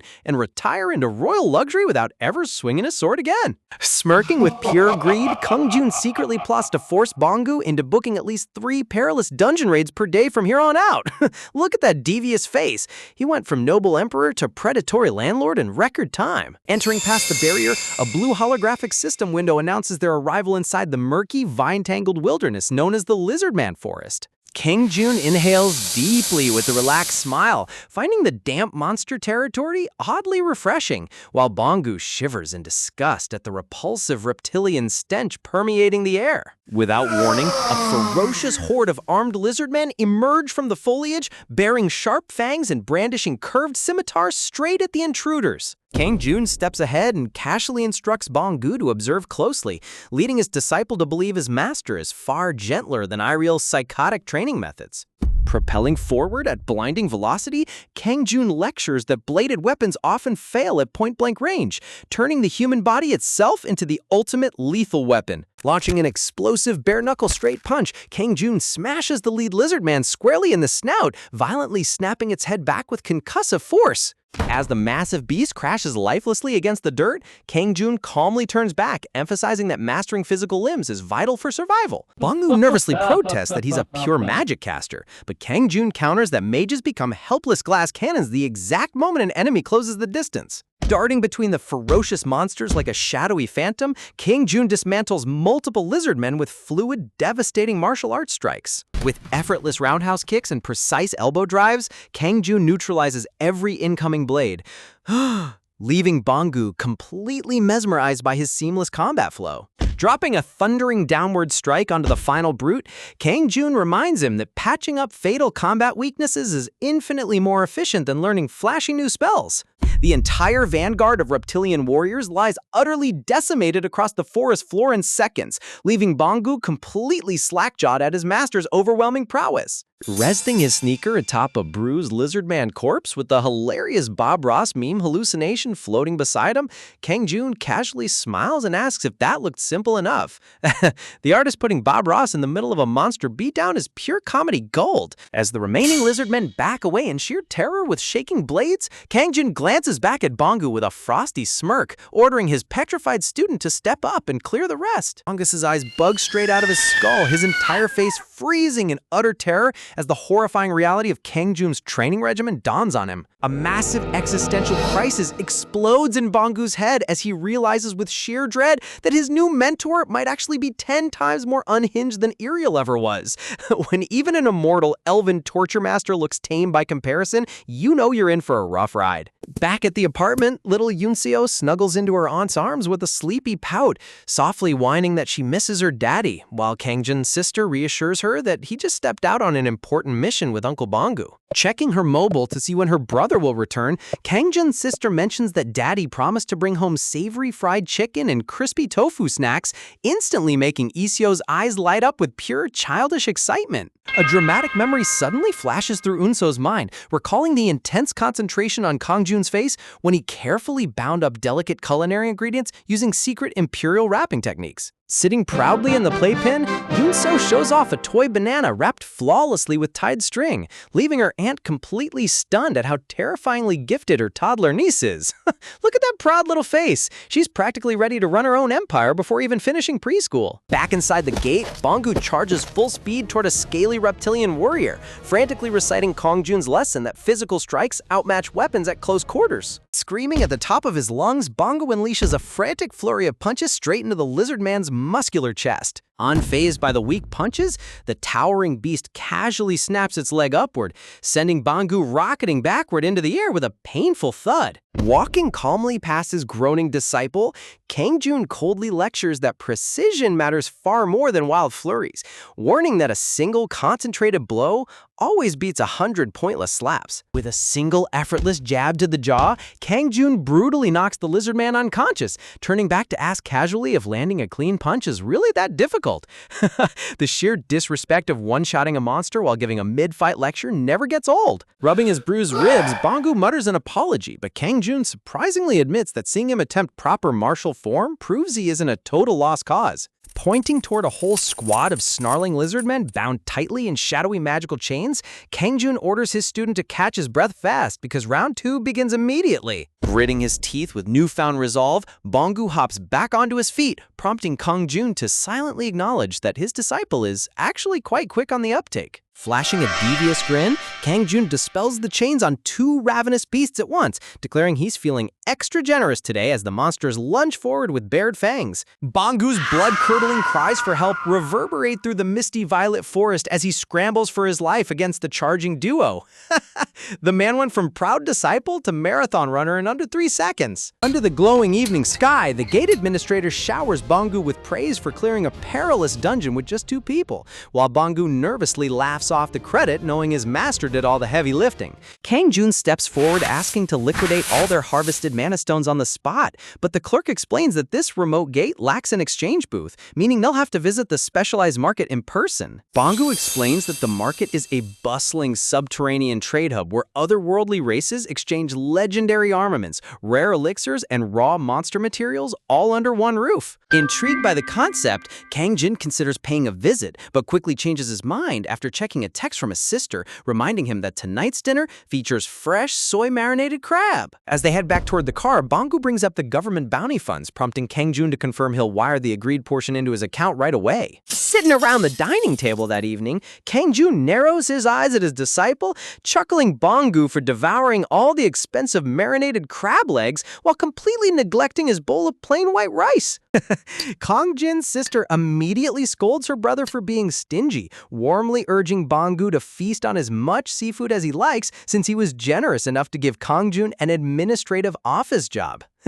If only she knew Banggu is practically paying her brother royal tribute just to stay alive. A quick memory reveals their earlier car ride, where Kang Jun instructed Banggu to claim he pays him 5 million won monthly for paperwork, covertly transferring the massive 200 million bounty over 3 years so his sister won't suspect his dungeon raids. Watching his sister smile warmly with living expenses secured for years to come, Kang Jun quietly resolves to accumulate even more wealth so they can finally upgrade to a spacious luxury home.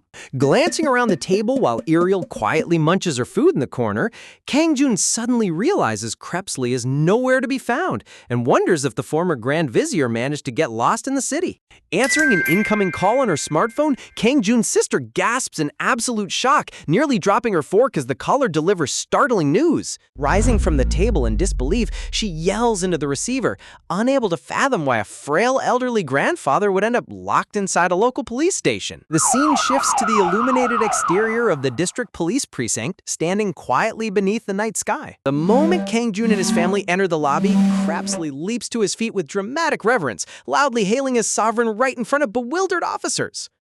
Marching up with folded arms, Kang Jun scolds his servant for causing a scene, only to notice bruised scratches across Crepsley's weathered face as the desk officer asks if he's the old man's legal guardian. The police sergeant explains that the elderly clerk was working his shift at the convenience store when an unruly customer verbally degraded him and physically attacked him behind the counter. Pointing across the partition to a smug teenager in athletic wear, the officer reveals the assailant is a spoiled Hunter Academy student who flew into a rage when asked for identification to purchase tobacco and alcohol. Security footage reveals the arrogant punk grabbing Crepsley by the collar, violently shaking him and screaming that the paying customer is absolute royalty.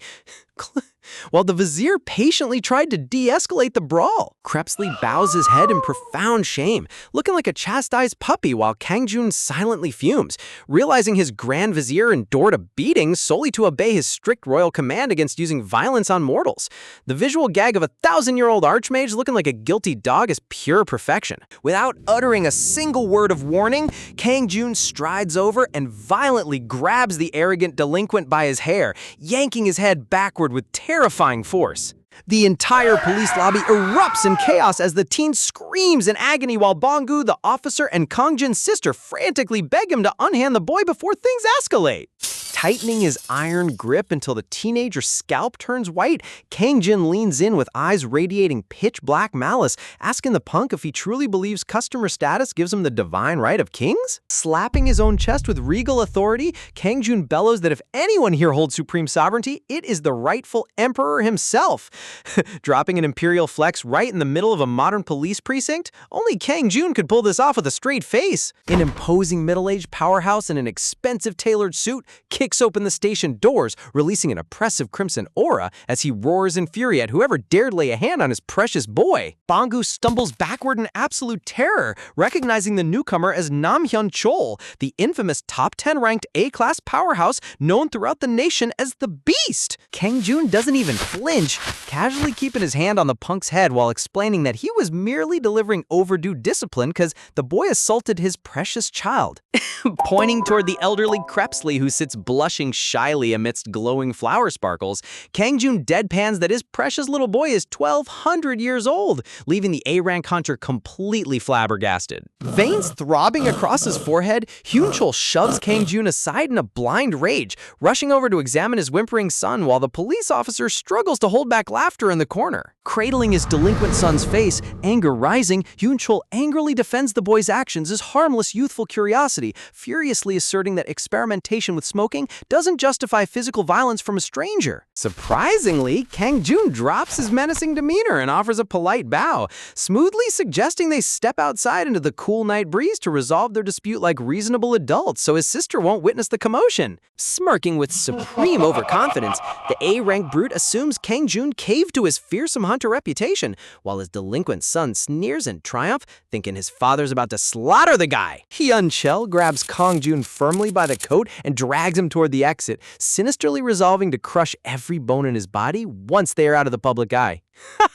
This man has no idea he just voluntarily walked himself directly to the gallows. As Kangjun's sister calls out in panic, Bangu hurries after them to prevent a public disaster, while Crepsley clasps his hands together, praying that his emperor grants the arrogant hunter a very informative lesson in manners. Stepping into the pitch-black shadows of an empty back alley beneath a flickering street lamp, Hyun-chol turns around with a predatory sneer, arrogantly asking Kangjun if he genuinely fails to recognize the beast standing right before his eyes. Cornering the sovereign in a deserted, dimly lit back alley where no surveillance cameras can see them, the arrogant beast trait thug snarls that Kangjun should have known his place before running his mouth.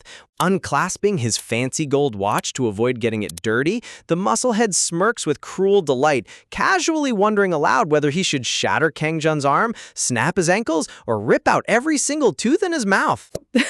The foolish brute actually reaches forward and pokes Kangjun straight in the forehead, barking at him for staying completely silent. Bro is literally touching the forehead of death itself with zero self-preservation instincts.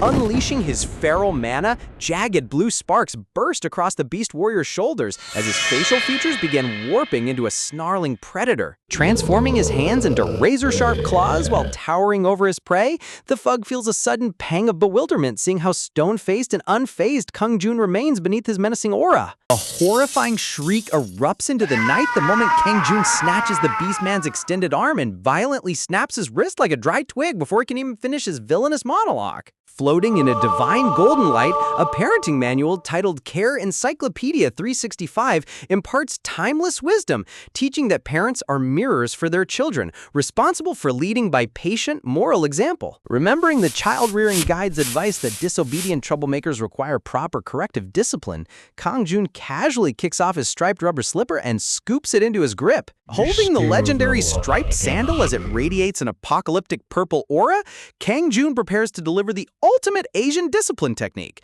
Look at the sheer dread on that gangster's face. He knows the wrath of the enchanted slipper is unmatched. Declaring that a stern lecture is necessary to guide stray souls back onto the right path, Kangjun hurls the shoe forward in a terrifying, spiraling arc.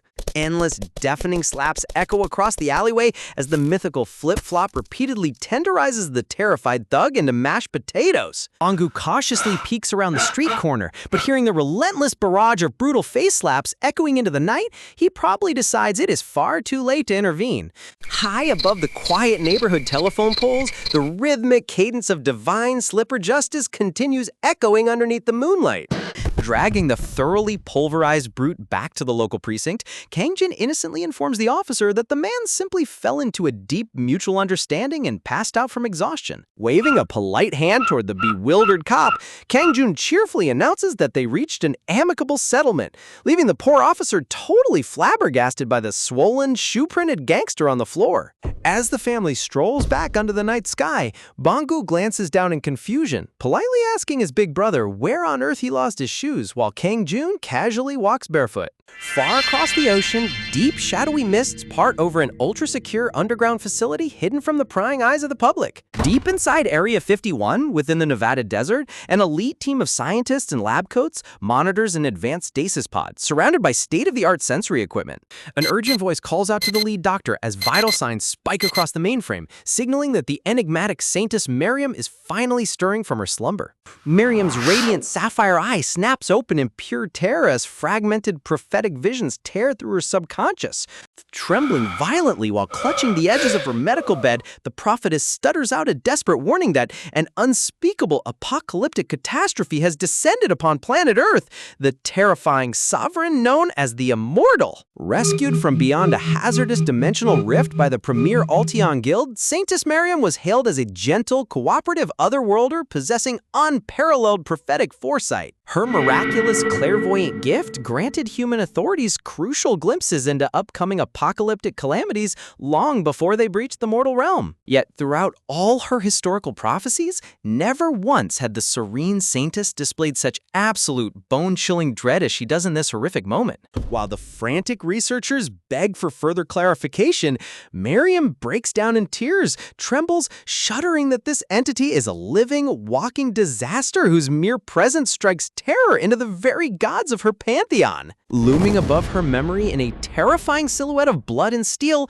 the Emperor of the Dead who laid absolute waste to the infinite abyss has finally set foot upon the human world. Clutching her head in sheer hysteria, Mariam screams that every stellar deity watches his movements with suffocating dread, powerless against his godlike authority. Overwhelmed by the crushing mental backlash of her vision, the Saintess collapses backward onto her mattress while the panicked medical team rushes forward to stabilize her. Coughing up a crimson droplet from her strained vocal cords, Mariam weakly gasps her final omen. The footsteps of the immortal have already arrived, and Earth's annihilation is fast approaching. The medical ward descends into complete chaos as warning lights flash bright crimson and scientists desperately scramble around Mariam's unconscious form. Wiping cold sweat from his pale brow, the lead director stares at the monitors in profound disbelief, realizing humanity is completely unprepared for an entity of such cataclysmic scale. Achoo! Back in Korea, the so-called world-ending disaster Kang Jun violently sneezes into his hands right in the middle of enjoying dinner. Man, the contrast between global superpowers panicking over him and Kang Jun casually eating crab at home is pure comedy gold. Handing him a freshly seasoned crab shell packed with golden rice, his sister laughs off the sneeze while Kang Jun takes a massive bite, instantly getting blown away by the heavenly explosion of savory soy sauce flavor. Around the cozy dinner table, the entire household feasts together in pure harmony. Bungu happily asking for seconds while Ariel and little Seol devour their dinner with bright smiles. 1 week later, deep within an arid, craggy dungeon gate overrun by armed greenskins, Bungu stands tall in the center of an orc encampment. Firmly gripping a combat dagger in his offhand, Bungu recalls Kang Jun's strict combat lecture that magic should always be your primary strike, while martial arts and blades serve as essential survival tools. Shouting with surging confidence, Bungu dashes forward and detonates a blinding lightning bolt directly into the chest of a lunging orc warrior. Capitalizing on the monster's momentary paralysis, Bungu spins around and buries his dagger straight through the brute's neck, swiftly cutting down his first target. An enraged Greenskin swings a massive double-bladed axe overhead, aiming to cleave the young hunter straight in two. Parrying the heavy swings with lightning reflexes, Bungu smiles to himself, realizing these lumbering beasts are far slower than sparring against Ariel's brutal speed. Pivoting smoothly on his heel, Bungu drives a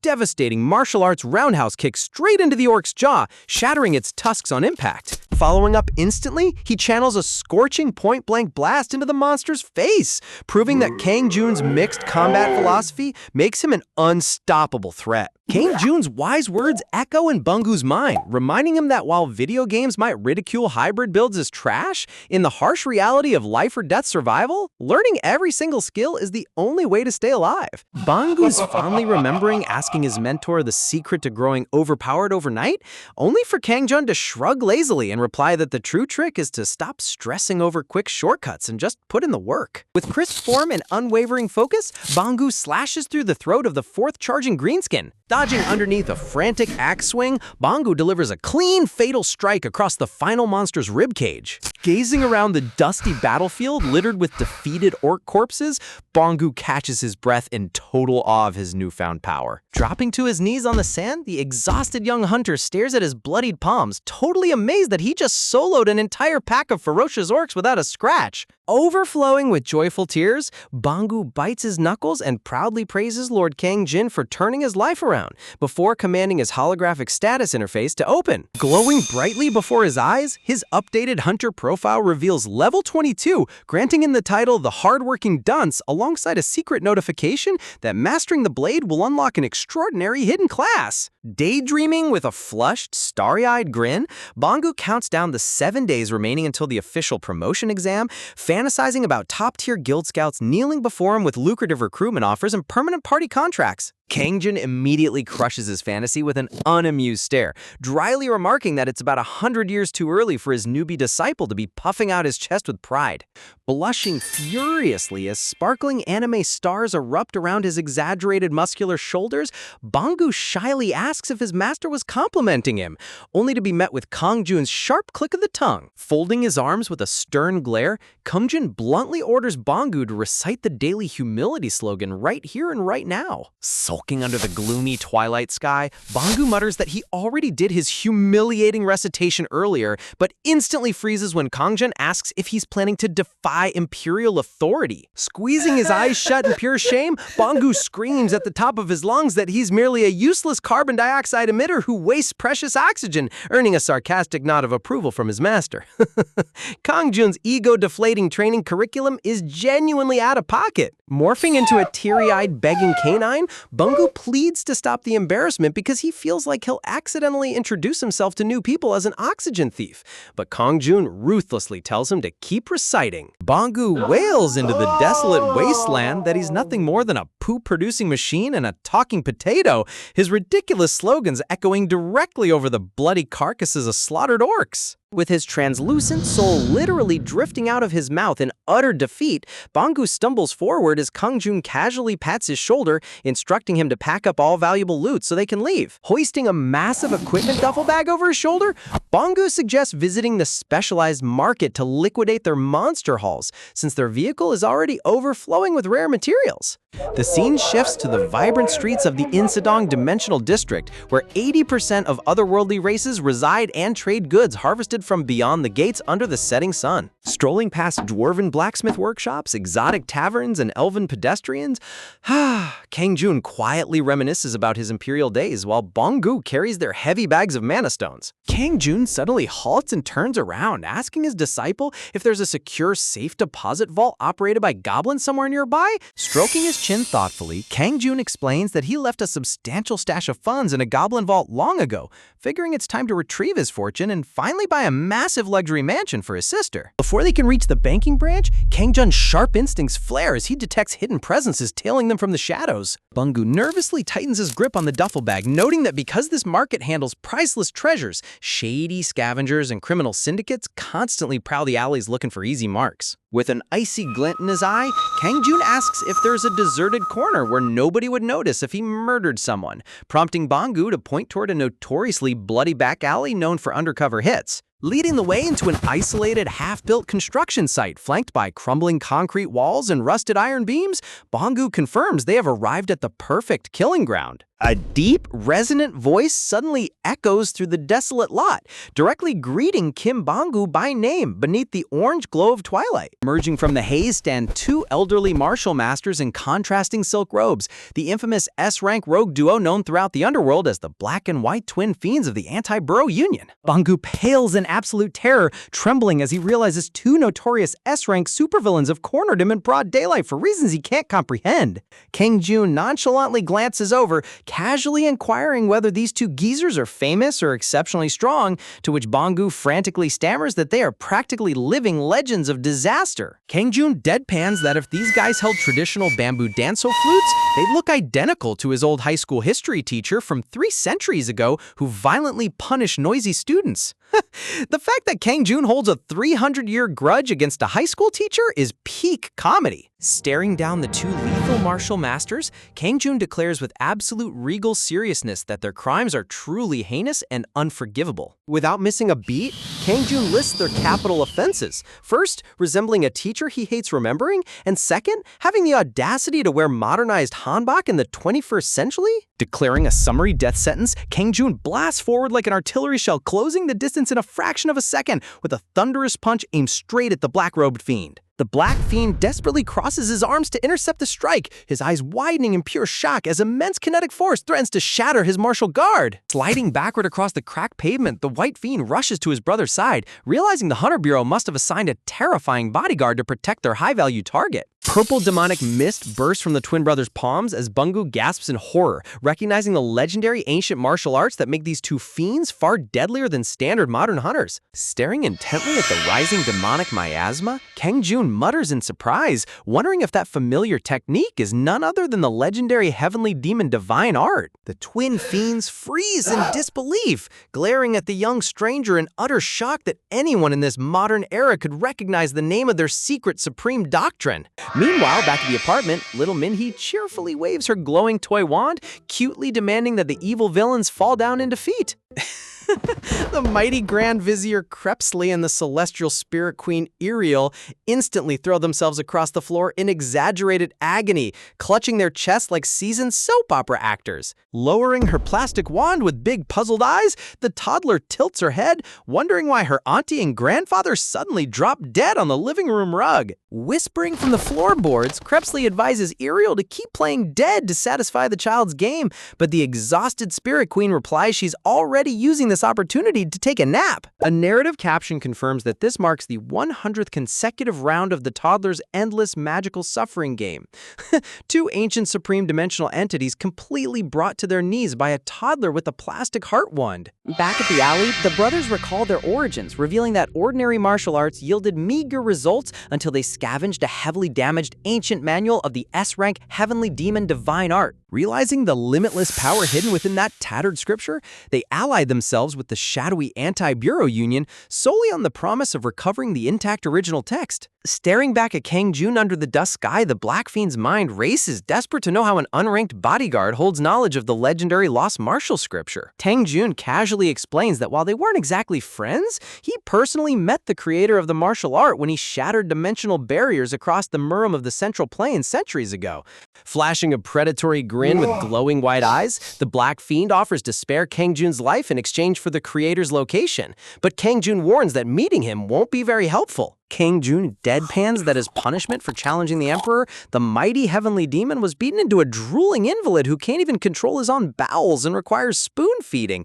The sheer disrespect of reducing a legendary martial deity to a nursing home resident is peak Kang Jun. Enraged beyond reason by the blatant blasphemy against their martial god, the fiends coat their hands in blood-red demonic energy and charge forward with murderous intent. Leaping simultaneously into the sky, the twin masters unleash their signature scallion pancake carnage barrage, blanketing the air in crimson palm strikes. Bangu shrieks in pure panic from the sidelines, clutching his bags as the sky turns scarlet above his master. Roaring for Kang Jun to die, the twins unleash a relentless storm of dark demonic strikes that tear the atmosphere apart in blinding flashes. Tilting his head and swaying with effortless grace, Kang Jun dodges every single lethal blow by millimeters, calmly analyzing their flawed footwork. Reaching out his bare hand with blinding speed, Kang Jun concludes that while their imitation is desperate, it lacks the true depth of the real heavenly demon's power. Kang Jun catches the Black Fiend mid-motion, brutally snapping his wrist like a twig before delivering a barrage of merciless heavy fists that caves the rogue master's defenses in,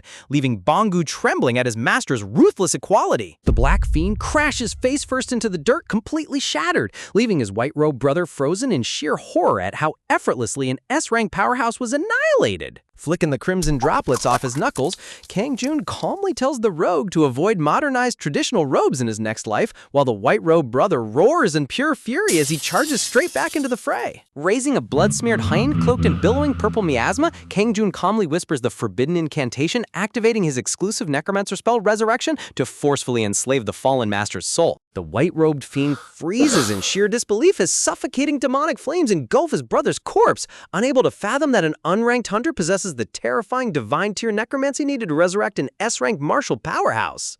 Flashing a predatory smirk from behind the towering shadow minion, Kang Jun taunts his foe, declaring that if he wants to reach the master, he'll have to butcher his own flesh and blood all over again. Haha, Kang Jun deploying top-tier psychological warfare like it's just another Tuesday afternoon. Kang Jun delivers the cold execution command, ordering the two siblings to slaughter each other, triggering a violent shockwave as brother clashes against brother in a devastating burst of demonic martial arts. Desperately blocking his undead brother's lethal palm strikes, the White Fiend pleads for him to wake up, while Kang Jun casually clicks his tongue, labeling the desperate defender a true degenerate for daring to strike his own kin, leaving Bangu sweating bullets at his master's diabolical logic. Forcing a man to fight his zombie brother and then calling him a degenerate is peak comic villain behavior. Standing on the sidelines, Bangu nervously ponders the twin fiend's earlier remarks, deeply troubled by their mysterious claim that someone powerful criminal within the underworld is actively coveting and targeting him. With the twin masters thoroughly subdued, Kang Jun neatly seals both martial artists inside scarlet-lined coffins, deciding their high-grade combat prowess will make exceptional training dummies for his apprentice. Glancing over at his trembling disciple,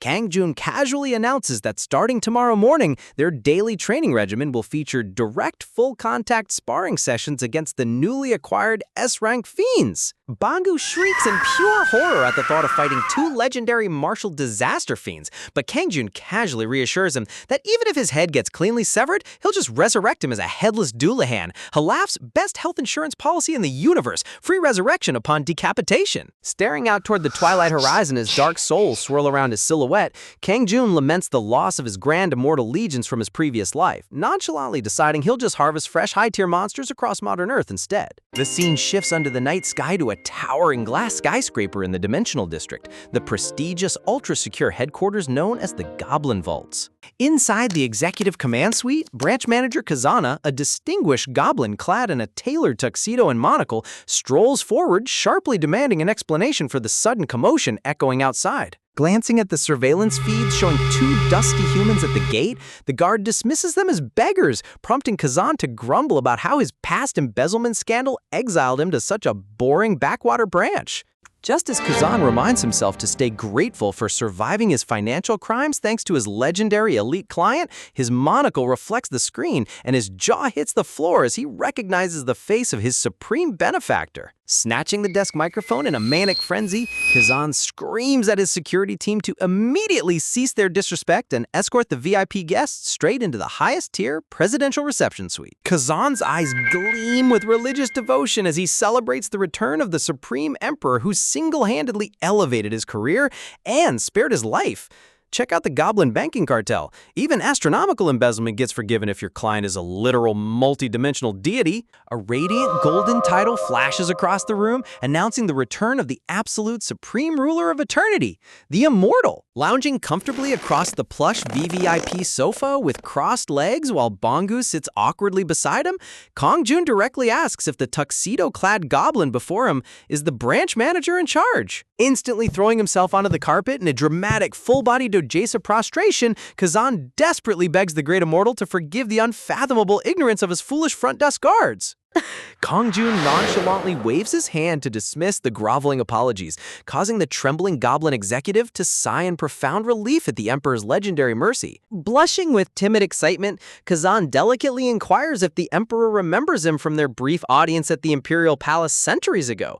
But Kang Jun gives him a completely blank stare, having zero recollection of his existence.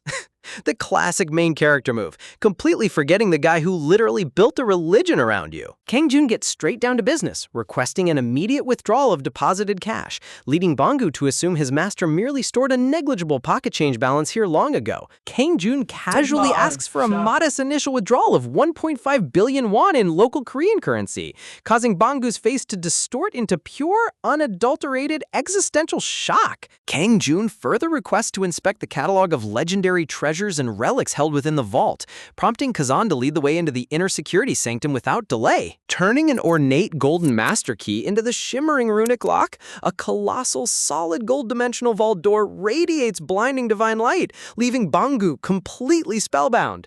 Heaving against the massive wheel mechanism, Kazan proudly explains that this colossal container represents merely one out of 90 private dimensional vaults owned by the Immortal. The heavy gold doors swing wide to reveal endless towering mountains of sparkling pure gold bullion, glowing mana crystals, and priceless celestial artifacts stretching into the horizon. Bangu clutches his face in utter disbelief, weeping sparkling tears as he realizes his master isn't just wealthy, he's a walking global central bank. 90-dimensional vaults stuffed with mountains of gold. The artist really went all out rendering this absurd sea of wealth. Walking past the ocean of treasures, Kang Jun instructs Kazan to search the vault's inventory to see if an ancient universal healing elixir is currently in stock. Adjusting his glowing monocle while flipping through the gilded inventory tome, Kazan regretfully confirms that no elixirs remain within the specific branch storage. Bangu's shoulders sag in quiet disappointment.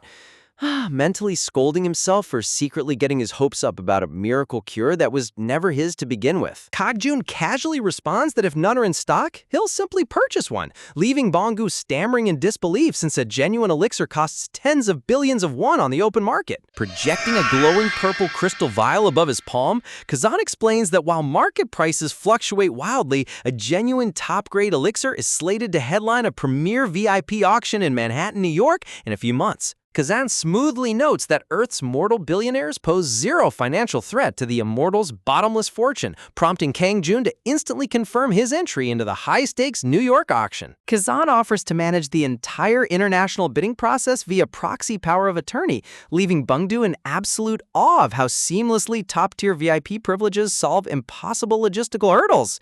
Kazan casually adds that as the absolute supreme ruler of the Abyss, known across dimensions as the Redacted Sovereign, any command Kang-jun gives will be executed unconditionally. Bong-gu suddenly remembers the disaster-grade frost giant Hermthurs uttering that exact same muffled name, wondering why mortal ears seem biologically incapable of comprehending the Emperor's true cosmic title.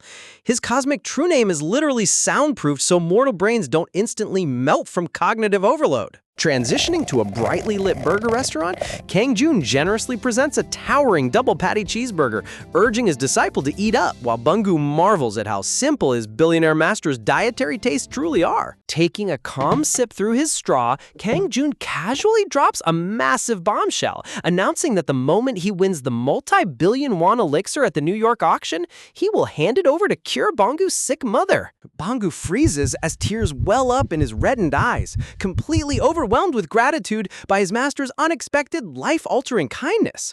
Kang-jun encourages him to stay strong as the head of his household, but immediately balances the wholesome moment by declaring in chibi form that he expects ruthless lifetime servitude in return. Giving away a tens of billions medical miracle with an eternal undead employment contract attached is textbook Kang-jun management. Chomping furiously into his burger with newfound fiery conviction, Bong-gu reflects on the escalating gate cataclysms, vowing to endure every brutal trial to become strong enough to protect his family. Glancing down at the two industrial metal briefcases packed with 1.5 billion won in cold hard cash, Kang-jun ponders how on earth he can hand this fortune to his sister without raising massive suspicion. Meanwhile, back at the apartment, little Minhee cheerfully smothers the trembling demonic hound in aggressive toddler kisses, leaving the terrifying beast sweating in mortal terror of being caught by the terrifying emperor. The dreaded abyssal hound completely neutralized by baby hugs. This dog is fighting for its life. Gazing warmly at the adorable scene from the couch, Kang-jun's sister smiles peacefully, feeling relieved that their immediate financial burdens have finally started to ease. Back at the diner, Kang-jun explains that his sister is absurdly righteous, the exact type of saint who would march a 500 won coin straight to the police station if she found it lying on the sidewalk. Bong-gu swallows his food and helpfully suggests fabricating a first-prize lottery ticket win, noting that standard jackpot payouts right now land right around 1 billion won. Kang-jun's eyes spark with inspiration as he remembers his sister mentioning her weekly 5,000 won lottery habit, realizing this is the flawless cover story they desperately needed. Grinning broadly, Kang-jun teases that if you live long enough, miracles really do happen, since Bong-gu actually managed to contribute a genuinely useful idea for once, Bong-gu finally earning a compliment, even if it comes wrapped in classic Kang-jun mockery. Kang-jun and Bong-gu continue chatting at the fast food counter, with Kang-jun advising that they begin preparations right away if they want to pull off their plan smoothly. Bong-gu curiously asks what kind of groundwork is needed, but Kang-jun simply smirks through his drink, cryptically telling him he will find out soon enough. Meanwhile, across town in a cramped semi-basement apartment, a scruffy young man stares at a tiny slip of paper in pure, trembling euphoria, realizing that after countless years of scraping by in poverty, a miraculous stroke of fortune has finally blessed his miserable life. Clutching the winning slip with both hands, gasp, the man breaks into tears of pure joy as he verifies the official numbers on his phone screen, confirming he just hit the colossal first-place jackpot of over 1.5 billion won. Wiping away his tears with an ecstatic grin, he eagerly calculates his post-tax earnings, figuring he'll walk away with roughly 1 billion won in pure cash. Not enough for a luxury penthouse, but finally plenty to purchase a humble apartment of his own. Look at him planning his entire financial future before he even leaves the couch. Relatable adult dreams right here. Suddenly, a sharp click echoes through the room as every light fixture plunges into pitch-black darkness, jolting him out of his daydream in sheer terror as he wonders if the power grid blew out. Out of the swirling shadows behind him, a terrifying pair of glowing crimson eyes pierces the gloom, whispering in chilling satisfaction about how deeply they missed carrying out ruthless clandestine operations. Scrambling backward against the wall in absolute horror, the lottery winner shrieks, assuming an assassin has arrived to rob him before he could even claim the jackpot funds. But the cloaked intruder, who is none other than Kazan in a menacing trench coat, smoothly chides him, insisting he merely came to strike a civilized business proposition. Stepping forward with an outstretched gloved palm, Kazan ominously offers to pay a generous price in exchange for the winning lottery ticket, subtly hinting at how devastating it would be for the man's family if an unfortunate tragedy were to strike him tonight. Kazan calling highway robbery a civilized negotiation? The Goblin banking cartel customer service is unmatched. Terrified out of his mind, the man hurriedly thrusts the winning slip into Kazan's hands, desperately begging for his life, while the cloaked goblin chuckles in wicked triumph at how easily the deal was sealed. Kneeling on the linoleum floor and sobbing over his stolen dreams, the poor man suddenly blinks in confusion as his gaze lands upon two massive, heavy-duty tactical cases left right beside his table. Popping open the cases, his jaw drops through the floor as blinding stacks of crisp 50,001 bills fill his view, totaling the exact post-tax principal jackpot of 1.5 billion won. He literally traded paper for instant untraceable cash on delivery. Santa Claus just broke into his basement with zero tax paperwork. The following morning, Bongo's elderly grandfather is seen violently trembling on the living room rug, locked into an agonizing acrobatic bridge headstand with his hands clasped behind his back. Little Minnie happily bounces across the room, proudly announcing in adorable toddler speak that Grandpa's been working out upside down non-stop since yesterday evening. Still struggling in his upside-down prostration, Grandpa awkwardly asks Bongo if he knows about lottery gift taxes, leaving Bongo sweating nervously as he realizes the old man must have completely botched a financial calculation. Even ancient demonic shapeshifters get terrified by local tax audits. Transitioning to one day before the official promotion exam, Bongo engages in a grueling sparring session against two relentless shadow martial artists within an isolated desert domain, panting heavily as he struggles to parry their furious onslaught. Blinding wave of fiery energy erupts as the shadowy master blasts Bongo backward while Chibi Kong-jun casually observes from the sidelines, reminding him that taking a thorough beating is always the fastest shortcut to mastery. Gritting his teeth through the punishing blows, Bongo notices his body actually enduring the fierce impact far better than before, mentally thanking the brutal endurance training he suffered under Iriel. With a final synchronized clash, Kang-jun calls an immediate halt to the sparring match, cutting the session short right as Bongo lands firmly on the cracked stone. Snapping his fingers to disperse the dark shadow summons back into the void, Kang-jun explains that since the high-stakes promotion test takes place tomorrow, Bongo needs to preserve his stamina rather than drain himself completely today. Bongo stares down at his trembling gloves, feeling inadequate and wondering why time flew by so fast, only for Kang-jun to roast him mercilessly by stating his lack of preparation is solely due to his pitiful talent. Kang-jun's motivational coaching style is pure emotional damage. Kang-jun turns away, casually complaining about his stomach rumbling before suddenly remembering to ask if Bongo already delivered the winning lottery ticket to his mother and sister. Kang-jun scratches his cheek, admitting he delayed giving it because he wants to surprise his family with the ticket around Christmas, prompting Bongo to suggest preparing a thoughtful holiday present for Little Seal as well. Bongo's eyes light up as he reminisces about how much kids adore Christmas surprises, proudly boasting that he has already prepared something extraordinary for the little girl. Smirking playfully, Bongo teases whether his master feels threatened that his disciple might bring a superior gift, causing Kang-jun to shoot him an unimpressed side-eye and dismiss it as just another cheap trending toy. Brushing his dark hair back with absolute confidence, Kang-jun smirks broadly and declares that he has already devised a truly legendary Christmas present that will blow everyone away. Whenever Kang-jun calls a gift incredible, you know it's either an ancient relic or an apocalyptic nightmare disguised in wrapping paper. Shifting deep into a dimly lit throne hall, shadowy figures whisper in hushed tones about the recent disappearance and uncertain fate of their elite black and white twin fiends. Perched high upon an ornate stone dais sits the enigmatic hooded leader of the Anti-Bureau Union, while rank 1 of the 12 executives kneels low on the cold floor, reporting that all clandestine preparations for tomorrow's massive offensive are officially finalized. Tightening his leather-gloved grip against the throne until the stone cracks, the leader grimly decrees that their grand scheme will proceed without the slightest deviation. Echoing dark ancestral memories, the voice of the dethroned entity seethes with burning hatred, commanding its followers to harvest fresh human souls through forbidden magic, to build an unstoppable army and take absolute revenge against the immortal who dethroned him. Raising his hand dramatically into the swirling darkness, the Union leader bellows to the assembly that the omnipotent dethroned King of Death is back in their crusade, ordering them to unleash prohibited dark magic tomorrow during the gathering of ignorant humans. Walking straight into an arena packed with hunters while the immortal himself is sitting in the audience is a textbook recipe for immediate villain extinction. The scene transitions to the sunlit morning exterior of the massive Administration Bureau Seoul branch headquarters, where the highly anticipated hunter promotion evaluation is set to begin. Looking around in wide-eyed wonder with his duffel bag slung over his shoulder, Bangu marvels at the massive crowds of hunters and staff flooding into the testing complex. Reflecting on his rapid journey, Bangu recalls starting out at rock bottom in F rank and gradually climbing up to C rank merely through accumulated dungeon clears, realizing today marks his very first official promotion evaluation before formal proctors. Walking a few paces behind him, Kazan, expertly disguised as a refined elderly human gentleman, encourages Bangu to stay calm and perform just as he practiced, while Kang Jun casually chimes in that he only needs to deliver twice the performance of his usual training. When Bangu panics and asks if performing half as well is acceptable, Kang Jun roars at him in comic fury, asking if he even qualifies as a human being if he can only output half effort, sending the terrified disciple sprinting ahead into the building.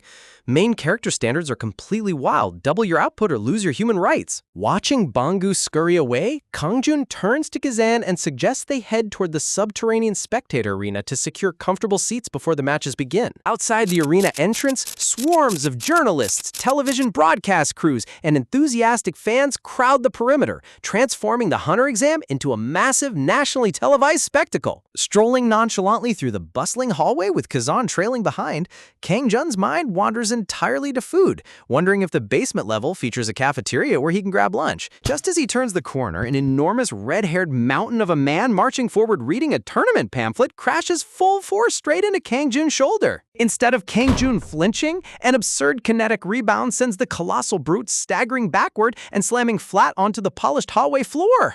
Glancing down with mild pity at the fallen giant, Kang Jun casually remarks that he must have hit his head during the clumsy trip and politely suggests he check into a hospital for a medical exam. Getting thrown on your back by a guy casually walking to the cafeteria is the ultimate ego shatter. Grinding his teeth in pure disbelief on the floor, the red-haired titan is revealed to be Go-Do Y'all, the nationally renowned 6th-ranked S-Class hunter known throughout the global syndicate as the Man of Steel. Leaping aggressively to his feet with his veins bulging, Duel furiously points his finger and shouts down the corridor, demanding Kang Jun stop in his tracks. Striding forward with fiery determination radiating off his massive physique, Duel corners Kang Jun, aggressively proposing an impromptu trial of physical strength between them. Channeling his inner primal beast, Duel passionately rants about how true men bond through thick pouring sweat, bone-crushing impacts, and fiery brotherhood forged in battle, leaving Kang Jun staring at him like an absolute lunatic. The gorilla imagery in the background is killing me. This guy is peak unhinged gym bro energy. Flashing an intense competitive grin, Duel asks if Kang Jun's heart is pounding with masculine thrill yet, while Kang Jun simply sighs in exasperation, realizing obsessive muscleheads never leave you alone unless you humor them. Duel solemnly declares their duel be a sacred trial to determine true masculine dominance, but Kang Jun deadpans right back, dryly roasting it as nothing more than a brainless contest to see who has fewer functioning brain cells. Ignoring the insult, Duel proposes settling their score with an official slapping competition, a raw test of endurance where both men stand face to face and take turns delivering maximum power open hand slaps across the cheek. Kang Jun summarizes the childish rules as whichever idiot gets knocked out or waves the white surrender flag first loses, while Duel proudly insists on maintaining the tournament's prestigious official title. Arms crossed and analyzing Kang Jun's deceptively calm posture, Duel secretly deduces this mysterious young man possesses world-class hidden power, resolving that if he can survive even a single full-force strike, he will personally scout him into the elite Solitar Guild.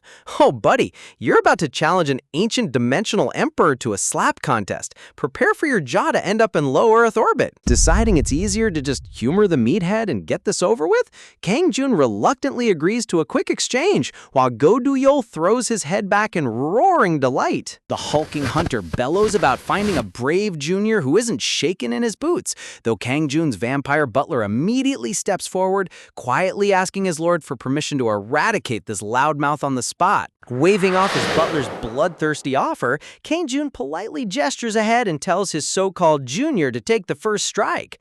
Pounding his muscular chest with absolute pride, Do-yeol dares the kid to hit him with everything he's got. Oh, buddy, you really have no idea whose bad side you just stepped onto, do ya? Slapping both of his cheeks to pump himself up, the S-rank tank screams at the top of his lungs for Kang Jun to bring on the pure passion. In a terrifying flash, the ambient atmosphere suffocates as a colossal, demonic shadow dragon manifests above Kang Jun's silhouette, instantly locking Do-yeol's vocal cords in bone-chilling paralysis. Glaring forward with glowing crimson eyes, Kang Jun coldly reminds the frozen brute that he asked for maximum force, murmuring that whatever happens next is entirely on him. Far away in an abandoned industrial warehouse, a sinister red spatial rift rips open as dozens of cloaked cultists step quietly into position. Stepping to the forefront with dark ceremonial tattoos and painted lips, Wirak, the second-rank magic commander of the Anti-Bureau Union, prepares to trigger their apocalyptic ritual. Chanting ancient incantations in forbidden tongues, the circle of robed mages channels an unholy hex granted directly by the dethroned sovereign of the abyss. Wirak explains with manic reverence that the moment their forbidden spell fully ignites, the life essence of every mortal trapped inside will be harvested as a blood sacrifice for their dark god's second coming. Even worse, every living being devoured by the vortex will be resurrected as a mindless undead minion bound entirely to their master's divine command. Picturing an army of thousands of freshly raised ghouls terrorizing the metropolis, the cult leader revels in the slaughter about to unfold. Capturing the high-ranking tournament judges inside the Hex means turning premier defenders into terrifying undead puppets, clearing the path for their reborn god to crush humanity's remaining defenses. Recalling the Grandmaster's promise of everlasting life, Wirak channels his dark mana straight into the glowing circle, because cult leaders never ever betray their disposable pawns, right? Classic villain logic. Blazing crimson runes surge across the sky, completely enveloping the entire stadium complex in a massive dome locked down by enchanted chains. Hovering within his red fortress, Wirak gloats that the entire arena is sealed shut, confident that even Korea's legendary tank Go Do-yeol would take days to put a dent in his barrier. Meanwhile, completely unaware of the global doom brewing outside, Do-yeol is still standing in the testing lobby, eagerly hyping himself up for Kang Jun's attack. No, wait! The realization hits Do-yeol far too late as a monstrous gale erupts from Kang Jun's casual swing, tearing through the hallway like an apocalyptic shockwave. Pwah! An earth-shaking divine bitch slap connects directly against Do-yeol's jaw, sending shockwaves rippling straight through his skull. Shaken off his stinging palm in mild surprise, Kang Jun casually compliments the musclehead for miraculously remaining on his 2 feet, while Do-yeol wobbles around like a concussed toddler. With blood leaking from his nostrils and a massive purple handprint swollen across his face, the half-conscious tank slurs out that it's finally his turn to strike back. Before the poor guy can even lift an arm, Kang Jun instantly shoots his palm into the air with a bright, innocent expression. I surrender, fair and square. Kang Jun cheerfully forfeits on the spot and casually walks away, leaving the thoroughly battered S-rank warrior standing there in pure existential confusion. Unable to process the sheer absurdity of getting slapped into the shadow realm only for his opponent to forfeit, Do-yeol's knees buckle as he crashes straight onto the tiled floor. Checking the unconscious giant's pulse, the vampire butler quietly confirms he's still alive, earning a lazy nod from Kang Jun, who's just glad he won't have to fill out paperwork. Suddenly halting in his tracks, Kang Jun glances upward at the ceiling, instantly detecting the foul stench of high-tier forbidden magic creeping into the atmosphere. When his butler wonders if this foul sorcery belongs to an old nemesis from their past abyss duels, Kang Jun gives a subtle smirk and confirms that the wretched monarch survived their previous encounter. Back inside the main arena, the entire Coliseum erupts into deafening applause as spectators jump out of their seats. In the center of the ring, Bangu stands completely untouched over his knocked-out opponent while the commentator screams into the microphone about his record-shattering knockout speed. Blinking in complete bewilderment as he's crowned the fastest knockout victor in exam history, Bangu stares down at his knuckles, genuinely shocked that a simple mana shock jab ended the fight instantly.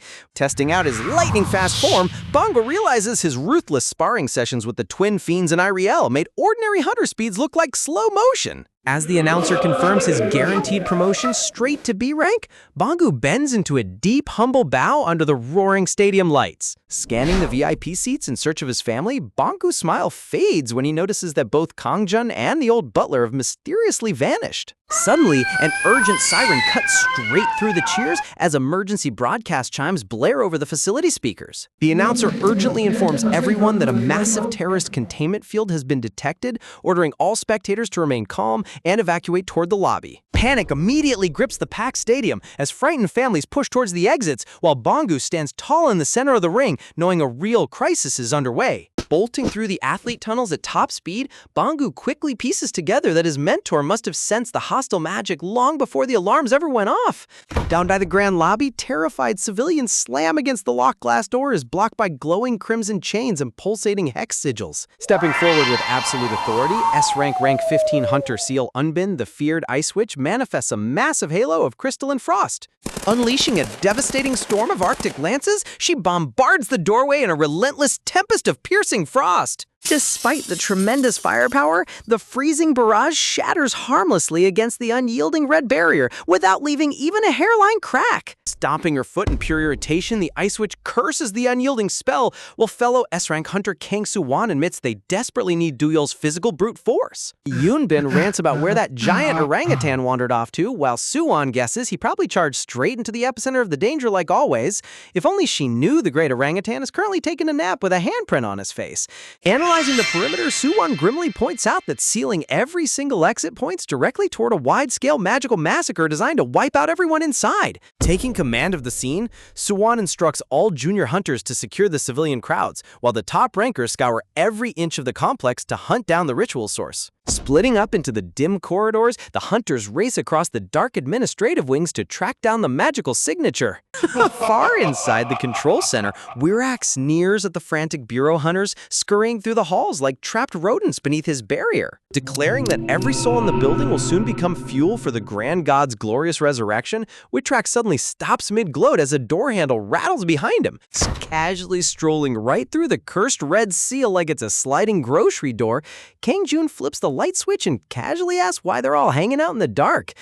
Man, Kangjun treating a world-ending cult ritual like an awkward basement party will never stop being hilarious. Within a hidden subterranean facility sealed by intricate crimson wards, a bald, tattooed cultist sneers in dark amusement, baffled at how anyone breached their ironclad perimeter, before scoffing that the Bureau's meddling fools have arrived far too late. Turning his head slightly, Kangjun reveals he tracked the foul stench of mana polluting the facility, immediately recognizing the forbidden barrier technique that a certain cowardly nemesis adored casting back in the old dimensions.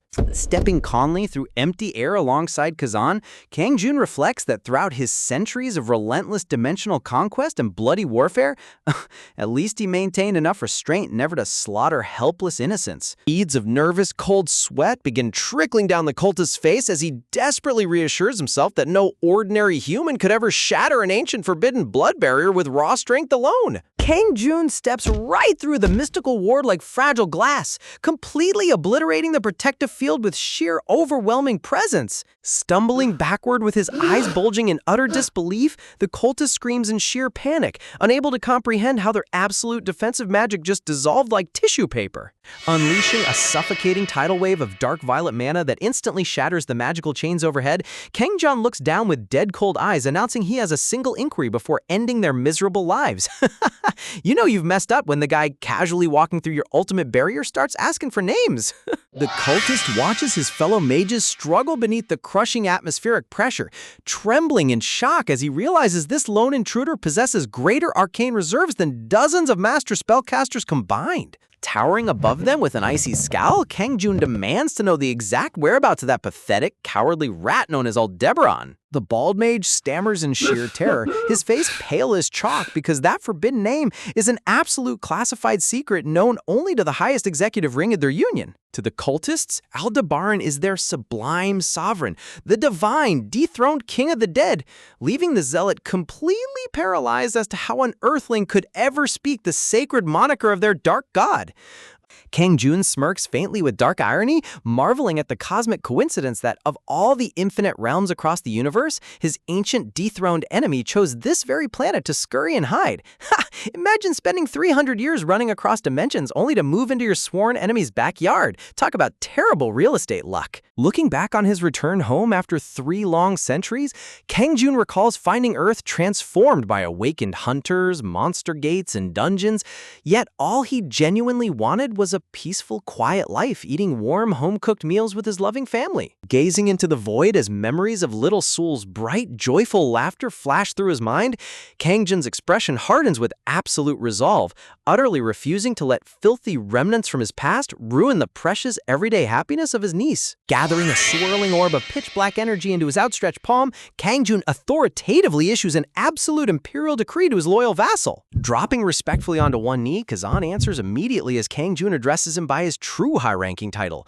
Minister of the Chancellery Chardia Vunda Crepsley, granting him full permission to feast upon the intruders to his heart's content. Flashing a bloodthirsty vampire grin with glowing crimson eyes, Kazan eagerly vows to obey his emperor's imperial mandate. Meanwhile, we cut over to Go Duyol's hilariously delusional dreamland, where he passionately bench presses heavy iron while daydreaming about bonding in thick sweat with his macho soul brother. Imagining Kang Jun sweating through intense bicep curls with a bright manly smile, Duyol fantasizes about forging an unstoppable brotherhood of iron and muscle. Lost in his gym bro delusion, Duyol fondly assumes his newfound rival must have an ultra-macho tough guy Korean name like Gwak Dupal. The translator note confirming Gwak Dupal literally translates to ultimate macho Chad makes this unhinged gym fantasy 10 times funnier. Snoring loudly with a swollen, bruised red cheek against the arena hallway wall, Duyol lays completely unconscious, blissfully enjoying the greatest musclehead dream of his life. Snapping back to the dark underground chamber, Kazan's chilling words echo across the cold shadows as he formally prepares to execute his emperor's slaughter. Striding purposefully toward the glowing ritual circle where cloaked mages frantically huddle together, Kazan approaches his prey like an ancient predator stepping into a pen of cattle. Shadows drape across Kazan's visage, illuminating only a single glowing crimson eye and an eerie fanged smirk that promises pure carnage. Snapping out of his stupor, the bald leader screams at his subordinates to stop gaping like idiots and unleash their deadliest offensive spells immediately. Multiple glowing arcane circles ignite across the chamber as the dark cultists pool their power into a desperate combined magical strike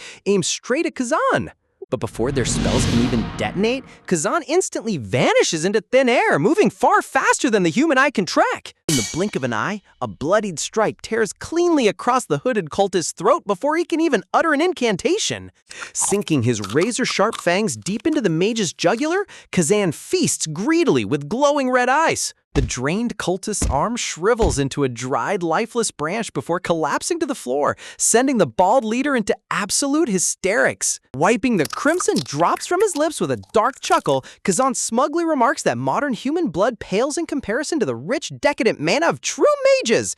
Look at that terrifying vampire aesthetic. Kazan went from distinguished butler to ancient nightmare in under 2 seconds. Frantically raising defensive sigils with his trembling hands, the leader realizes in sheer horror that this elderly gentleman is no human but a high-ranking nocturnal monster. Screaming hysterically for total suppression fire, the leader commands his mages to blast the ceiling as a sudden torrential swarm of dark blood bats explodes across the air. Screaming violently as dozens of demonic bats dive-bomb the mages, razor-sharp wings and fangs tear through their flesh in a horrific crimson frenzy. Supporting another lifeless husk in his arms as crimson miasma swirls around him, Kazan revels in the sweet, intoxicating vintage of concentrated dark mana. Standing tall amidst the scattered bodies, Kazan channels his supreme noble vampire authority, unleashing a sea of sanguine power that floods the entire facility. Colossal crimson thorns erupt violently from the ground,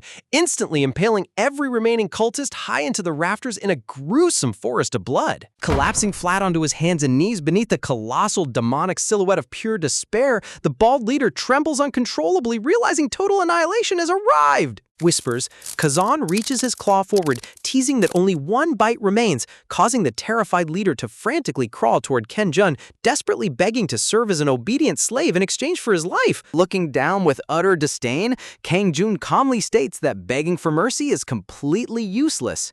Kangjun coldly declares that in the peaceful world his little niece will grow up in, disgusting vermin like them have no right to exist. Kangjun's parenting instincts are truly something else. He will literally sanitize an entire dimension just so Seoul has clean air to breathe. Crawling backward in absolute hysteria as Kazan towers over him, the cultist whimpers for mercy, only for Kazan to gently murmur that he shouldn't harbor any deep grudges. Grabbing the cultist firmly by his cloak, Kazan explains with chilling calmness that every loving parent naturally desires to shield their child from filth and let them witness only beauty in this world. Sinking his fangs deep into the screaming leader's neck amidst a shower of blood, Kazan coldly whispers that he's merely departing to the afterlife slightly ahead of the rest of his union. Watching the life drain from the cultist's eyes, Kangjun's gaze burns with ruthless determination, swearing to hunt down every single member of this union and eradicate them without leaving behind a single soul. Tossing the drained corpse aside onto the cold floor, Kazan catches his breath, his red thirst thoroughly quenched by the feast. Strolling through the gruesome clearing of impaled bodies, Kangjun gently pats Kazan on the shoulder and asks if he enjoyed his meal, earning a deeply polite bow of gratitude from his satisfied vampire minister. Casually asking your butler if he ate well while standing in a forest of impaled cultists is peak immortal behavior. Raising his hand toward the lingering spiritual essence of the fallen mages, Kangjun decides to harvest their useful undead remnants into his shadow storage for upcoming battles. Swarms of purple shadow hands and swirling ethereal wisps rise from the slaughter, getting absorbed smoothly into Kangjun's dimensional vault. Staring intently ahead as his dark resolve settles, Kangjun reflects that Aldebaran's existence is the ultimate threat to world peace, vowing to track down the dethroned lord immediately and end his wretched life once and for all. Looking down with a composed expression, Kangjun notes that he still has one crucial assignment left to delegate, prompting Kazan to lower his head respectfully and await his sovereign's final directive. Kangjun instructs him to immediately pinpoint the Union's primary headquarters and uncover Aldebaran's hidden lair without delay, wanting every loose end completely tied up before making his next move. Stepping through the facility's exit into the open air, Kangjun casually suggests heading back home,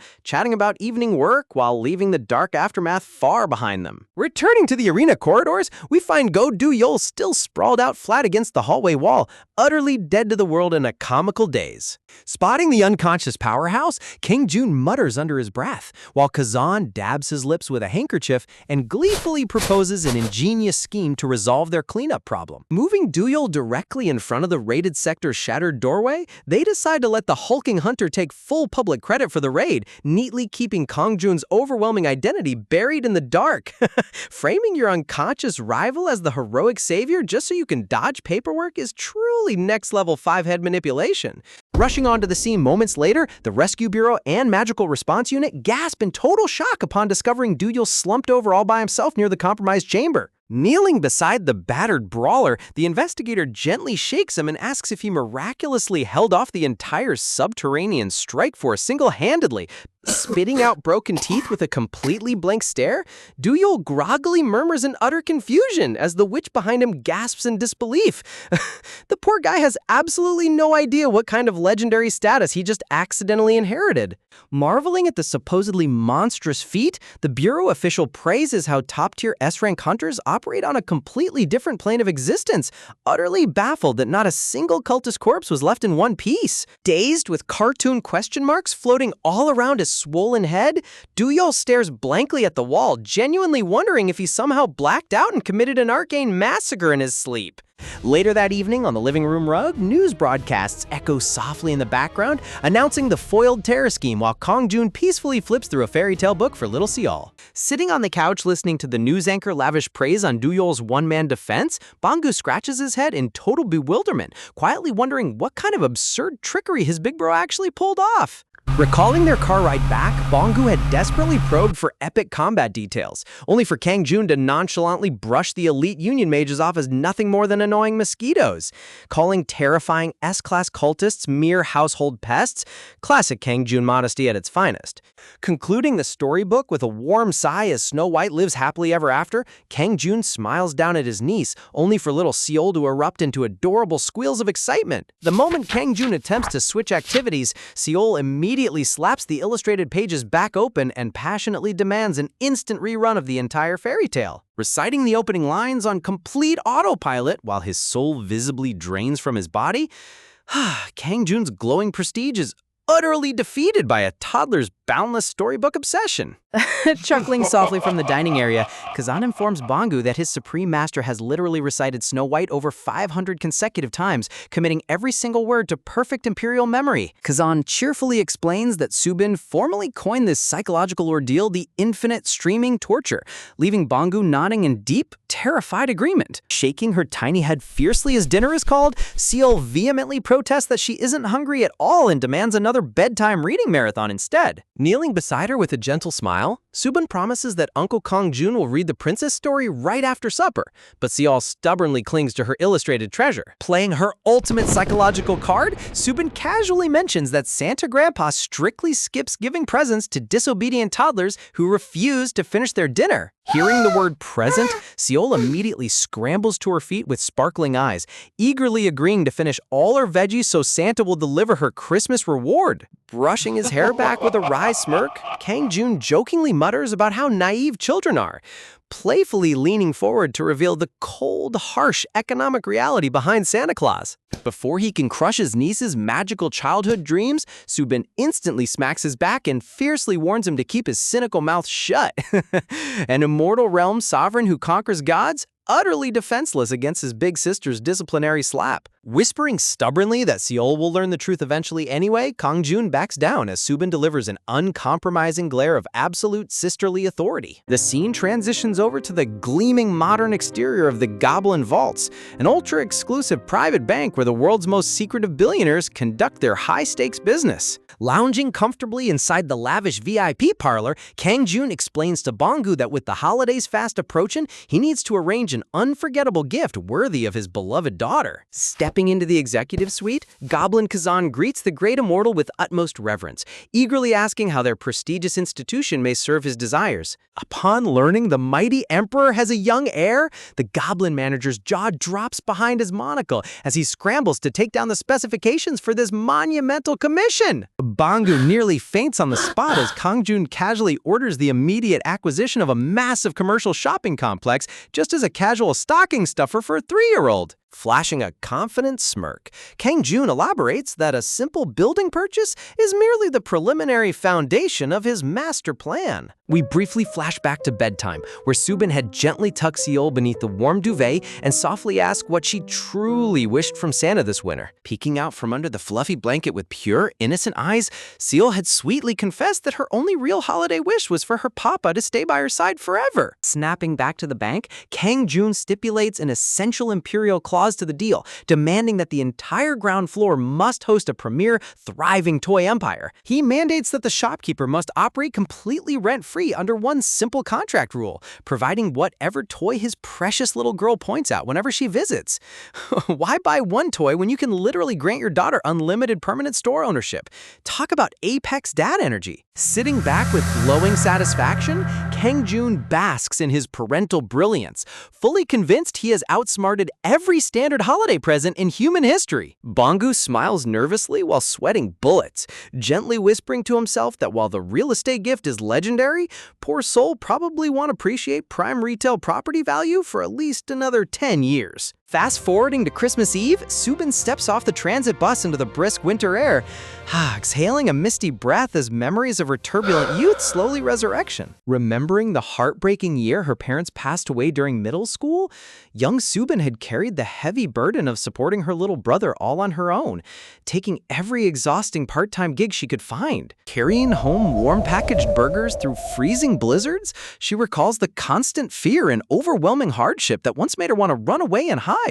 But seeing little Kang Jun's bright, grateful smile as they huddled together under a thick blanket to share their meager meal gave her the strength to endure every bitter hardship. Strolling down the twilight street with groceries in hand, Subin's reverie is gently interrupted as a familiar, elegant voice calls out her name. Wrapped snugly in a warm winter scarf, the dark-haired vampire maiden greets her warmly with glowing crimson eyes, having stepped out into the chilly evening specifically to welcome her home. Walking side by side through the quiet alleyway, Subin remarks on how lively this upcoming holiday feels now that Kang Jun and everyone have gathered under one roof. When the vampire companion curiously asks if she enjoys Christmas festivities, Subin offers a bittersweet smile and confesses that she actually used to dread the winter holidays. Flashbacks reveal the crushing days when baby Seol was born, leaving Subin unable to hold steady employment as she frantically glued cardboard boxes and stuffed plush bunnies late into the dark night just to afford baby formula.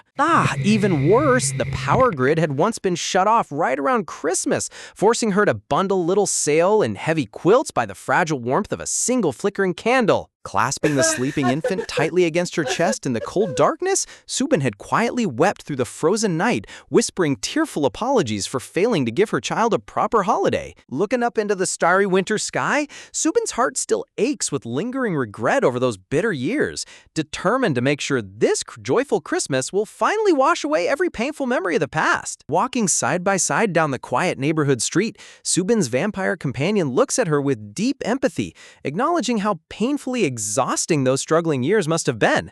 With a genuine, relaxed smile, Subin replies that now that Kang Jun is finally home, they never have to stress over basic survival ever again. Pausing under the dim streetlight, the vampire maid looks back with gentle reverence, softly confessing that while Subin might not have seen it, her lord fought through endless battles with that exact same dedication. A poignant flashback reveals Kang Jun seated at his lavish imperial desk within the otherworldly realm, dipping his quill into ink as his loyal subordinate curiously inquires about the journal he writes in every single day.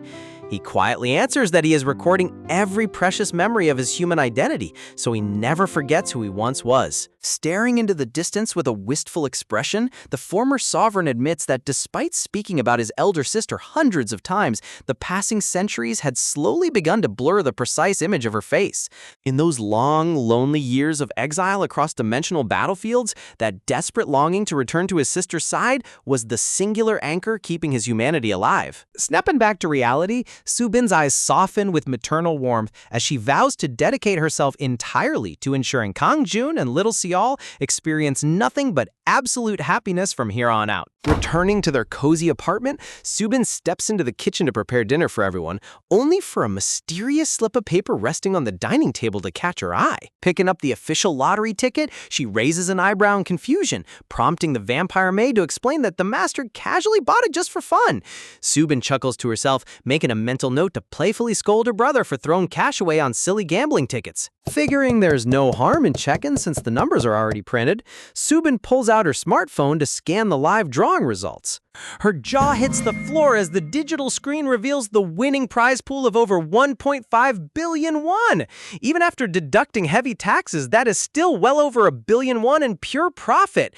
Winning the jackpot on a casual impulse buy, Kang Jun's luck stat is completely off the charts. Trembling with sheer disbelief, Subin peeks into the living room where Kang Jun is happily reading to Seol, urgently calling him over for a private family emergency. Clinging tightly to the golden slip with both hands, Subin stammers that they just won first prize, utterly terrified that if she blinks for even a second, the miraculous fortune will vanish into thin air. Looking completely unfazed, Kang Jun calmly shrugs it off as basic good luck, completely ignoring the astronomical 1 in 8 million odds that would make any normal human lose their mind. desperately waving the ticket in his face, Subin frantically points out that a payout exceeding 1 billion won is more than she could ever save, even if she worked non-stop since the Joseon dynasty. Looking her straight in the eyes with absolute calm, Kang-jun nonchalantly tells his big sister, whispering that the entire fortune belongs to her. He casually explains that he has zero personal use for the money, gently reminding her of a heartfelt late-night conversation they shared years ago about what 1 billion won could do for her life. A comforting memory flashes back to them sitting together on their worn sofa, where young Kang-jun had warmly asked his sister what he would do if she ever struck it rich in the lottery. Young Subin had brightly smiled, confessing that her only dream was moving to a safe, quiet neighborhood where she could quit grueling factory shifts and dedicate all her time to raising baby Seol properly. Returning to the present, Kang-jun smiles softly, explaining that having his family together in peace is already his greatest dream fulfilled, which means it is finally her turn to live the life she always wished for. When Subin hesitates out of sheer shock, Kang-jun playfully reaches out his hand, teasingly threatening to shred the winning ticket into confetti and toss it in the garbage if she dares refuse it. Softening his expression, he reassures her that while money alone cannot purchase genuine happiness, she should never have to compromise her well-being anymore. He asks if she even remembers having any personal dreams back then, to which Subin quietly stammers that she honestly had no room in her life to imagine such luxuries. Looking upon her with boundless gratitude, Kang-jun tells her that she spent her entire youth putting everyone else before herself, so it's more than okay to finally be a little selfish. Giving her shoulder a reassuring pat, he warmly reminds her that out of everyone in the world, nobody deserves genuine happiness more than her. Overcome with overwhelming emotion, as decades of bitter sacrifices are recognized, tears instantly pool in Subin's sparkling blue eyes. Clutching the winning paper against her chest, Subin completely breaks down in uncontrollable, joyful tears right in the hallway. Seeing an older sister finally receive the happiness she sacrificed her entire life for is enough to make any viewer tear up. A brief winter flashback shows young Subin wrapping her freezing arms around little Kang-jun under a meager blanket, whispering comforting promises that they would endure every storm as long as they had each other. No matter how bitter the freezing nights became, their unbreakable sibling bond was the eternal shield that kept their hope burning bright. Meanwhile, in the bedroom, little Seal rubs her drowsy blue eyes with a tiny fist, letting out a cute little yawn as she wakes from her afternoon nap. Popping up from under her covers with wild bedhead, Seal looks around the room in confusion, immediately asking her papa if Santa Grandpa has already come and gone. With adorable toddler logic, she explains that because their house lacks a rooftop chimney, she was planning to personally stand by the front entrance to welcome Santa inside. Smiling fondly at her innocence, Kang-jun reassures her that he made sure to open the front door personally for Santa, telling his daughter to spin around and check behind her. Spinning around, Seal's eyes light up into massive starry saucers as she spots a gigantic pink gift box wrapped with an enormous shiny ribbon sitting right beside her bed. Tearing into the wrapping paper with pure joy, she squeals in total delight upon discovering the exact dream toy set she wanted, utterly amazed that Santa managed to read her mind. Watching her beam over a basic toy box, Kang-jun smirks proudly and slides over his real Christmas masterpiece, jokingly worrying she might faint from sheer excitement when she sees it. Standing tall with crossed arms, Kang-jun boldly announces that the official document grants her absolute ownership of a premier Seoul commercial complex valued at over 22 billion won. Hearing the word paper, little Seol's face lights up as she instantly pops the cap off a dark crayon, proudly shouting that it is the ultimate blank canvas for her brand new coloring project. Banggu turns completely white like a frozen ghost while the butler and vampire maiden peer through the doorway in sheer horror as the toddler happily doodles giant scribbles across a multi-million-dollar real estate contract. That is officially the most expensive coloring book page in human history. Finishing her artistic masterpiece with a triumphant grin, Seol joyfully lifts the colorful contract into the air and presents it to Kang-jun as her special Christmas present to him. The document is covered in bright crayon hearts, a giant stick figure papa, and a smiling little Seol, accompanied by sweet handwritten letters declaring that she is the happiest girl alive because her papa's by her side. Staring speechlessly at the colorful crayon doodle with a blank, overwhelmed expression, Kang-jun sits frozen in absolute emotional shock while Seol cheerfully skips off to play with her new toys. Misinterpreting his master's stunned silence as pure parental devastation, the elder butler timidly leans forward, offering to completely eradicate the entire global concept of Christmas if it will avenge his lord's wounded pride.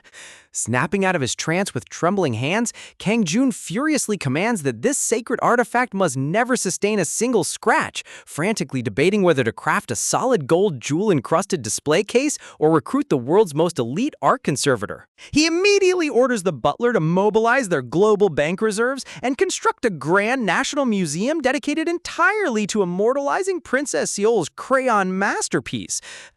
The loyal servants sweat nervously, utterly terrified by their supreme emperor's out-of-control daughter worship. Carefully tucking the sacred crayon sketch against his chest, Kang Jun's affectionate smile suddenly vanishes into razor-sharp ice as he casually mentions it is time to exterminate the cultist trash who dared cause trouble in his daughter's city. When the butler reports that Aldebaran's underground stronghold has been pinpointed and offers strike teams, Kang Jun's eyes glow with terrifying apocalyptic wrath as he declares he will butcher them with his own hands. With a blood-red aura vibrating through the dark room, the stage is set for a merciless massacre of the entire rebel cult. Deep within a shadowy subterranean holding facility, the bound rebel operative shivers in terror as the ominous silhouettes of Kang Jun and his royal retinue step into the chamber. Standing tall with piercing blue eyes beneath the flickering fluorescent light, Kang Jun coldly gestures toward the captive and orders the mouth gag removed immediately. Ripping the gag away with a demonic, sinister grin, the elder butler viciously warns the prisoner that if he speaks one single insolent word out of turn, he will rip his tongue straight out of his throat. The trembling captive breaks into a cold sweat, realizing that despite his own criminal past, the terrifying monsters standing before him are on a whole different level of villainy. Kang Jun looks down at the captured rebel, bluntly questioning why the anti-bureau union is foolishly revering the pathetic entity known as Aldebaran as if he were an almighty deity. Sweating buckets, the bound operative immediately confesses his grave sins, groveling for mercy and offering full cooperation just to keep his head attached to his shoulders. Pressing further, Kang Jun demands to know what kind of delusional reason convinced them to worship that creature. Desperately trembling against the metal chair, the prisoner stammers that nobody could resist after witnessing Aldebaran's terrifying supernatural power firsthand. He explains that newly initiated union members are handed an elixir called holy water by their supreme leader. Taking even a single sip grants them a direct vision of their god's towering, armored form while bestowing ungodly physical strength upon true believers. Kang Jun questions the true nature of this bestowed power. The captive shivers, recalling a sticky, repulsive energy that felt suspiciously like ancient dark witchcraft. Seriously? If you're drinking glowing, murky goo from a hooded stranger in a basement, that's not holy water, bro. That's a straight-up demonic contract. Kang Jun's expression turns menacing as shadows drape over his eyes, coldly informing the captive that he plans to completely wipe out the entire union tonight, including their false god Aldebaran. However, he offers the shivering grunt a single lifeline to walk out alive. Realizing the unfathomable depth of the abyss standing before him, the terrified operative knows this isn't a bluff. He nervously asks if Kang Jun wants him to smuggle him inside union headquarters disguised as a fresh convert. Nodding in approval at the prisoner's quick wit, Kang Jun listens as the man urgently reveals that a mandatory worship ceremony's taken place this very evening, making it the perfect opportunity to infiltrate undetected. Pulling out his phone to check the schedule, Kang Jun notes that the operation fits right into his tight evening plans. Glancing at his lock screen photo of Subin and baby Seol beaming under the bright sun at 10 o'clock at night, his eyes soften before hardening with resolve. He's got to wrap up this entire pest extermination before bedtime so he doesn't miss breakfast with his family. That's peak parental efficiency right there. Turning around toward the exit, Kang Jun commands his loyal subordinates to mobilize for an immediate departure. Underneath the pitch-black night sky, the silhouette of a decrepit, ruined church looms amidst crumbling urban wreckage, serving as the hidden congregation site for the heretical union. Inside the sanctum, a colossal, flaming skeletal projection of Aldebaran snarls with demonic fury, berating his cult leaders for their gross incompetence and demanding an immediate summoning ritual to manifest his true form on Earth. Standing at the grand altar in front of rows of hooded fanatics, the head priest solemnly announces to the congregation that they have all been granted the supreme honor of becoming living sacrifices for their Lord's descent. Lurking beneath his hood, the priest ruthlessly calculates that assembling a flesh and bone vessel requires sacrificing hundreds of mortal bodies, viewing this bloodbath as an ideal test to purge any lukewarm believers from their ranks. Turning his horribly scarred, deformed face toward the silent assembly, the high priest boldly calls out, asking if there is a faithful devotee willing to step forward as the first voluntary offering. Right from the back row, a single robed figure raises his arm high into the air without a moment's hesitation, catching the priest completely by surprise. As the volunteer calmly strolls down the marble aisle, the priest notes he has never seen this face before, to which Kang Jun smoothly replies that it is naturally his very first time attending their lovely gathering. Deeply impressed by what he assumes is unmatched religious fervor, the priest marvels that a rookie believer would offer up his mortal soul before even receiving the sacred blessing. Flashing a vile, crooked grin across his mangled features, the priest declares that such extraordinary faith deserves the privilege of directly hosting God himself. Pulling a sealed glass flask containing dark, swirling fluid from his robes, the priest asks the entire church to bear witness as the newcomer drinks the divine nectar. Uncorking the vial, Kang Jun downs the concoction in one smooth motion, causing dark, crimson tendrils of demonic energy to instantly erupt across the stone chamber. Standing tall amidst the swirling red fog, Kang Jun feels the spectral presence of Aldebaran manifest overhead, calling him a sweet little sacrificial lamb whose dark mana is extraordinarily appetizing. The towering phantom bares its glowing red fangs, arrogantly commanding the newcomer to drop to his knees and bow his head before the supreme ruler he will serve for eternity. Looking completely deadpan, Kang Jun casually remarks that his father happens to be a Christian pastor and his mother is a Buddhist monk, totally wrecking the demon's spooky dramatic entrance. Talk about the ultimate divine troll move. Tossing his hood aside with effortless swagger, Kang Jun glares straight into the beast's flaming red eyes, coldly greeting Aldebaran like an old acquaintance from the past. Aldebaran's demonic skulljaw literally drops in sheer disbelief, stuttering uncontrollably as he realizes the supreme overlord of the abyss is standing right in front of his face. Stammering in absolute panic, the monstrous phantom shrieks, demanding to know why the ruler of darkness is hanging out in a low-level mortal dimension. Kang Jun simply shrugs, stating that this peaceful world happens to be his beloved hometown. Reminiscing on the past, Kang Jun recalls how Aldebaran was originally just a greedy human necromancer who turned himself into a lich to chase cheap immortality before staging a pathetic rebellion in the abyss. Did this bony clown seriously think he ascended to godhood just because nobody was paying attention? Enraged by the disrespect, Aldebaran roars that his ascended power is beyond comprehension, prompting Kang Jun to smirk and suggest they test just how divine this fake god actually is. A vortex of pure abyssal energy detonates from Kang Jun's body, tearing through the sacred hall with overwhelming pressure that suffocates the entire room. Aldebaran's massive skeletal projection bends backward in agony, utterly outmatched by Kang Jun's raw supremacy. Forcing his crimson power to ignite, the armored Lich King desperately tries to reassert his pride, boasting that the endless worship from the world of Anox granted him true divine status. Black and crimson energies violently collide in midair, splitting the church sanctuary right down the middle with blinding magical shockwaves. Towering with radiant golden red armor, Aldebaran proclaims that he has descended beyond mortality, claiming the divine throne through pure conquest. Blinded by the terrifying light show, the high priest and brainwashed cultists collapse onto the wooden pews, frantically pleading for their lord to smite the heretic where he stands. But behind that arrogant skeletal grin, Aldebaran is internally freaking out, wondering how on earth he's supposed to survive a direct brawl against the undisputed monarch of the abyss.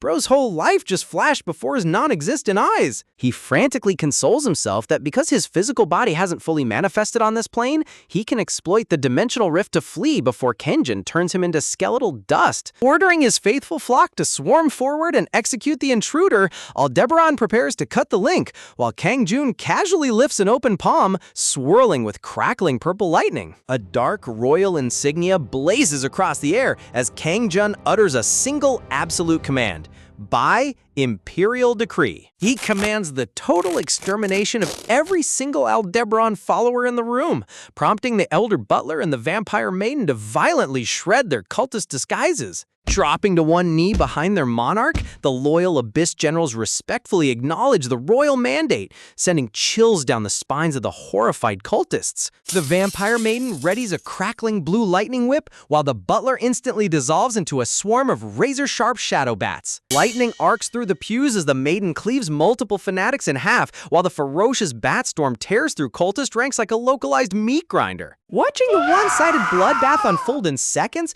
Kang Jun smiles with cold satisfaction, casually commenting on the magnificent scenery. You have to love how chill he is while his household staff casually deletes a whole terrorist branch.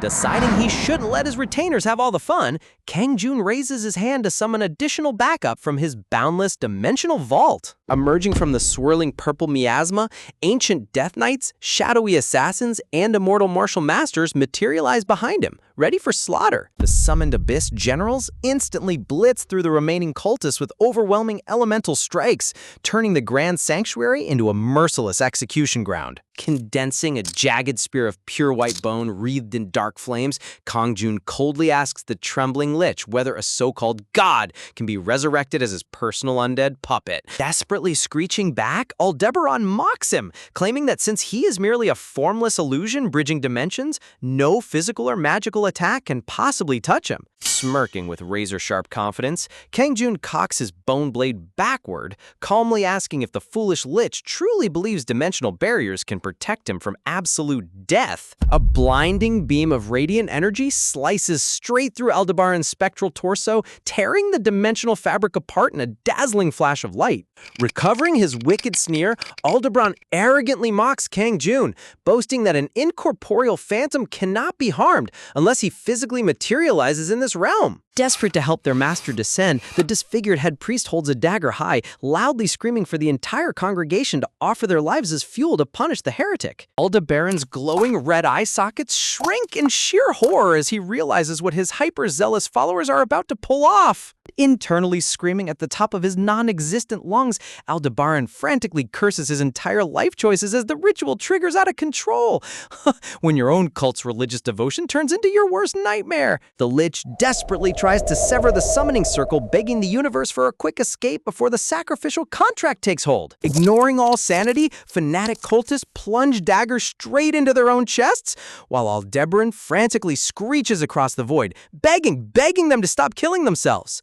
Sweating profusely in his spectral form, the fake god tries to explain that a sloppy sacrifice won't give him enough power to fight, but the brainwashed flock won't listen to reason. Chanting that God will remember their sacrifice in paradise, every single believer slices their own throat in unison, deaf to Aldebaran's desperate pleas to halt the massacre. With a horrific wail, Aldebaran is violently dragged across the dimensional threshold, forced into the mangled corpse of his head priest. Talk about being forced into a boss fight you never wanted to attend. The twisted, scarred flesh of the high priest shivers violently on the stone altar as dark energy coalesces within his battered mortal frame. Pushing himself up with shaking hands, Aldebaran feels the heavy weight of physical bones and flesh, realizing in absolute dread that he is completely trapped. Towering over the pathetic vessel, Kang Jun coldly notes that Aldebaran looks just as miserable and pathetic as the day he lost his throne in the Abyss. As memories of their ancient war resurface, an archaic battle flag bearing a crowned skull flashes across their minds, marking the bloody history of the immortal lord. In the chronicles of higher beings, Kang Jun was known as the absolute irregularity, a force of nature so overwhelming that even self-proclaimed gods could never hope to conquer him. Squatting down to meet the shivering monster eye to eye, Kang Jun sighs, remarking how deeply disappointing it is for a supreme divinity to surrender so effortlessly. Bro didn't even get a warm-up round. The possessed priest groans, muttering that accepting inevitable death is just being realistic when facing an absolute monster. Behind them, the butler casually wipes his bloody blade clean while the vampire maiden stands guard over the silent hall. Curious about how an ordinary necromancer managed to achieve true divinity, Kang Jun asks for his secret, only for Aldebaran to mockingly ask if the Abyss Monarch wants to become a god himself. Aldebaran explains that gods aren't simply born. They are forged through the collective faith, spoken prayers, and written legends of mortal believers across multiple realms. Staring into space, Kang Jun realizes that leaving historical records of Aldebaran's defeat in the Abyss inadvertently allowed the Lich to gather faith and ascend to godhood over centuries of mortal worship. Flashing a bloody grin, the dying vessel sneers that even if he perishes today, stronger entities across the cosmos will eventually hunt Kang Jun down and strip him of his sovereign title. Snatching the priest by his robes with razor-sharp intensity, Kang Jun coldly demands to know who in existence would dare attempt such a feat. Aldebaran warns that the ancient deities governing vast star clusters possess power beyond mortal imagination, and every single one of them covets the throne of the abyss. Floating blue system windows suddenly materialize before Kang Jun, alerting him that celestial constellations like Asgard and primordial cosmic giants harbor deep hostility toward his true identity. The Lich rasps that the supreme pantheons across the cosmos are actively aligning their sights on the absolute monarch, making Earth the prime target for an inevitable divine war. Smirking through his blood-stained teeth, Aldebaran taunts Kang Jun, claiming that beneath all his divine authority, he remains a frail human trembling in fear of losing his home. Standing tall as dark abyssal flames erupt from his coat, Kang Jun coldly clarifies that he spent hundreds of agonizing years longing for death, making mortal fear completely meaningless to him. Massive spectral purple chains burst from the void behind him, framing Kang Jun's dark silhouette with terrifying, regal majesty. The glowing chains snake forward, wrapping tightly around the squirming vessel, as Kang Jun coldly recounts his centuries of eternal exile. In his relentless quest to find death, Kang Jun drank deadly concoctions capable of melting primordial giants in a single sip, yet his immortal vessel remained completely unbothered. He threw himself into cosmic kulpa fires that burn all matter to ash and plummeted from the crown of the world tree, yet every lethal attempt proved utterly pointless. When you're literally too overpowered to even end your own misery? Tightening his grip on the binding chains, Kang Jun explains that after centuries of trying to die, returning to Earth finally gave him a reason to cherish his life. The purple chains constrict with bone-shattering force, tearing agonizing shrieks from the vessel as Kang Jun declares that he returned home to protect his ordinary happiness. His expression softens with solemn determination, admitting that the only thing in the universe he truly fears is losing the quiet, joyful life he built with his family. Even as his vessel crumbles into dusty ash, Aldebaran laughs hysterically, mocking Kang Jun for believing an absolute destroyer could ever enjoy an ordinary family life. Staring down at the dissolving remains, Kang Jun asks if this warning is supposed to be some pathetic dying curse, but the Lich claims it is simply the inescapable nature of his royal status. Aldebaran's disintegrating lips murmur the final truth of the monarch's title, explaining that boundless suffering, endless conflict, and divine catastrophes will pursue him until the end of time. Before the Lich can finish revealing the forbidden core secret, a sudden shockwave of pure golden radiance pierces through the chapel roof, cutting the air like glass. Staring into the radiant cosmic light, Aldebaran's fading soul shrieks in terror as an absolute primordial creator forcefully intervenes from across the cosmos.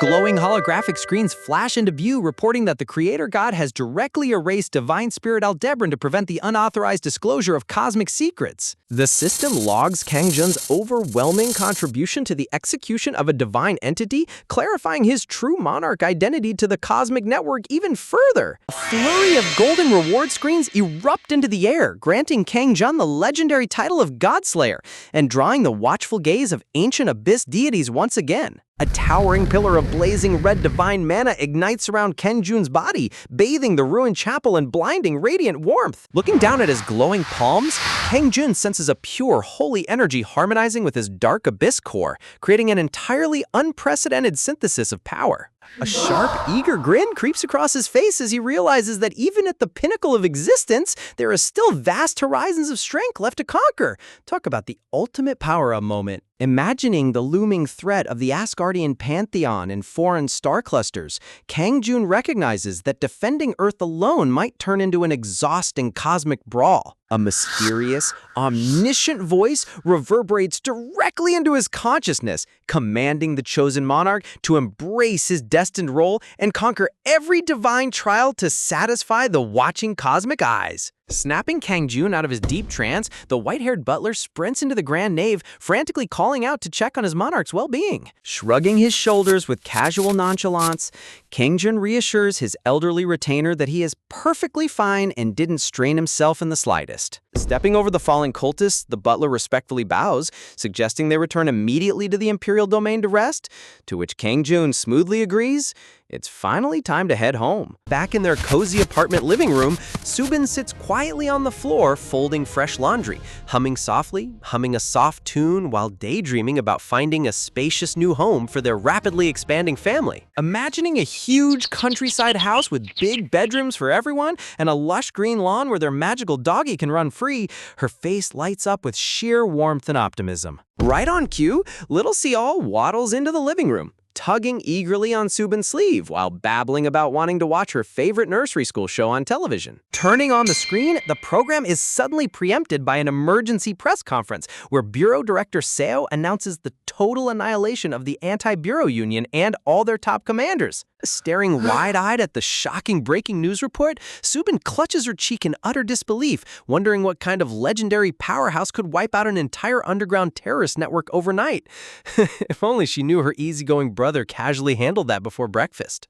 Turning around with a soft smile, Subin gently tells Sol that the world is becoming a safer, brighter place to live, prompting the curious toddler to tilt her head in confusion over big words. But instead of caring about global peace, Seol's big blue eyes swell with giant teardrops, realizing her beloved cartoon got replaced by boring news anchors in stiff suits. Wah! Seol bursts into full-blown toddler meltdown mode, causing Kang-jun to pop his head frantically around the doorway with sheer panic painted across his face. Swooping in instantly to scoop up his crying princess, Kang-jun hugs her close, while Subin sheepishly explains that breaking news broadcast knocked her favorite nursery show off the air. Glaring internally into the void, Kang-jun mentally curses those wiped-out cultists for daring to inconvenience his precious daughter even from beyond the grave.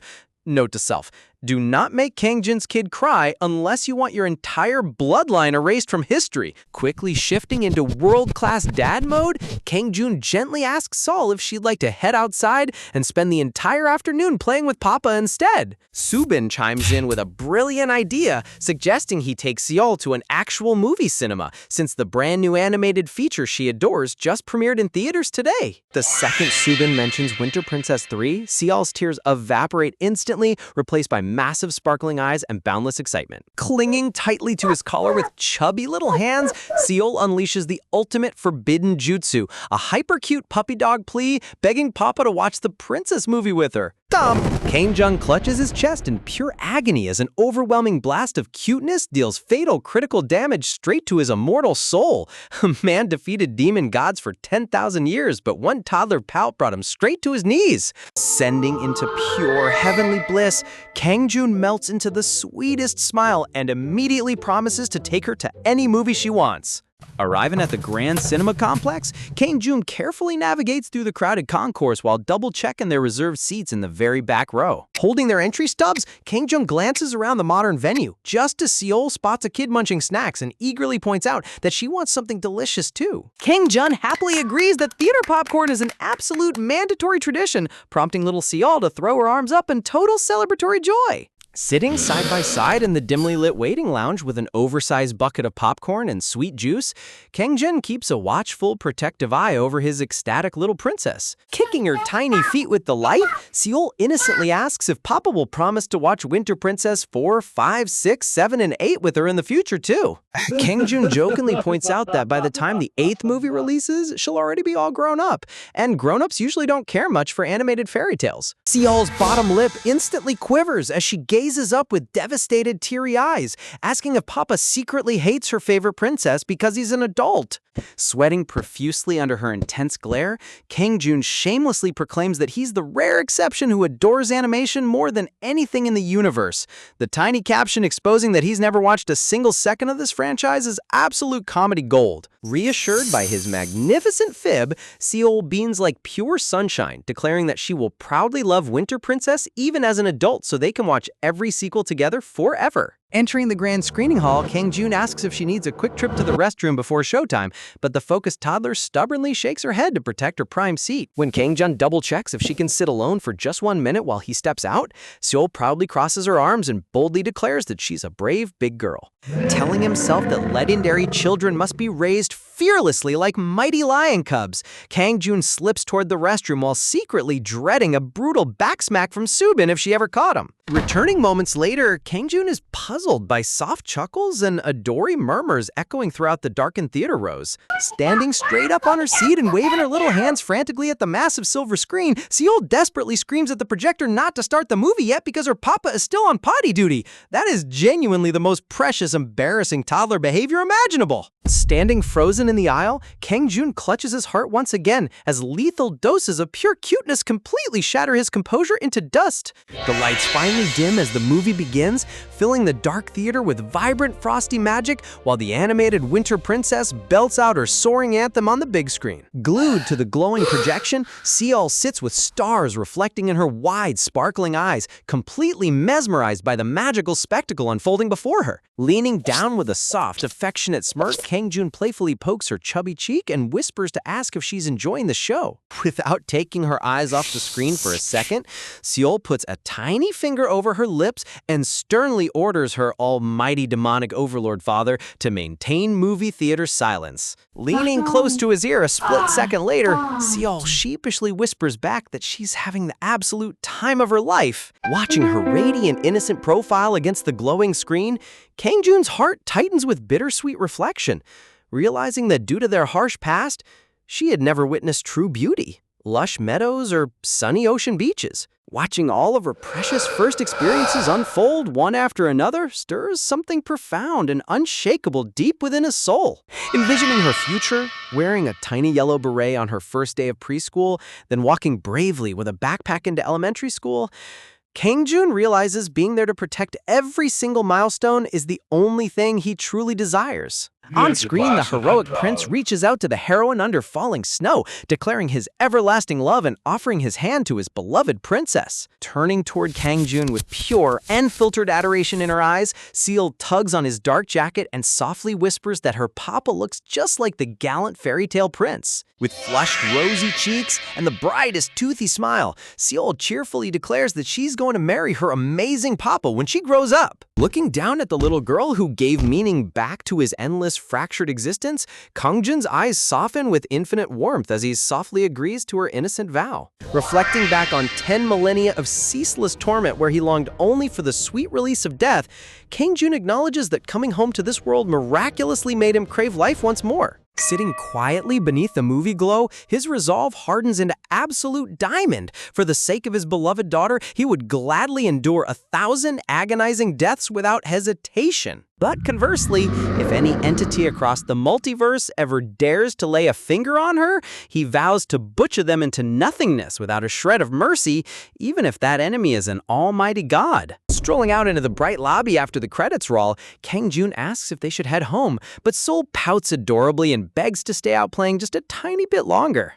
Completely powerless against her charms, Kang Jun instantly caves and agrees to keep exploring, earning an ecstatic cheer from his tiny companion. Pulled up on his screen, Kang Jun explains the concept of an aquarium filled with giant water tanks and exotic marine life, instantly igniting Seol's starry-eyed passion for swimming fishies. But staring helplessly at modern map apps and subway transit routes, the ancient transdimensional monarch freezes in utter bewilderment.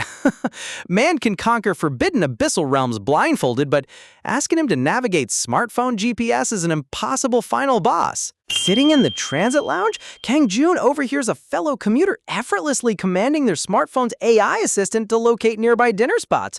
Realizing modern voice search exists, an instant light bulb turns on above his head. Without missing a beat, Kang Jun dials up his guild contact, listening impatiently to the connecting dial tone. The moment Kim Yanwoo answers on the other end, Kang Jun speaks directly into the receiver, treating his poor junior colleague like a living, breathing human search engine by commanding him to locate the nearest aquarium. Before Yanwoo can even finish pulling up a navigation app, Kang Jun's expression turns deadpan and terrifying, immediately ordering him to physically show up and serve as their personal tour guide right on the spot. A comically animated navigation radar tracks Yanwu frantically sprinting through the city streets at maximum hunter speed toward Kangjun and Little Seol's pinpointed coordinates.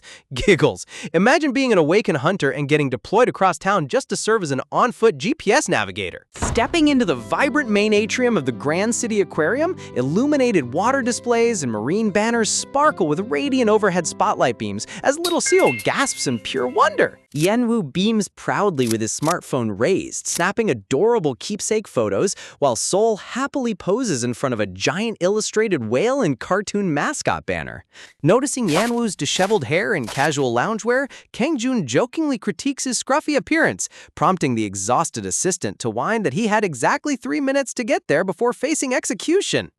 Talk about an impossible workplace deadline. Sprinting ahead onto the illuminated viewing floor, Little Seol spreads her tiny arms wide in sheer amazement, cheering at the majestic sharks and giant stingrays gliding effortlessly across the massive panoramic glass. Yanwu leans close to Kangjun's side, whispering, softly mentioning that breaking news outlets are currently blowing up across the nation with shocking headlines regarding the sudden annihilation of the infamous anti-bureau union.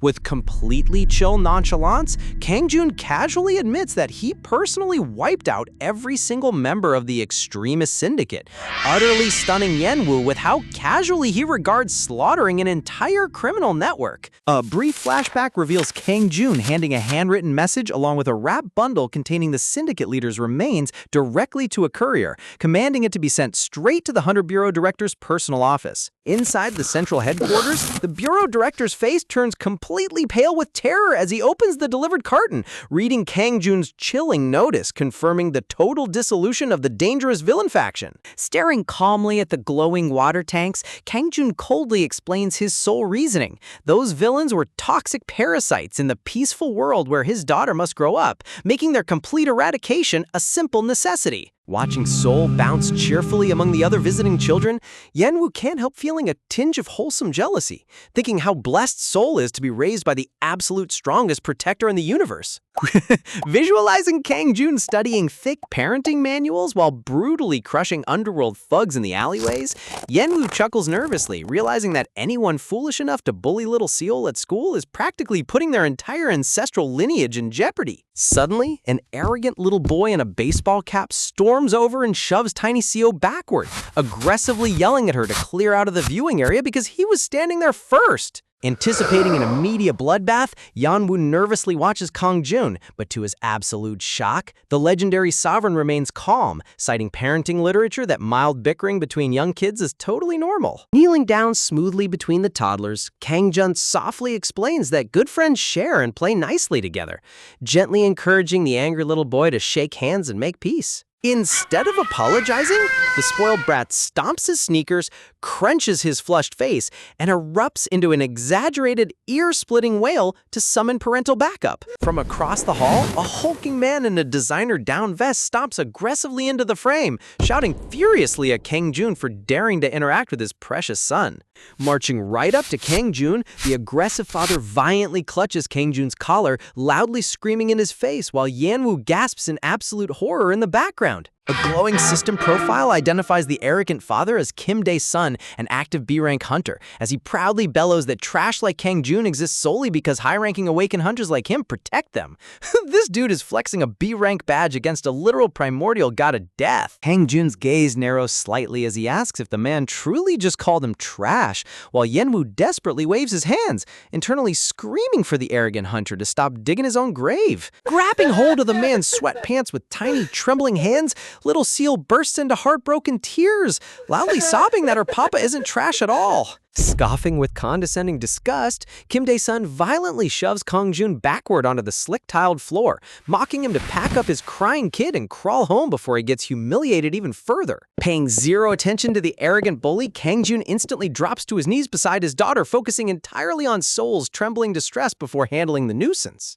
Kangjun places his large, reassuring palm atop Seol's knitted beanie, softly asking his precious princess if her gentle heart is hurting from the mean words. Looking tenderly into her tear-filled blue eyes, Kangjun warmly reminds her that they are not trash, and that poverty or humble beginnings is never something anyone should ever feel ashamed of or ridiculed for. As Seol wipes her damp cheeks, Kang Jun gently explains that people who look down on others simply suffer from an impoverished and shallow heart, urging her to grow into someone truly magnificent who never mocks the less fortunate. Tenderly brushing her bangs aside, Kang Jun teaches her that true nobility lies in feeding the hungry and sharing your warm coat with anyone shivering out in the cold.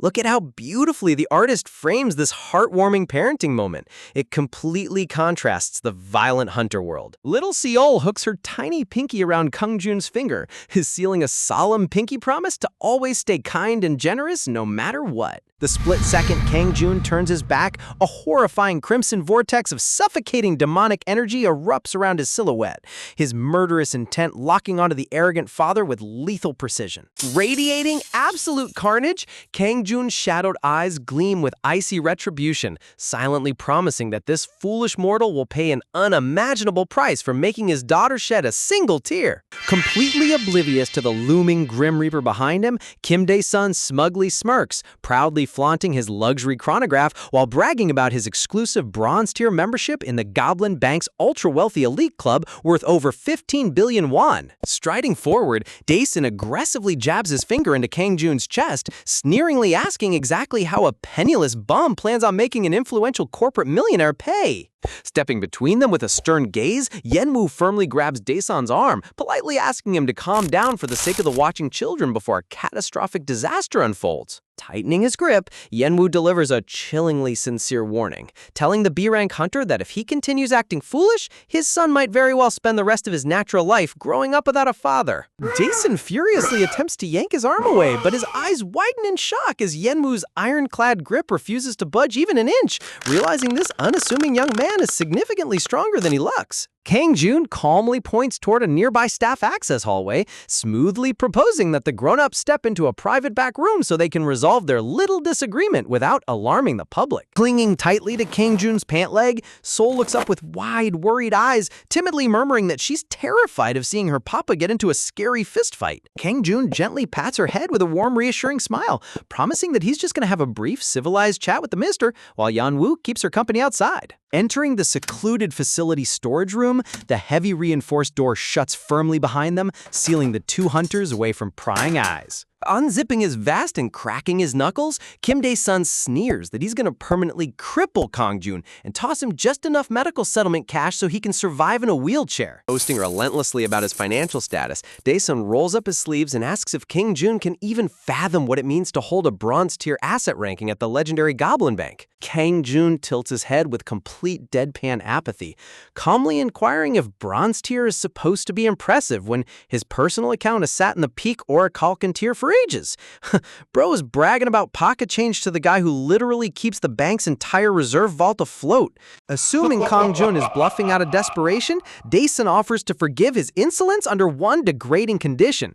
Kang Jun and his little girl must both drop to their knees and grovel for mercy. Kang Jun calmly pulls out his mobile device, coldly remarking that he has always despised greedy fools who hoard unearned wealth, and that Dae-sun fits that exact description. The moment the Supreme Goblin Bank Director answers the call with trembling reverence, Kang Jun speaks with absolute authority, demanding the immediate withdrawal of every single asset he entrusted to the secret financial society. Terrified of losing their greatest benefactor, the bank executive instantly pledges to revoke the multi-billion won investment project from Dae-sun's Energy Corporation effective this very second, leaving the arrogant hunter frozen in sheer, jaw-dropping disbelief. Kang Jun casually finishes his call with the Goblin Bank, informing the director that the matter is settled before stepping past Kim Dae-sun and lightly tapping his shoulder with a fingertip. An instant jolt of invisible lightning rips through Dae-sun's core, paralyzing his nervous system as his eyes bulge in sheer terror. Collapsing helplessly onto the cold tiles, Dae-sun gasps in horror as Kang Jun is permanently stripped away his mana circuit snaps shut, realizing Kang Jun has permanently stripped away his awakened hunter powers without even throwing a punch. Looking down with chilling indifference, Kang Jun warns that mentioning his daughter normally warrants execution, but he'll spare the broken man's life solely so his young boy won't grow up fatherless. Leaving the ruined hunter passed out on the floor, Kang Jun returns to his phone call regarding an upcoming American artifact auction. The bank director reports that a notorious underground syndicate known as the Brotherhood has covertly infiltrated the Las Vegas auction, prompting Kang Jun to calmly press for more details. Sitting safely on the aquarium bench, Little Seal happily nibbles her strawberry ice cream cone, while Yenwu gently reminds her not to eat too fast. Over the line, the director explains that the Brotherhood is an elusive cabal assembled from international crime lords and covert rogue factions. Intelligence suggests foreign demi-humans migrating through planetary dimensional rifts are heavily entangled in the syndicate, all aggressively plotting power grabs following the recent collapse of the Anti-Bureau Union. Spotting Kang Jun approaching down the corridor, Little Sial lights up with radiant sunshine, waving her sticky ice cream hand and cheering warmly for her papa. When the director nervously wonders if the syndicate poses a threat, Kang Jin playfully dismisses the idea. Seriously, who in their right mind thinks a ragtag bunch of mortal crooks can threaten an immortal deity? Yenwu quickly steadies Seal as she hops off the bench, while the director tactfully explains that his real worry was shielding the young lady from witnessing any bloody chaos aboard. Acknowledging the director's thoughtful planning, Kang-jun approves the creation of a forged VIP identity and passport so they can enter the overseas event discreetly without triggering global panic. Strolling out into the bright aquarium lobby, Kang-jun instructs the bank to spare no expense, demanding that top-tier accommodations and formal attire be arranged for their Las Vegas journey with absolute perfection. Deep within an opulent Gothic fortress tucked away in the shadows of Las Vegas, the Brotherhood's inner circle convenes behind towering arched double doors. Standing before an imposing marble monument depicting the three Norns, a sharp blonde sorceress reveals an ancient omen granted by the Asgard constellation, warning that a supreme divine enemy is about to descend upon them. The cloaked elders murmur in dread as the sorceress confirms the target is none other than the immortal himself, foretold by the three sisters governing Yggdrasil's sacred tapestry of fate. Rather than initiating an all-out assault that could waste their faction's strength, the blonde prophetess proposes going undercover herself to read the immortal's fortune in disguise before making their move. Drawing her first mystical tarot card, gasps, she reveals the Strength card, representing unyielding courage and confronting destiny. She turns over the Tower card, symbolizing total destruction, followed closely by the Judgment card, denoting triumphant resurrection from ruin. Confident in her divine alignment, she smirks that death does not exist in her personal reading, arguing that scoping out the god whom the heavens fear is the smartest route forward. Staring intently at the Judgment card, she rationalizes that even if gathering her strength to strike down the immortal costs her mortal vessel, her deities will ensure her rebirth. The level of villainous delusion here is absolutely wild. Basking under the divine light of Yggdrasil's mythical overseers, the sorceress self-righteously prepares her masquerade, utterly unaware of the living nightmare heading her way. High above the clouds, a glistening private passenger jet cuts gracefully through the brilliant blue sky toward Las Vegas. Yenwu presses his face against the cabin window in pure awe, marveling that an ordinary guy like him is riding in private luxury while Kang Jun casually flips through a travel catalog. Noticing Kang Jun sulking in his leather recliner, Yenwu asks what's wrong, only for the primordial monarch to mope that Little Sial threw a tearful tantrum because she wasn't allowed on the flight. Rubbing his chin in deep contemplation, Kang Jun seriously debates purchasing an actual commercial passenger jet as an apology gift to cheer Cell up before preschool starts. Yanwu's eyes nearly pop out of his skull, buying a multi-million-dollar jumbo jet just as a kindergarten entrance present? Talk about an overpowered parenting budget. Staring in disbelief at the billionaire sovereign, Yenwu silently resolves that if reincarnation is real, he wants to be reborn as Kang Jun's kid in the next life. Arriving at the luxurious Las Vegas resort suite prepared by Kazan, the atmosphere shifts into sleek, modern elegance.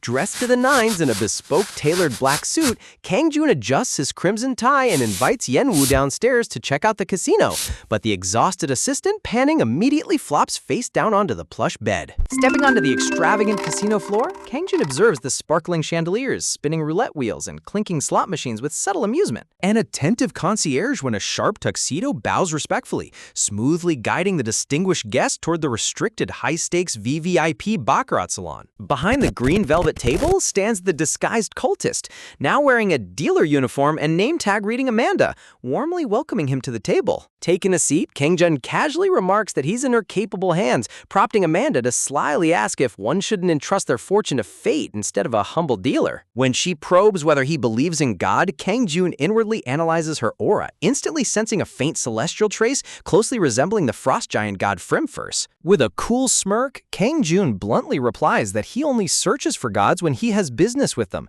and should they cross his path, he simply kills them without hesitation. Amanda chuckles at his blatant blasphemy, warning that the goddess of luck might flee in disgust, to which Kang Jun deadpans that he'll just grab the goddess by her hair and drag her right back to the table. As Amanda prepares the shoe to deal the cards, Kang Jun raises his hand to pause the game, proposing a much more intriguing personal wager. Leaning forward with a sharp grin, Kang Jun declares that if she somehow manages to wipe out his chip stack, he will reward her with an extraordinary prize. Intrigued by the proposition, Amanda pulls out an occult tarot deck, playfully suggesting a quick 3-card reading to divine the outcome of their high-stakes gamble.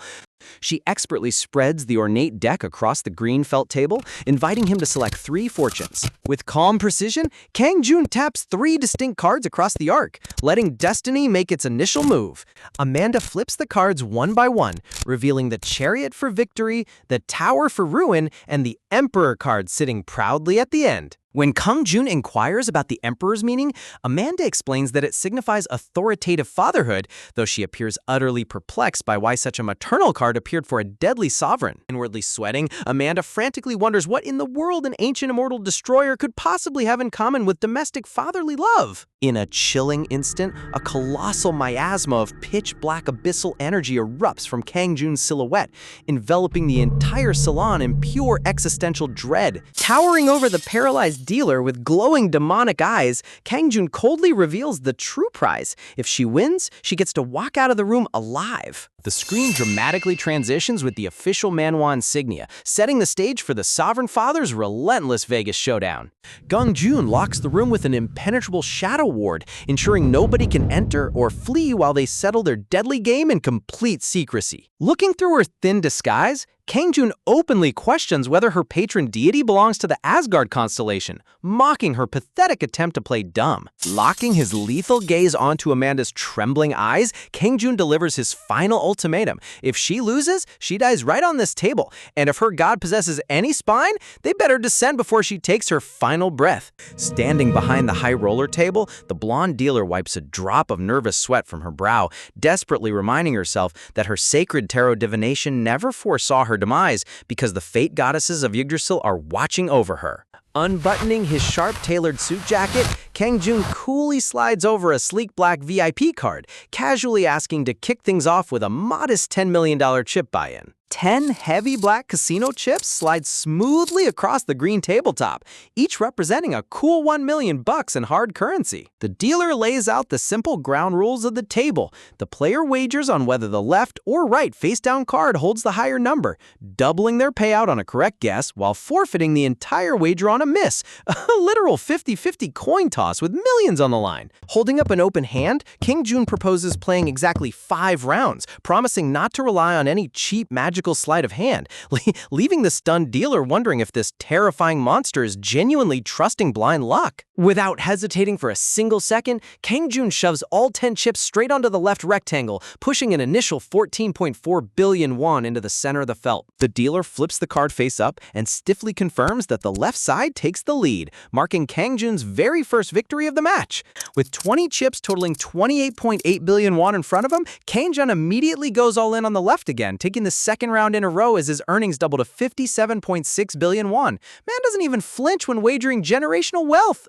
Scooping up the freshly doubled stack of 40 chips, Kang Jun effortlessly pushes everything forward, asking if they already arrived at the 3rd round. Her voice trembling as she announces another win for the left, the dealer logs his 3rd round total at a staggering 115 billion won, only to watch in horror as Kang Jun shoves 80 chips onto the left for round 4 without blinking. Staring in absolute disbelief, the dealer flips the fourth set to find the left side victorious yet again, ballooning his monstrous payout past 230 billion won. Lounging comfortably against his leather chair beneath the glowing energy dome, Kang Jun coldly smirks, warning the trembling dealer that this final round is her last chance at survival, and suggesting she start praying earnestly to her divine patrons. Dropping an enormous mountain of 160 chips right back onto the left square, Kang Jun fixes his dark, piercing gaze upon the petrified woman. Her shaking hand reaches toward the final face-down cards, praying frantically under her breath because she knows that losing this last round means total obliteration. Flipping the cards to reveal another devastating loss, the dealer suffers a complete mental collapse, frantically calculating that while each individual round was an even 50% shot, sweeping all 5 matches in a row had less than a 3% probability. Leave it to an immortal Abyss Lord to completely obliterate basic mathematics. Staring down at his final 5-round payout of over 460 billion won, Kang Jun flashes a relaxed grin, remarking on just how effortless it is to make a quick fortune in the human world. With their prearranged 5 rounds officially wrapped up within the glowing mystical barrier, Kang Jun calmly announces that he would like to cash out his winnings. Forcing a strained, polite customer service smile through her sheer terror, the dealer inquires if he wants the entire mountain of wealth converted into physical cash, to which Kang Jun smoothly requests a direct wire transfer back onto his card. Tapping the transaction screen, the dealer timidly asks what grand plans he has for such an astronomical jackpot, looking utterly baffled when Kang Jun reveals he just wants to buy a nice kindergarten gift for his young daughter. You literally just made enough money to purchase 4 private jumbo jets, and your top priority is buying school supplies? That is legendary father behavior. Placing the card terminal flat against the felt table, the dealer confirms that the massive multi-billion won wire transfer has officially processed. Kang Jun's chilling voice cuts through the silent room like a razor blade, coldly demanding to know if those casual remarks were intended to be her final words on Earth. Her professional facade instantly shattering. The blonde dealer recoils in pure terror, frantically screaming that she is the sacred mortal vessel of an ancient god from the Asgard constellation and cannot be touched. A dark, knowing smirk spreads across Kang Jun's face as he notes how refreshing it is to finally hear her drop the fake croupier act and openly confess her divine allegiance. Desperately trying to leverage celestial authority, she warns that slaying her mortal shell will trigger the wrath of the heavens and make him a prime target for the entire divine pantheon, only for Kang Jun to unimpressively ask if that pathetic threat is all she has left. A gargantuan ethereal serpent manifests out of the violet void behind Kang Jun's silhouette, bearing its glowing phantom fangs as dark abyssal mana floods his outstretched fingertips. Lunging forward with terrifying swiftness, Kang Jun grips the screaming dealer by the throat with bone-crushing force, hoisting her dangling body into the air as dark purplish flames choke out her windpipe. Spitting crimson droplets against his iron grip, the suffocating vessel wheezes that her physical demise changes nothing because her earlier tarot divination explicitly guaranteed her impending revival through the power of the gods. Kang Jun flashes a wicked, predatory grin, agreeing that future clairvoyance is indeed a tremendously useful trait, which is precisely why he intends to personally resurrect her as his own loyal undead servant. Talk about turning an enemy's ultimate escape plan into an eternity of forced servitude. Swarms of shadowy spectral hands burst from the floorboards, aggressively dragging the slain vessel into a dark iron sarcophagus to seal her soul away. Straightening his collar and smoothing out his pristine black suit, Kang Jun coldly mutters that her so-called celestial guardian deity is nothing more than a sniveling coward hiding in the cosmos. Glowing blue interface prompts materialize in rapid succession before his eyes, warning that the 3 fate sisters of Yggdrasil from the Asgard constellation are completely furious and have permanently branded him an eternal enemy. A spectral vision of the 3-winged Norn goddesses looms over the chamber, but Kang Jun's X-rank Godslayer title immediately activates, making it utterly impossible for any higher entity to intimidate his sovereign will. Brilliant celestial light floods the boundless cosmos, outlining the majestic silhouettes of the three divine sisters as they weave the threads of mortal destiny across the world tree. Standing tall against the shimmering blue background, Kang Jun declares with absolute authority that every single being who dared to oppose him has ended up in an early grave, warning that any foreign deity lurking around Earth will be slaughtered without mercy. Blazing scarlet divine energy erupts from Kang Jun's body as the cosmic system announces that the primordial creator god has stepped in to evaluate his qualifications, officially appointing him as the sacred guardian deity of Earth. Golden cosmic records begin inscribing his divine saga across the stars, documenting how the sovereign monarch who defied his predetermined doom finally fought his way back to his home planet. The Celestial Archive details his relentless ascension to godhood, driven solely by the desire to safeguard his quiet life, brutally tearing apart the legendary three fate goddesses, Skuld, Verdandi, and Erd, one by one. Flaming crimson slashes cleave across the cosmic plane, etching into universal history how the monarch provoked the wrath of the entire Asgardian pantheon without showing the slightest shred of fear. The mythic scripture concludes by noting that while unprecedented cosmic trials and heavenly wars loom on the horizon, the absolute monarch remains completely unconcerned, content with the peaceful haven he secured. A catastrophic blast of celestial crimson energy detonates across the astral void, shattering the divine boundaries of fate into millions of brilliant fragments. Gazing down at the radiant crimson wisps dancing across his palm, Kang Jun observes that this harvested divine essence is on an entirely different level compared to Aldebaran's, as prompts confirm the total extinction of the Nornir divinity. The holographic interface logs that Kang Jun provided the supreme contribution toward the complete eradication of the Nornir fate goddesses. Multiple blue system windows erupt into view, unlocking the EX rank Destiny Defier title, confirming his absorption of divine fate energy and reporting that ancient deities lurking in the abyss are fixing their hungry eyes upon his impossible achievements. A radiant golden notification materializes across his field of vision, revealing that the supreme creator god has officially bestowed a brand new divine title upon him, the God Who Slays Gods. Now that is easily the hardest title in the entire series. Snapping out of his deep cosmic trance, Kang Jun looks around the empty room with genuine confusion, wondering how on earth his physical body reacted and executed celestial maneuvers on complete autopilot. Recalling the fallen high priest's lecture about how gods are forged through mortal word of mouth and recorded legends rather than born, Kang Jun wonders if the system's recorded myth has genuinely elevated him into a bona fide deity. Placing his hands casually into his slacks, Kang Jun notes that while his divine reservoir expanded significantly, his baseline feelings haven't changed at all, prompting him to call up his translucent status window to see the damage. The glowing blue interface details his updated level 48 Necromancer build, displaying his new divine moniker, unmeasurable question mark combat stats, his 2 unlocked retainers, and the brand new myth writing authority. Reading through the fine print, Kang Jun realizes he needs to hit level 60 before unlocking more subordinate slots, sighing at how complicated and tedious managing divine authorities is going to become. Gazing ahead with a subtle, confident grin, Kang Jun chuckles under his breath, admitting that the terrifying title of the God Who Slays Gods actually sounds pretty damn badass. Holding up his smartphone with both hands, Minwoo gives Kang Jun a quick crash course on modern tech, demonstrating how effortless it is to navigate video calls in the modern era. Leaning back on the couch while inspecting the sleek device, Kang Jun is genuinely astonished that mortals can transmit live faces across the planet without expending a single drop of mana. Minwoo cheerfully points out that it is currently evening back home in Korea, encouraging Kang Jun to seize the moment and dial up his family right away. Staring intently at the glowing dialer screen marked Sister, Kang Jun quietly wonders whether she will be awake to answer his sudden transatlantic call. The video feed blinks to life and his sister immediately beams across the screen with a startled greeting while little Seol peeks curiously from behind her shoulder. Catching a glimpse of her father on screen, Sel's eyes light up with starry brilliance as she charges directly into view, screaming excitedly at the top of her lungs. Believing her father is somehow trapped inside the glowing little glass box, the adorable toddler begins furiously swatting the phone screen, shouting that she is coming to rescue him. Kang Jun sits frozen with a dazed expression, feeling as though he just took a barrage of invisible toddler slaps straight to the cheek through the screen.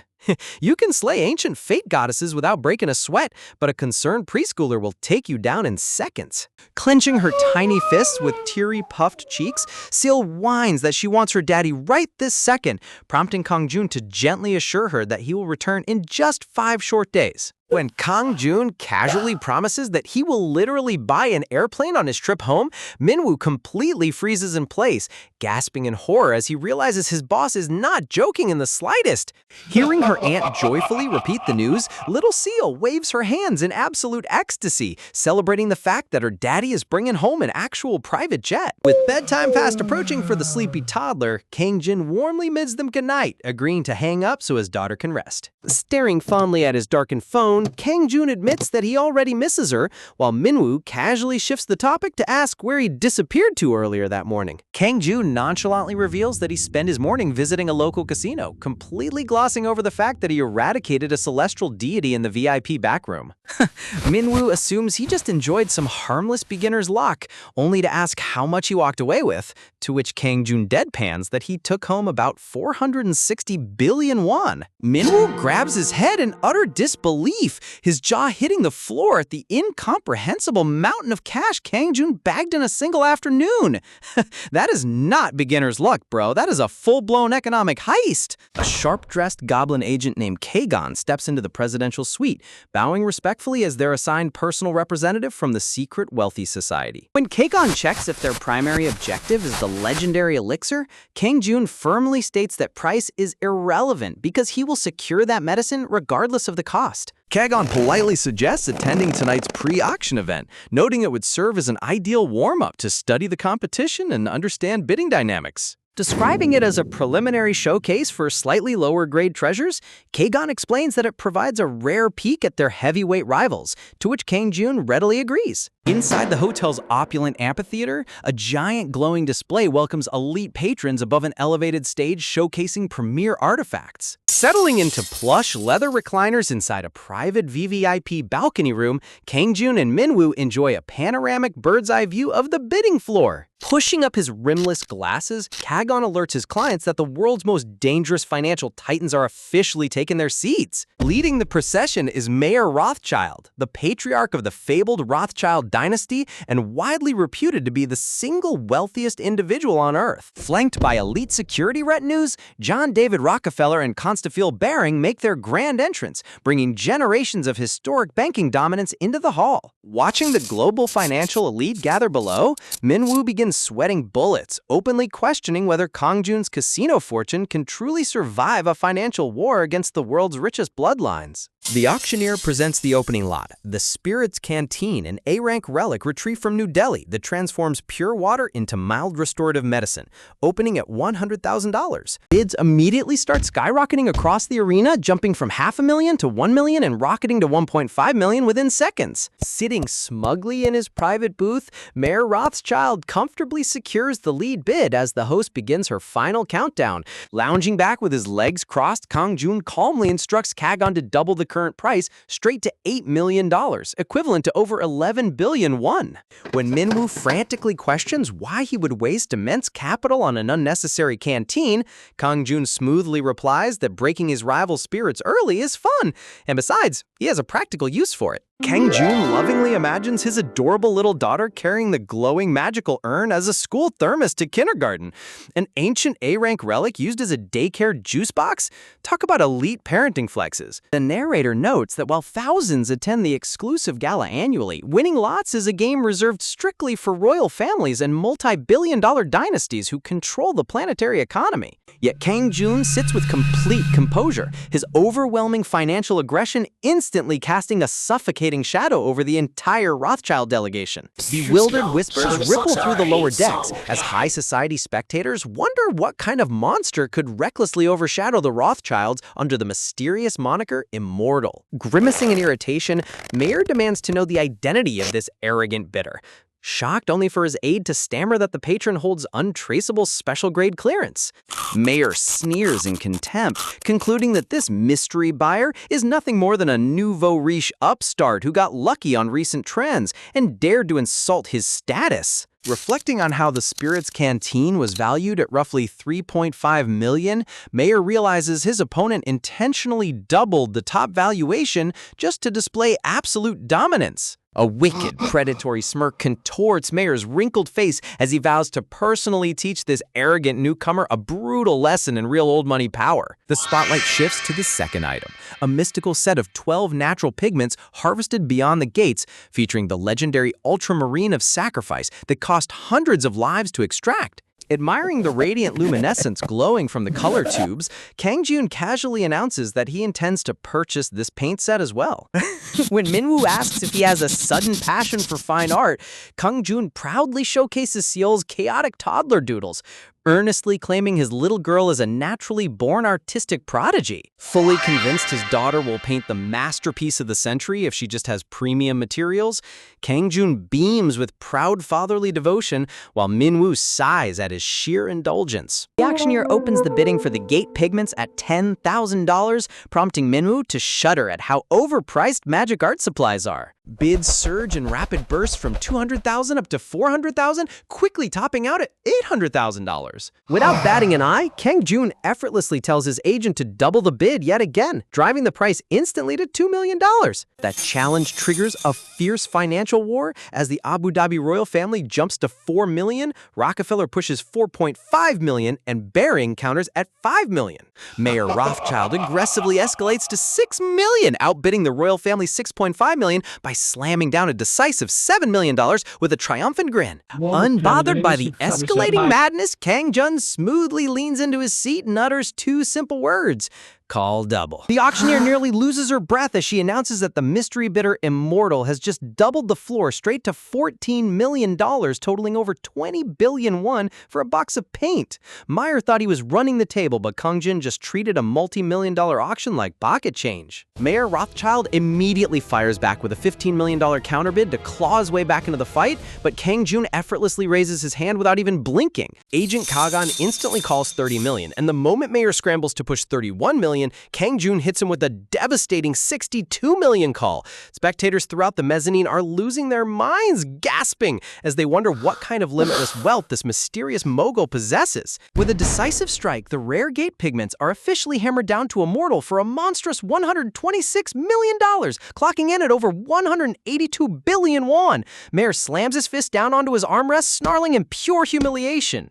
Mayer loses his absolute composure, screeching at his assistant about what kind of lunatic burns hundreds of millions on ordinary paint supplies. Bro has no idea this mythical treasure is about to become finger paint for a 4-year-old. The auction rolls forward as the third treasure, the fabled Ointment of Youth, is immediately claimed by Kang Jun, who casually notes it will make a lovely souvenir for his sister. Next comes a high-grade vial of ogre serum, which Kang Jun instantly snaps up as a personal gift for his beastly subordinate Crapsley. When a pristine fossil of wyvern remains hits the display pedestal, Kang Jun buys it on the spot, remarking that it will make the ultimate chew toy for his little companion Gaedangi. Minwoo tilts his head in confusion, wondering who Gaedangi is, only for Kang Jun to deadpan that it is the pet name he gave to the terrifying demon dog lord Marbus. Imagine subjugating an ancient hellhound and naming him Puppy Dog Kibble. The spending spree continues as Kang Jun effortlessly claims the witch's pheromone perfume, intending to hand it over to Iriel back at headquarters. Leaning back into his luxurious sofa, Kang Jun playfully asks Minwoo what he thinks of his foolproof master auction strategy, the glorious always called double technique. Minwoo shoots him a supportive thumbs up, loudly praising the brilliance of his tactics while sweating bullets on the inside, realizing his boss's only strategy is suffocating rivals under mountains of pure cash. Global news networks explode across television screens, airing emergency broadcasts about the enigmatic trillionaire Immortal wiping out every single preliminary lot while leaving the Rothschild dynasty completely helpless. Watching the broadcast from his private suite, Mayer grips his television remote until it nearly snaps, trembling with venomous rage as he realizes Immortal poses an existential threat to his ultimate target, the elixir. Gazing over the cityscape, Mayer recalls the looming global upheaval and the secret syndicate known as the Brotherhood, an elite order reshaping the world order behind the shadows. In a chilling memory, Mayer kneels humbly before cloaked elders who issue an uncompromising ultimatum: secure the elixir to earn his place among them, them or forfeit his very life upon failure. Desperate to survive, Mayer feverishly calculates his liquidated assets on his phone, stubbornly convincing himself that no lone buyer could possibly outspend the historic reserves of his entire empire. Flashbulbs dazzle the grand ballroom entrance as journalists and global paparazzi crowd the velvet ropes for the start of the main auction. Noticing his assistant trembling in the booth, Kangjun casually asks why it looks so utterly petrified, prompting Minwoo to admit that the sheer gravity of the room is crushing his nerves. Kagon steps forward to deliver an intelligence briefing, warning that the Rothschild dynasty went to extreme measures by liquidating massive stocks, high-yield bonds, and global properties to amass raw liquidity for the elixir. Their motive? Absolute power over the new guild economy, ready to pay any price to preserve their hegemony. Minwoo swallows hard, his hands shaking as the sheer financial scale of the impending bidding war threatens to extinguish his desperate hope of saving his ailing mother.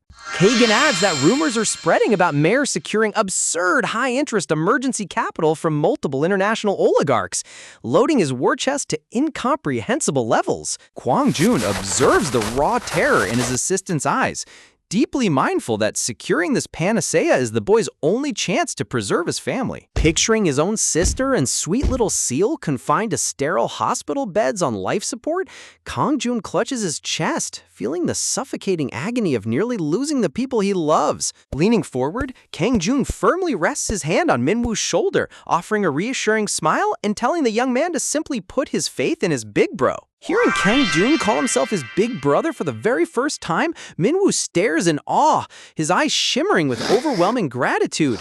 Look at that brotherly bond forming right in the middle of a cutthroat corporate battlefield. Kangjun crosses his arms with relaxed confidence, telling Minwoo to just kick back and enjoy the show as the main event commences. Wiping away a stray tear, Minwoo nods earnestly, fully placing his mother's fate in the hands of the strongest man he knows. Down on the bidding floor, Mayer shifts anxiously in his seat, wondering why the mystery buyer Immortal has not cast a single bid on the preliminary items of the main catalog. Mayer frets that his rival might be hoarding all his funds exclusively for the elixir, hoping against hope that the newcomer has already hit his budgetary ceiling. The shadowy threat of the Brotherhood echoes in Mayer's mind once more, reminding him that coming back empty-handed guarantees his immediate execution. The head auctioneer takes center stage to unveil the crown jewel of the gala, the mythical panacea known as the elixir, sending an electrifying jolt through the entire amphitheater. Radiating a soft violet luminescence inside its ornate glass flask, the legendary remedy promises to eradicate any fatal condition known to mankind upon consumption. The auctioneer raises her hand and officially opens the bidding floor at an astronomical starting baseline of $100 million. Numbers immediately ignite across the board from 150 million to 200 million until Kangjun casually orders a double straight to $400 million.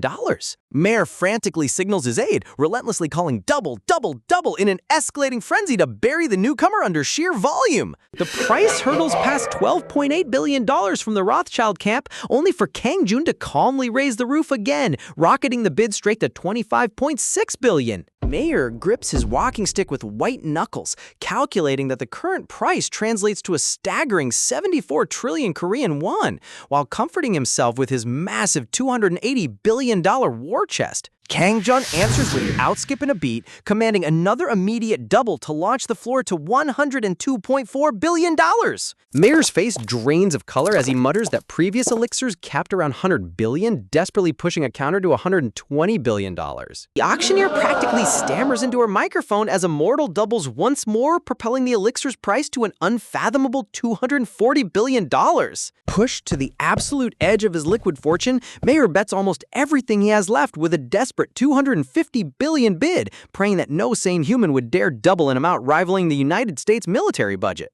Kangjun gazes down with effortless superiority, uttering 4 lethal words that shatter the entire room. It's a double again. As the price explodes to a historic $500 billion, Mayer leaps out of his seat in total hysterics, violently screeching at the staff to suspend the auction and audit this fraud's bank accounts immediately.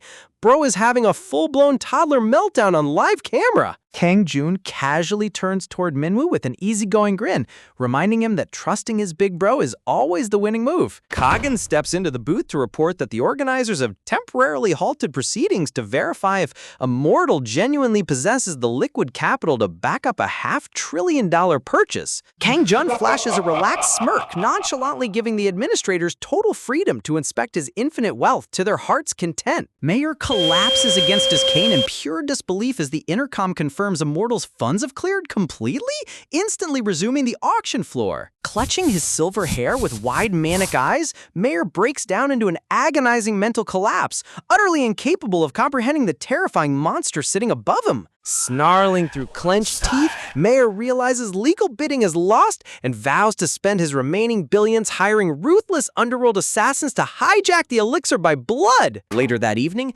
Mayor sits isolated in the shadowy silence of his penthouse suite, paralyzed by creeping dread as the clock ticks down on his Brotherhood deadline. Emerging from the suffocating darkness of Mayor's private quarters, towering figures draped in midnight blue robes step forward, looking down upon him with cold contempt as their leader notes his utter failure to acquire the panacea. Desperately crawling forward on both knees, Mayor frantically claws at the rug, stammering out that all is not lost and begging for permission to mobilize lethal force against Immortal. Towering over the groveling billionaire, the hooded operative coldly reminds him that failure was never an option, instructing him to drop the pathetic begging and embrace his decreed demise. Dispose of him. With a single ruthless command, crimson spray paints the walls as Mayor's desperate screams vanish into absolute silence.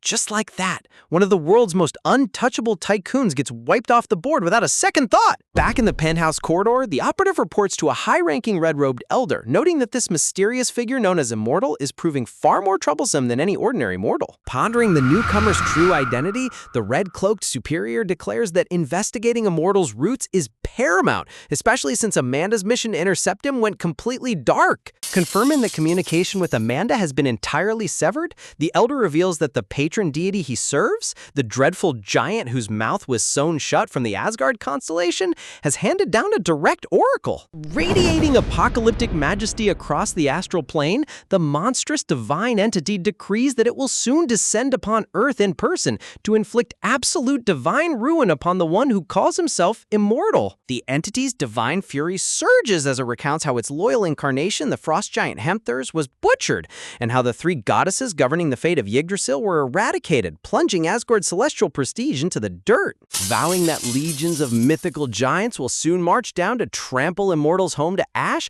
and make him bleed for everything he loves, the red-robed operative decides to quietly track his prey until the divine strike is primed. Flashing a wicked sneer beneath his obsidian cowl, the elder relishes the impending bloodbath, murmuring that Immortal will soon rue the day he crossed the Pantheon. Bro really thinks sending a couple oversized mythical bullies is gonna shake Kang Jun.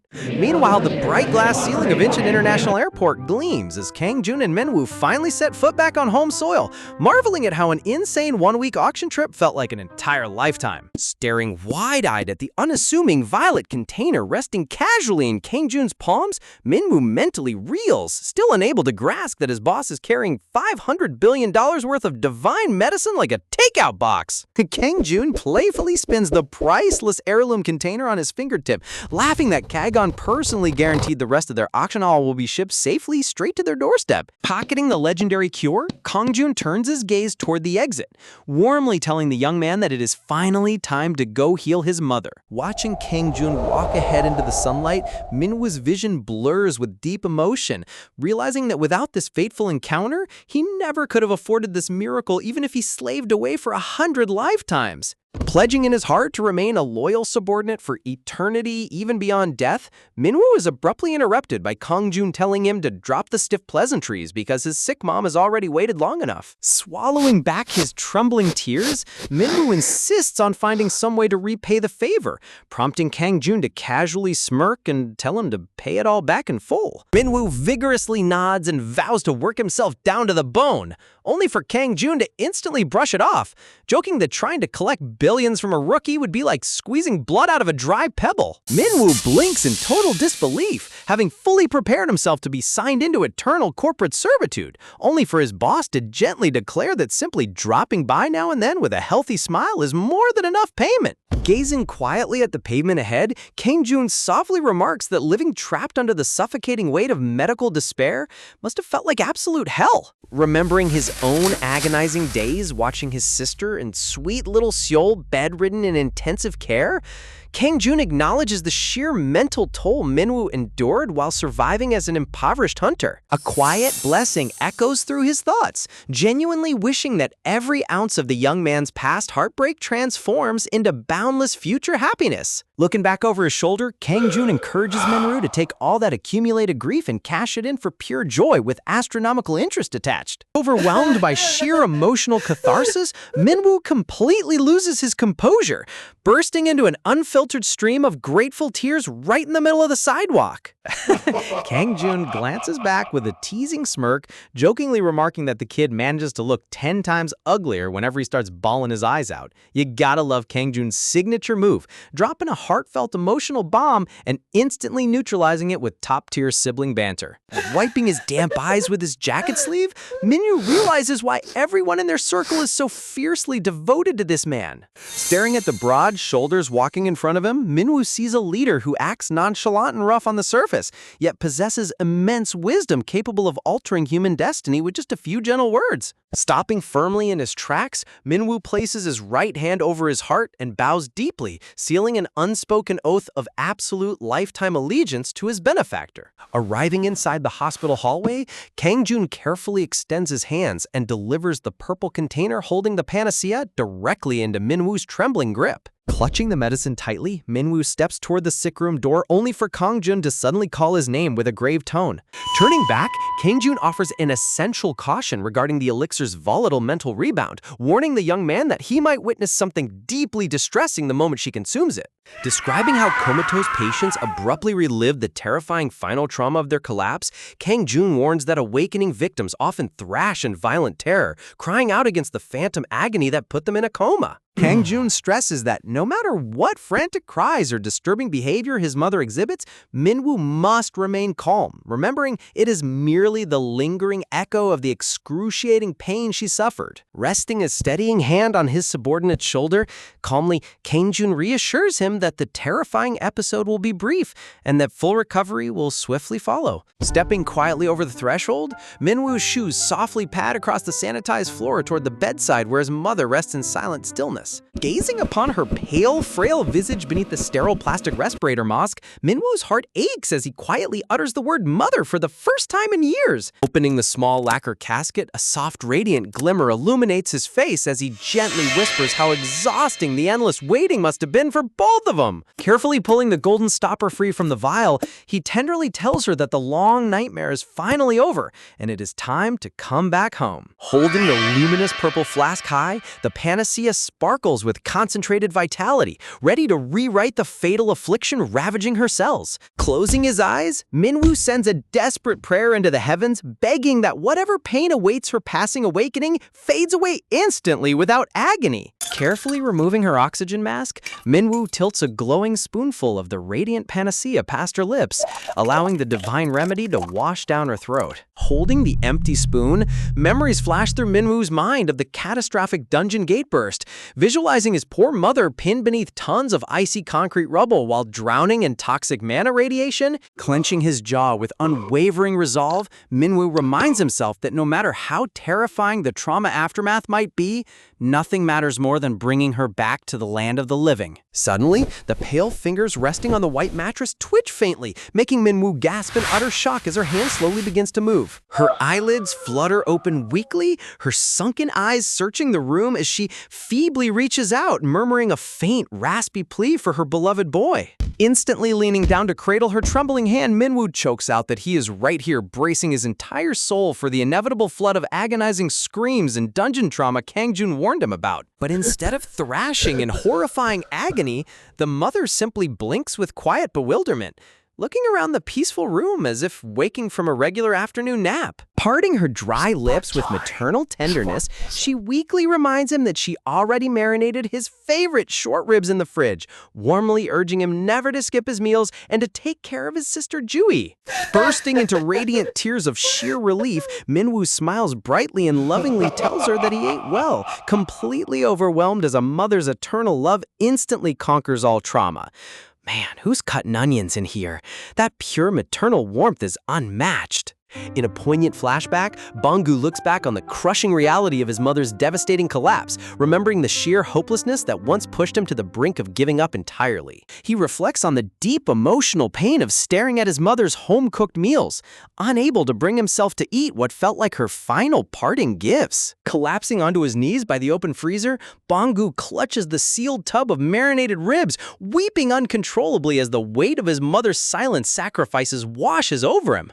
Rushing to her hospital bedside, Banggu sobs his heart out, crying that he missed her so desperately while cherishing the miraculous second chance they've been granted. His mother gently reaches out to hold his trembling hands, softly wondering why her boy is crying so hard when she only ever wished for her children's happiness. Leaning quietly against the hospital doorway, Kangjun watches the tearful family reunion in deep contemplation, wondering if his very first instinct in such a crisis would also belong entirely to Little Seal. He realizes a profound warmth is reshaping his heart.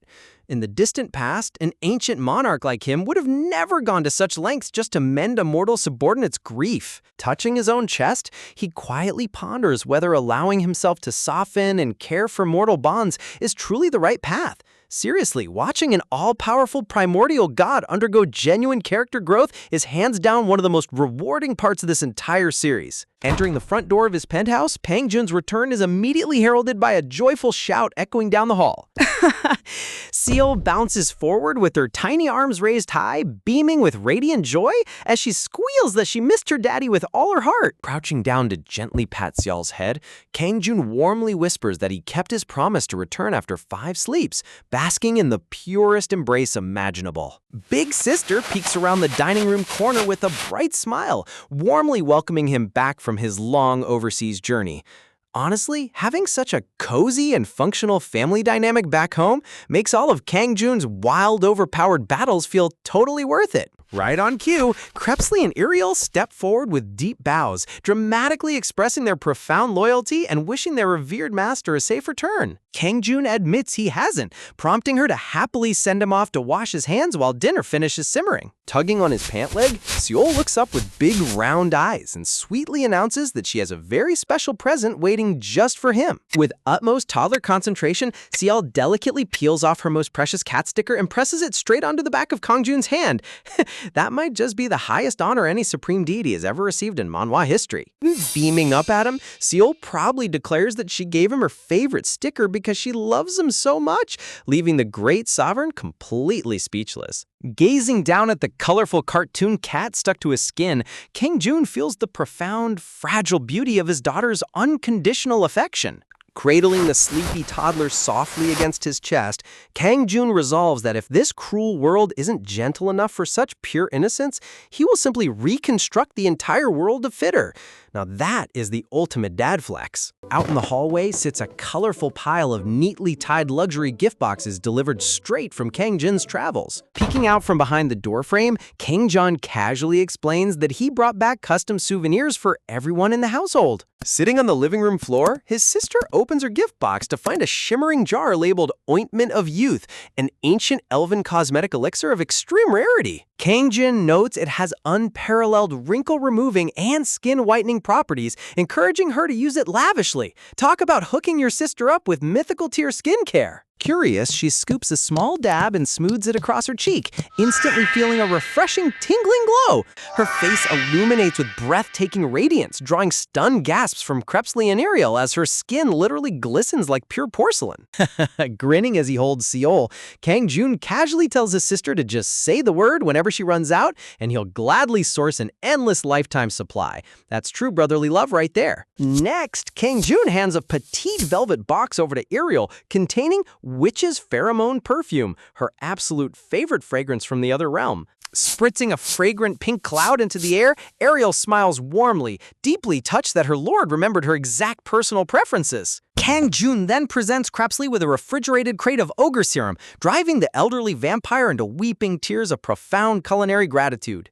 The man treats ogre blood like a vintage reserve wine. While the Chibi family celebrates their lavish otherworldly gifts, little Gay Dong, the transformed hellhound, lies flat on his dog cushion in sullen silence. Pawing at his lonely rubber ball, Gaydong whines in existential misery, wondering why his legendary hellhound loyalty is rewarded with blatant treat discrimination. Hearing Kang Jun call his name, Gaddong's floppy ears shoot straight up like radar dishes in wild anticipation. Look at those goofy, bulging eyes. He went from brooding beast to good boy in half a second. Kang Jun unveils a massive wyvern remains dragon bone, causing the little pup to stand on his hind legs and beg in starry-eyed ecstasy. Gaydong violently thrashes and chews the colossal wyvern bone across the rug, enthusiastically vowing to play with the little princess twice as hard to earn more epic snacks. Kang Jun then displays a magnificent set of 12 vibrant artist paints crafted entirely from rare otherworldly botanical extracts and gemstones. Seal crawls forward on her knees, her eyes sparkling like polished jewels as she stares at the magical rainbow pigments. Cupping her cheeks in sheer toddler wonder,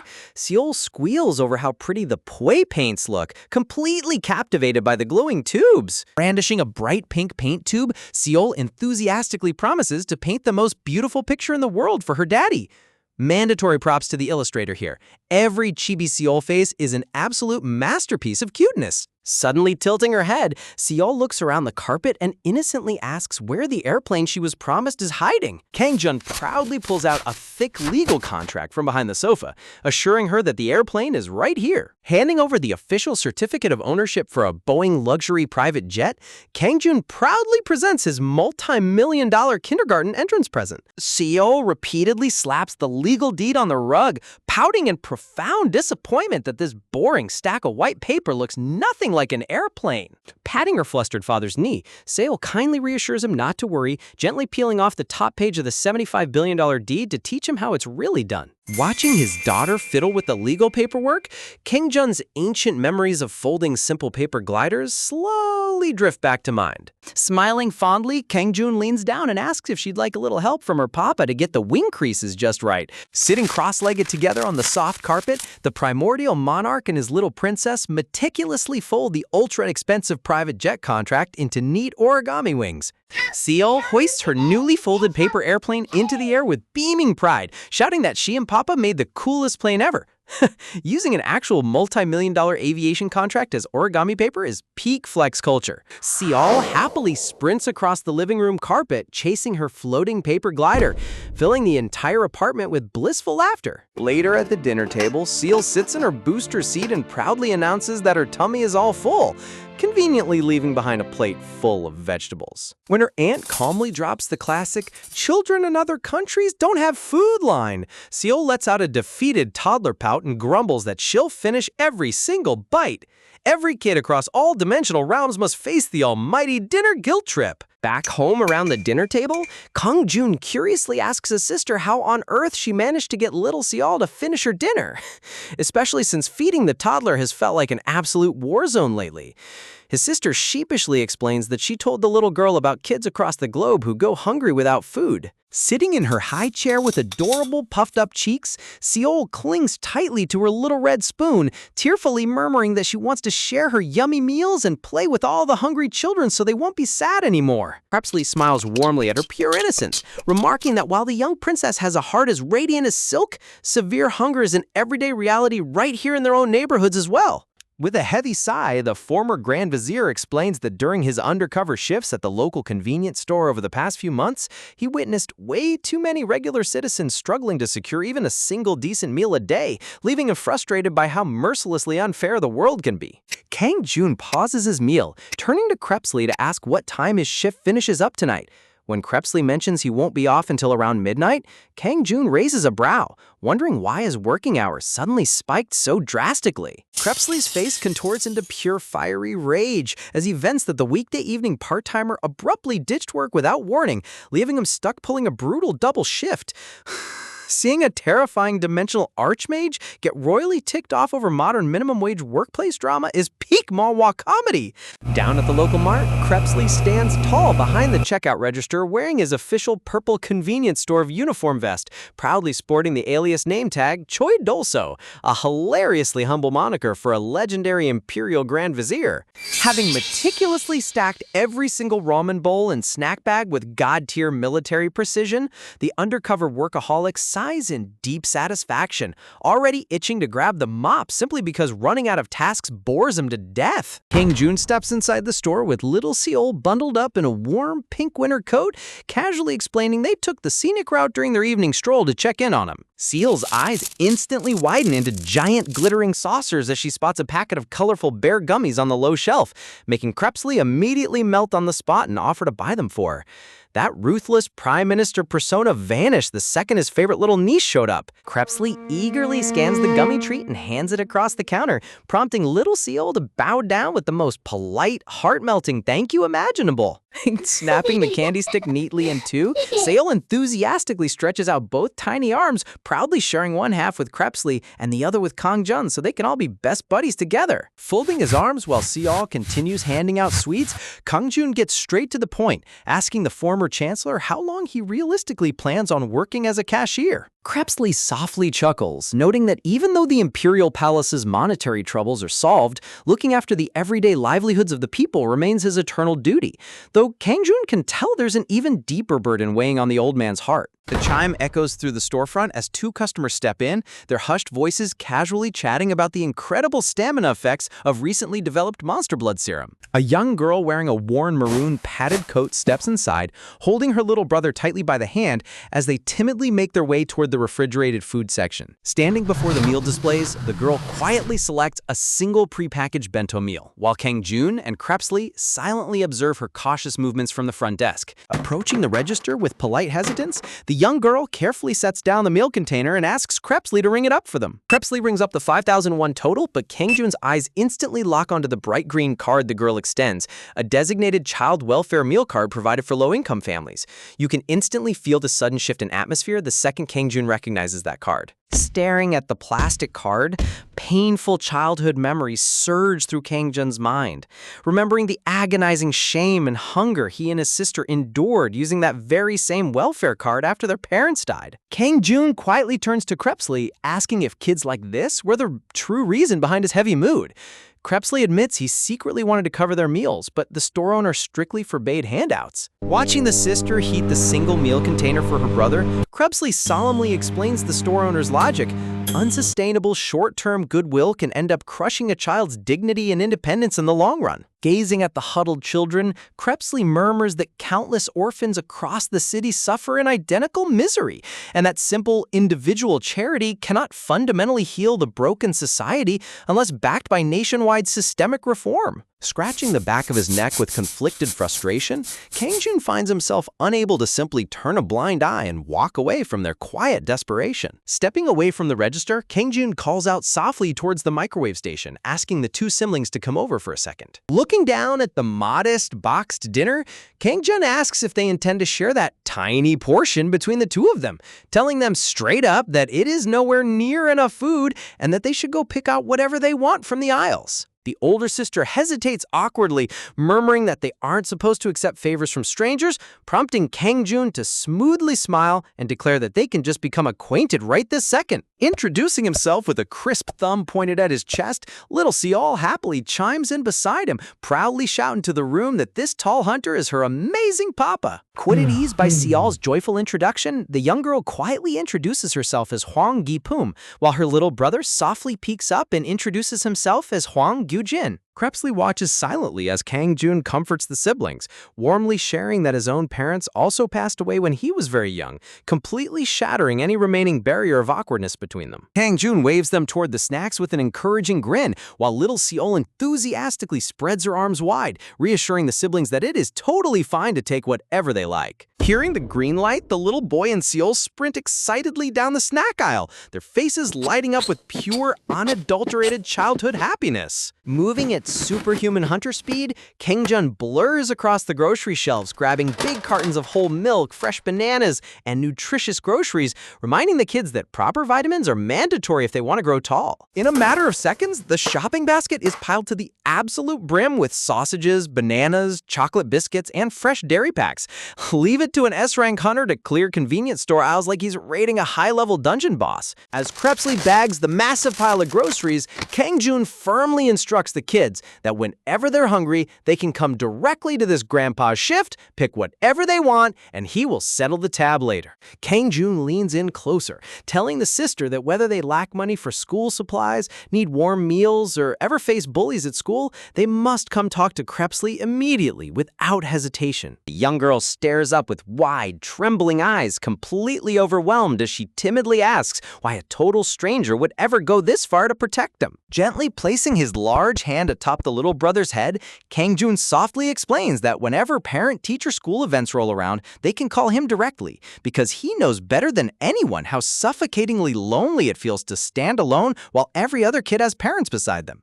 Hearing those deeply understanding words, the dam breaks inside the young girl's heart, her vision flooding with grateful tears as years of suppressed isolation wash away. Kangjun gently urges her to dry her tears, while the little girl bows her head repeatedly, choking out broken words of profound gratitude for his sudden salvation. Handing over the overflowing grocery bag, Kangjun reminds them to pack the perishables into their fridge right away, casually learning that their blue-roofed home up the hill is practically right next door to his place. Little Seol bounces on her toes with cheerful giggles, eagerly telling the siblings that she's going to come visit their house soon so they can all play games together. Clutching the bag of groceries, the siblings bow respectfully one final time before walking out into the evening breeze with light, hopeful footsteps. Kangjun turns back toward the cash register, calling out the former Grand Vizier's name with a calm, resolute gaze. Kangjun quietly concedes that while they might lack the power to reform the entire universe overnight, at the very least, starting today, the universe has completely changed for those two precious children. Offering a parting wave as he heads out the glass doors, Kangjun leaves Krebsley staring in awe. The wise elder reflecting on how truly noble and boundless his young master's heart truly is. An evocative closing sentiment lingers in the quiet air, reminding us that to those two vulnerable children, this harsh and unforgiving world has just become an infinitely warmer, kinder, and more abundant place than it ever was before. Later that evening, back at the house, Kangjun's sister sits curled up on the sofa with a troubled expression, scrolling anxiously through real estate listings on her phone. Kangjun strolls into the living room asking what's bothering her, prompting his sister to confess that searching for a safe new apartment is giving her immense anxiety because everything on the market feels completely uncertain. With Kangjun sitting on billions of dungeon gold, little does she know they could probably buy the entire apartment complex with pocket change. Sitting comfortably on the living room sofa, Kangjun's sister scrolls through real estate listings, voicing her dilemma over finding a home that balances affordability, spaciousness, and low-dimensional gate danger. She chuckles at her own growing greed, admitting that despite having plenty of funds now, finding the perfect safe haven feels overwhelming. Watching her stress over everyday mortgage troubles while living under the roof of an ancient god is delightfully ironic. Kangjun casually leans back and suggests apply for a property loan, noting that their acquaintance Bongu previously offered to hook them up with a personal bank contact. Her eyes light up with relief at the idea, though she confesses she still feels an underlying dread whenever stepping foot inside an intimidating financial institution. She vividly recalls past humiliating visits where strict loan officers flatly rejected her applications due to poor credit, leaving her feeling small and helpless. Kangjun gently reassures her that those painful struggles belong strictly in the past, urging her to freely select whatever house she desires without worrying about price tags. Later that day, she arrives at the sleek and imposing Goblin Vault's private branch, feeling totally out of place among the ultra-wealthy clientele. Out of nowhere, an impeccably dressed goblin in a sharp tuxedo introduces himself as General Manager Kazan, greeting her with immense deference.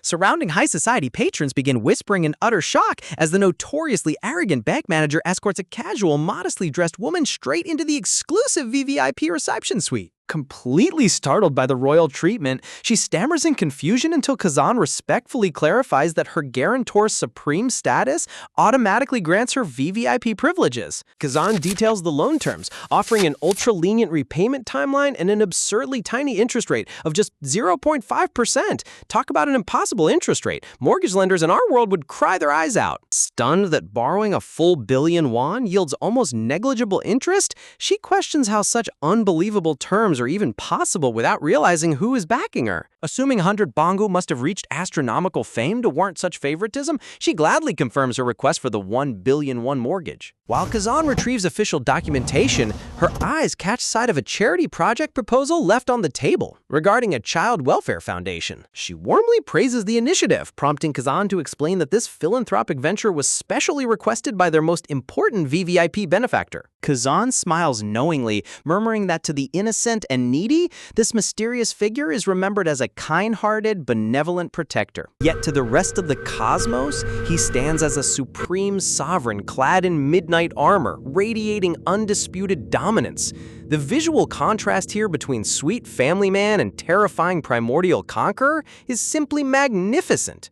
To his enemies, his very existence represents a living nightmare far worse than any apocalypse. Meanwhile, inside an elite medical research facility, frantic doctors rush down the hallway after receiving an apocalyptic divine prophecy. A blind seer wriggles in agony upon her bed, foreseeing a catastrophe where colossal titans breach a dimensional rift right over the capital of Seoul. Gasping in sheer dread, the oracle cries out that only the immortal being reborn as a god holds the power to avert total annihilation. Back at the penthouse, Kang-jun stands patiently watching little Seol joyfully ride her pink wooden pony for the 50th time in a row. Even an immortal conqueror must endure the endless repetition of toddler playtime. Suddenly, Kang-jun senses Spike as an unnatural, malevolent disturbance ripples through the dimensional fabric. Panic erupts across Seoul as emergency broadcasts declare a disaster-grade gate opening directly above the metropolitan center. Trapped inside the massive gridlock, Administration Bureau Director Soo Do-chol sternly authorizes law enforcement to forcibly clear abandoned vehicles jamming the evacuation routes. Sweating under intense pressure, Director Soo ponders in dread why such an unprecedented extinction-level rift chose South Korea of all places. He recalls how a similar disaster-grade rift in New Delhi wiped out entire regions in mere days, reducing modern civilization to smoldering rubble.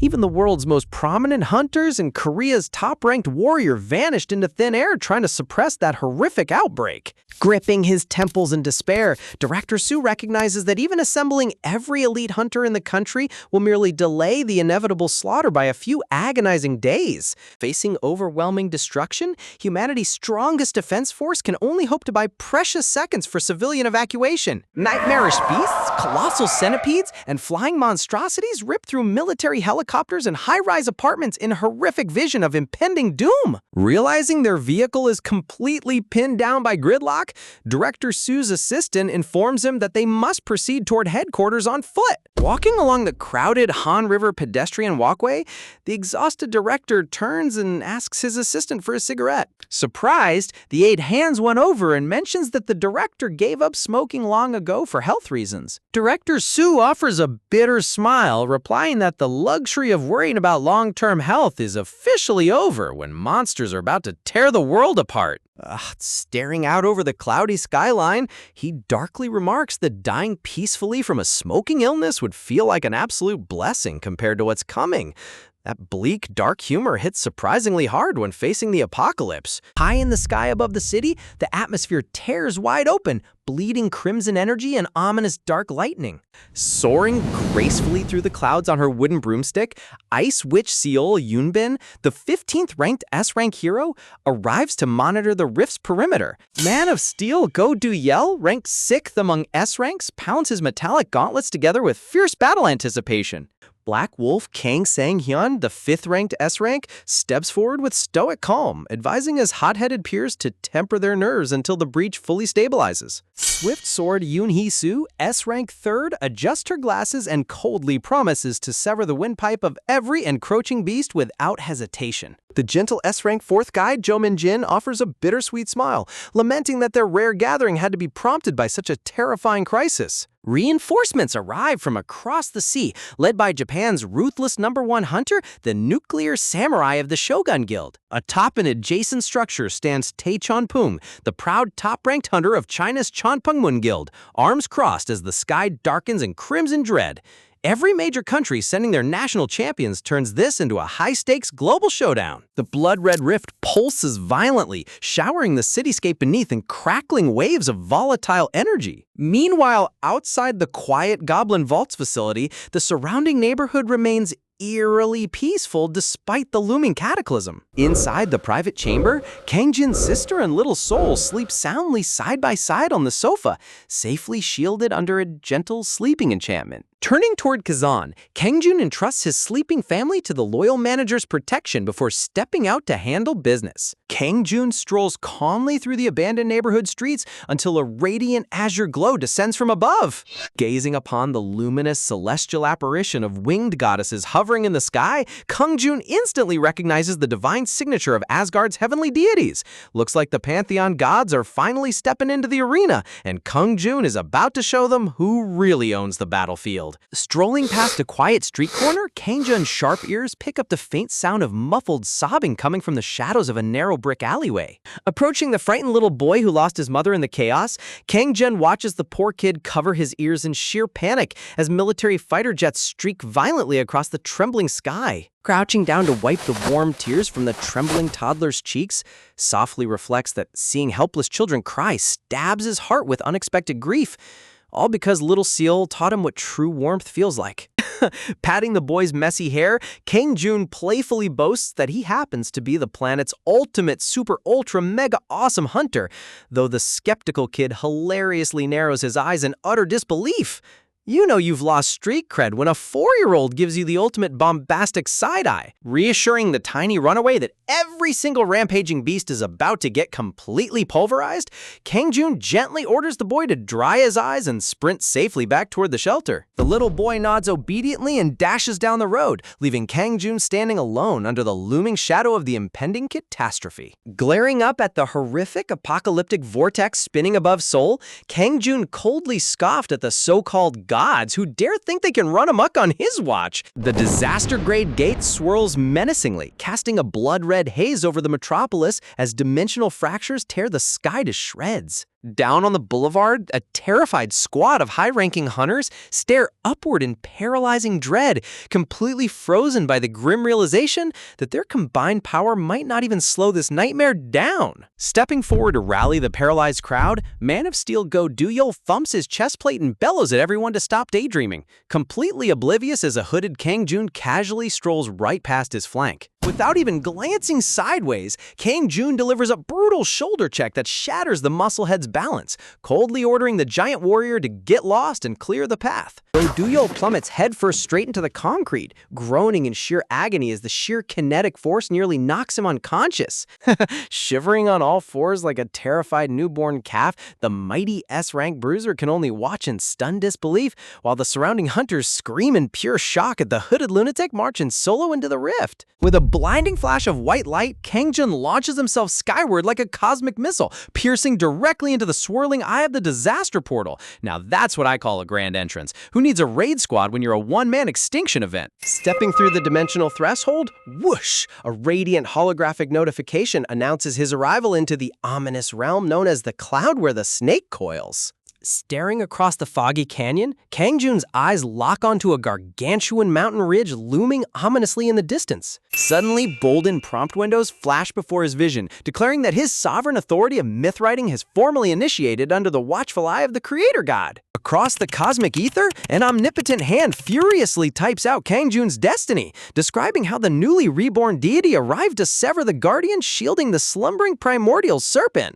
Rising from the fractured boulders, a squad of colossal stone titans emerge from the mist, their glowing white eyes locking onto the lone intruder with murderous intent. The rocky brutes charge forward in an avalanche of pure fury, shaking the entire valley as Kang Jun calmly notes that everything is unfolding precisely as written in his myth. Instantly, Kang Jun's supreme title activates, unleashing a wave of ancient dread that severely weakens the towering giants after recalling his previous triumph over the primordial frost monarch. Radiating pitch-black tendrils of abyssal energy from his palm, Kang Jun smirks wickedly and asks the trembling behemoths if they finally learned what true fear tastes like. Emerging from the depths of his shadowy aura, an endless legion of armored skeletal warriors materializes at his back, their crimson eye sockets burning with terrifying malice. Pointing his finger toward the charging titans, Kang Jun coldly delivers the final verdict, commanding his midnight army to slaughter every single beast on the field. The skeletal legion swarms forward like an unstoppable wave of darkness,